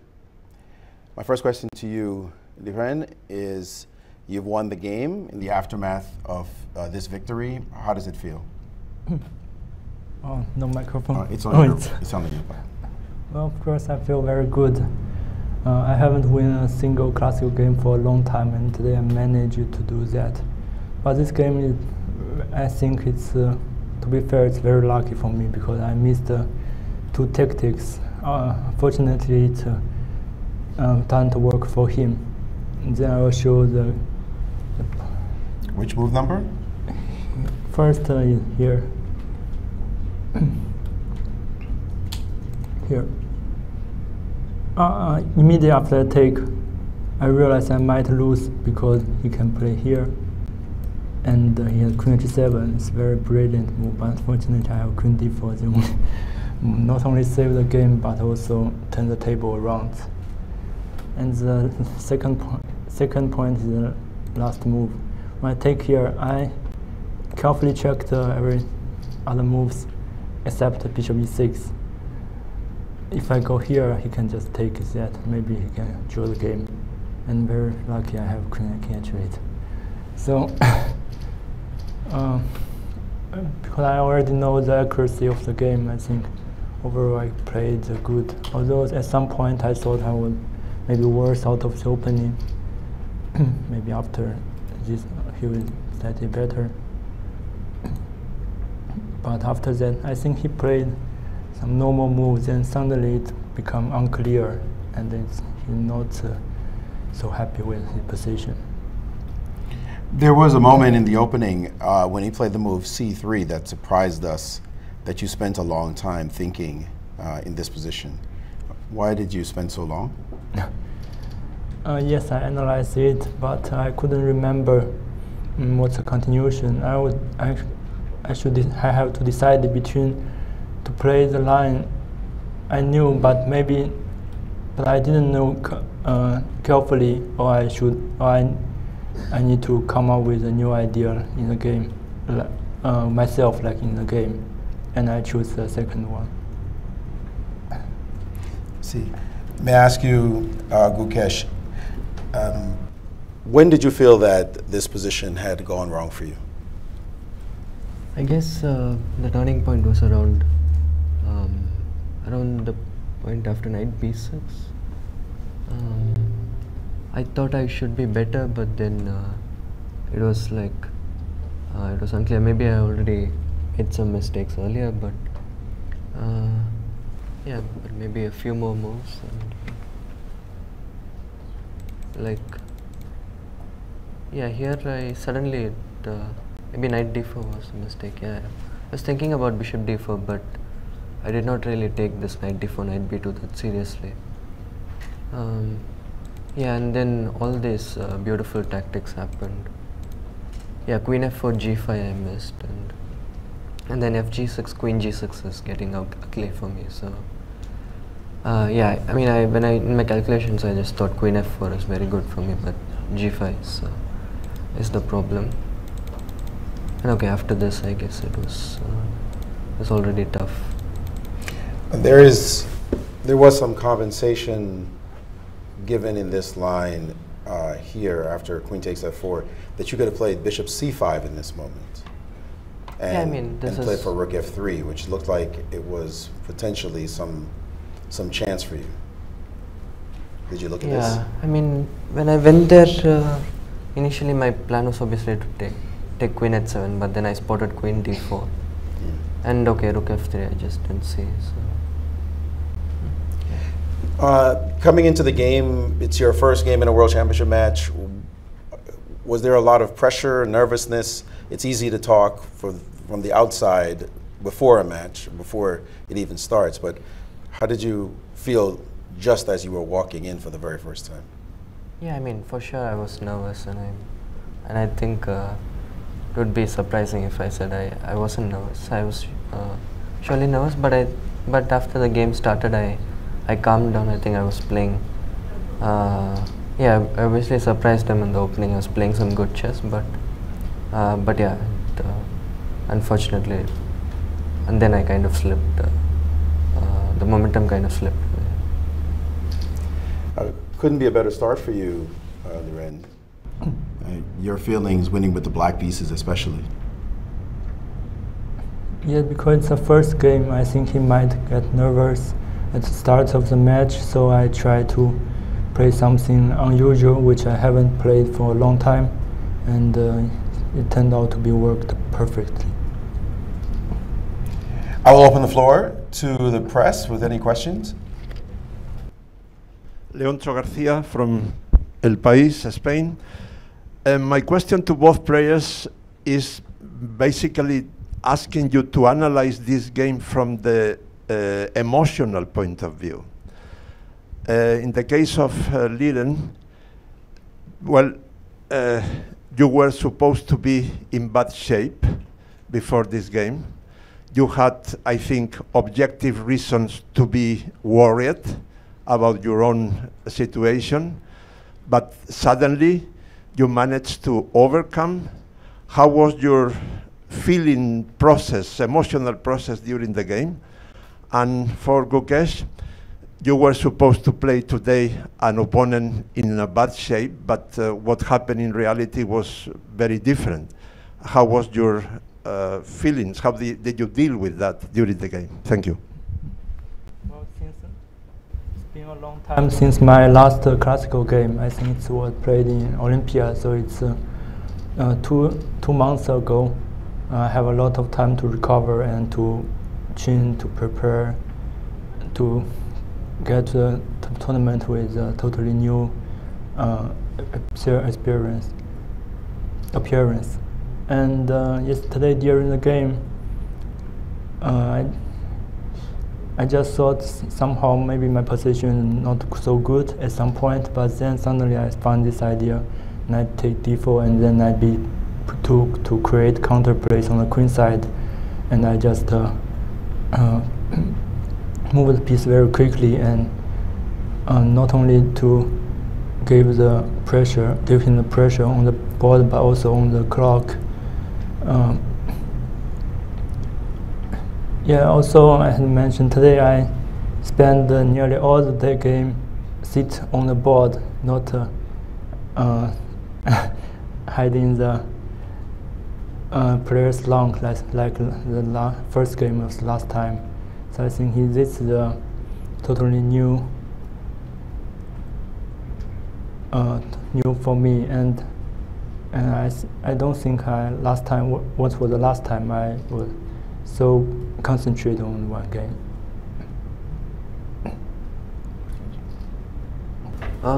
Yeah, I mean, okay, this obviously it was not a great game by me, and it all depended on on the alertness. I mean, when all this knight b2 queen c4 happened, I think it was just a tactical oversight by me.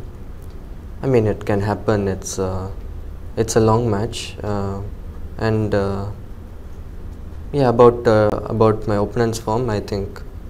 Yeah, I mean, I expected nothing else. I expected the best version of him, and we have a long match ahead. So yeah, it's only more exciting now that I'm training. Next question. Michael Rahal from FIDE. I wanted to pick up on what you just said, Ding Liren. So you just said that you spent most of the time at the board, actually practically the whole game sitting at the board. That's very different from your performance in Astana, where you spent a lot of time in the lounge. Could you explain a bit more about this decision, how you made it, or is it something you thought about when you arrived at the board today? Thank you. Well, first I just did not feel any kind of hungry or thirsty, so I don't need to have food or drinks in the player's lounge. And secondly, I think the position for possibilities, and I need to figure out what's my idea, to play castle or play some h5, or like in the game I found the right plan, I think. And yes, it turns out the time flows very quickly. At some point I was down by 1 hour, but then yes, the time flies.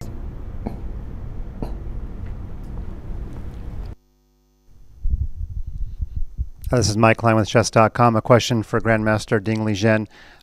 Second match in a row you're working with Richard Rapport, and we're always kind of wondering about your opening choices, how much they came from him, how much they came from you. I'm curious if you wanted to play the French, if he kind of pushed you to play the French, or what impact did he have in your opening choice today? Yes, he's a French expert. Also, I played French myself last time. And yes, it was our idea to play French, and I just made the decisions to play French in the first game.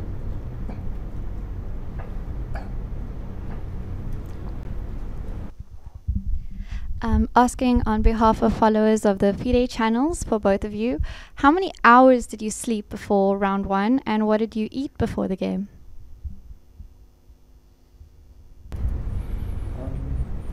I usually sleep. It depends on the day, but I try to have at least like 8 hours of sleep, and I think my sleep and my meals were good. Yeah, I'm having some meals before the game, and yeah, I feel good about both. Well, I sleep the whole night as usual, and before the game I hope to sleep, but I failed. If I may just pick up on before the press continues, there was one moment in the game that I recalled that you played very quickly for you, Gukesh. It was the moment when you played the move G4 here. You played it very quickly, and it seemed to surprise many in the audience, including some of the commentators and the like. Was this still your preparation completely? Yeah, I mean, more like G4, you generally don't play without preparation. So. Okay. All right. And were you comfortable? You were comfortable with the sequence afterwards, of course, because you had prepared it. Yeah, I mean, I had looked at it, and after Queen A5, I was playing on my own. Queen A5 was the novelty for you. Yeah. This move. Okay.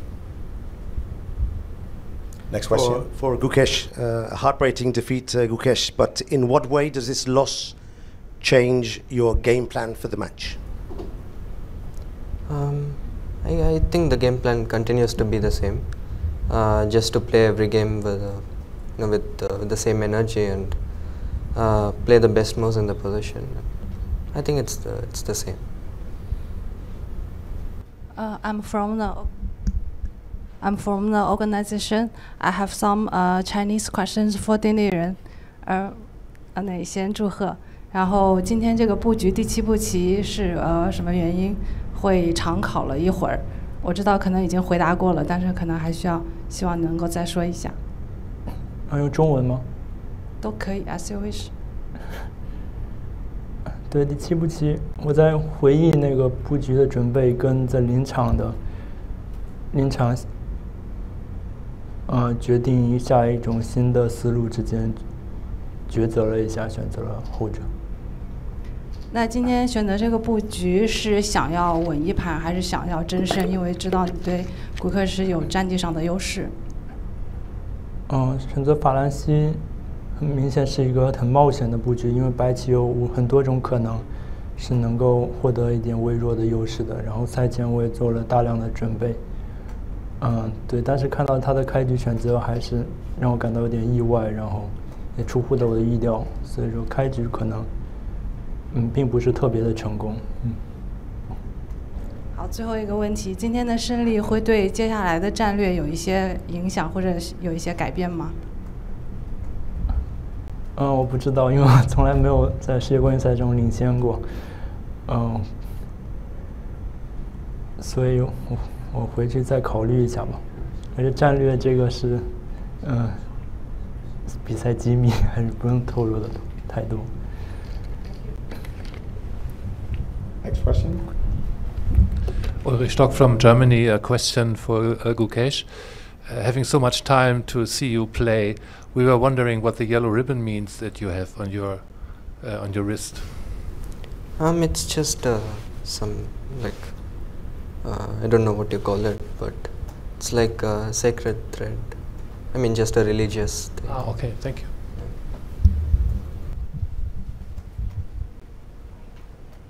Any more questions? One more question for Ding Liren. In 2023, you were always playing from behind, 3 times. Of course, the only time you were ahead is when you won the match. So do you think that this will impact any way you're going to play going forward now that you finally have a lead? Well, yes, it's a totally new experience. If it's the Swiss or close tournament, then I will fight for win in every possible game. But if in the match, I haven't have any experience yet, and tomorrow I have white pieces, and since I haven't prepared yet, so I don't know what's the approach I will give tomorrow. You think you'll sleep more tonight? At night, I always have very good sleep. Any more questions? And with that, we'll conclude the press conference. Next game is tomorrow at 5 p.m. local time. Thank you, everyone, and have a good night.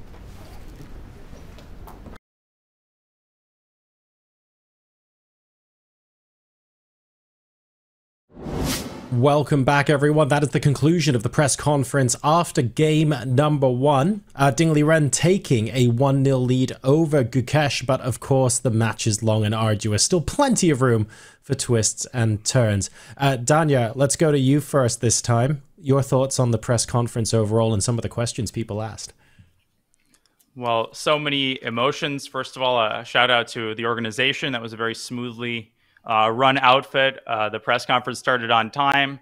There weren't too many questions. Maurice, of course, is a consummate professional and a grandmaster, by the way. He did a great job as well. And a shout out to the players who are open and honest. And of course, Gukesh, no matter whether you're a Ding fan or a Gukesh fan, to appear at the press conference and behave professionally, to answer questions openly is very, very difficult. And yet he did just that. You always tip your hat at the role model that Gukesh is, win or lose. But today is Ding's day, and Ding Liren with a statement win of the black pieces, a Cinderella beginning for the reigning world champion. You could not script it any better for Ding, and he's got to be feeling pretty darn good. And Judith, a couple of fun quotes from the press conference as well. I think we had a good chuckle at, you don't play G4 unless it's in your preparation. Some fun moments there. Yeah, well, that's a quote which I would not say that. Yeah, it was very interesting for me to see the players' reaction. It was interesting for me to see Ding's. Of course, he's always very humble and very modest. To say, first of all, that he was kind of lucky because he showed us both of his tactical blunders, or how to say it, that King H8, even in the very last moment in move 41 when he captured Queen A2, he was saying, well, Bishop E6 I was not looking at. So that was kind of interesting, and but it was also nice to see that he has the self-confidence. Obviously, he's very happy with his victory. He felt that he played well from a certain point of view, very well. He realized that his counter chances with knight b2 will be giving good chances for him. And it was interesting to see the Gukesh reaction, that it was the knight b2 which was the turning point where he just somehow got lost. He said that he blundered that queen f4 g5 opportunity, which was after the unpleasant part. So somewhere we also felt it when we had this analysis, that somewhere there he's like losing control kind of thing. And what was sad to see that, of course, Gukesh was suffering quite a lot at the conference, because, of course, his mind was already, he wanted to be somewhere else, but not answering the questions, which is absolutely understandable. And I mean, he's very young, and he knows that every second counts right now, how to recover from this awful experience, which he has to take the good things, and he has to recharge himself, and tomorrow fight again back. And it's nice to hear that he says no changes in the plans, so everything business goes as usual. Business as usual. Exactly right. And they'll have that opportunity, of course, to rest and recover ahead of tomorrow's game. Now, this was just game number 1 of what could be a 14-game and then tie-break series, folks. So there's still plenty of action to come. Game number 2 will be here live tomorrow, and we start at the wonderfully bright and early time of 4 a.m. Eastern, or 10 o'clock in the morning Central European time. If you're local to Singapore, it'll be 5 o'clock in the afternoon is when the game starts tomorrow, and then game number 3 after that. But take a quick note that it is a rest day on Thursday. So every 3 games, we then get a rest day. So just take a note of that. If you need to plan out your calendar for the week, when you're going to be watching, Thursday is everybody's day off.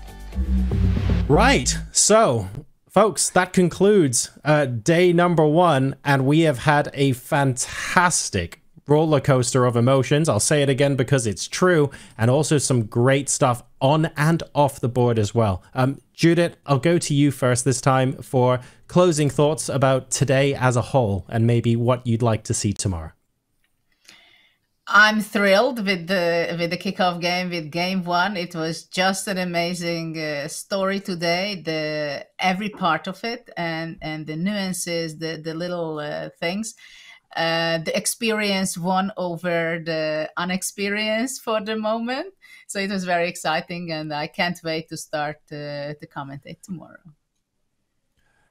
Danya, we think we might have had a little bit of everything today, but that just sets us up for tomorrow to surprise us. Run us through your final thoughts. Amen. This was an incredible game. It was a statement win by the reigning world champion, and it's such a privilege, whether it's 4 a.m. start time or 11 p.m., whatever the time. It's a great privilege to be here with a courtside seat and to commentate this game alongside with a true legend. What a game this was. And for Gukesh, a lot of emotional processing to do, but he can take solace in the fact that there have been a lot of comebacks in World Championship history. Steinitz, in the first ever World Championship match in 1886, he was down 4 points to 1. And when he was down 3-1, the New York Sun reported the following, and I quote, there were fans saying that Steinitz was going to lose. And the New York Sun says, Dr. Zukertort looked elated, but Steinitz certainly looked not one bit cast down. And he said, his best friend and second said, none of us are weakening. We have backbones of iron.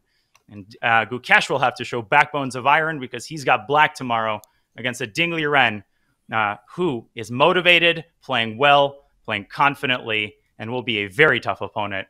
What a match we're in for.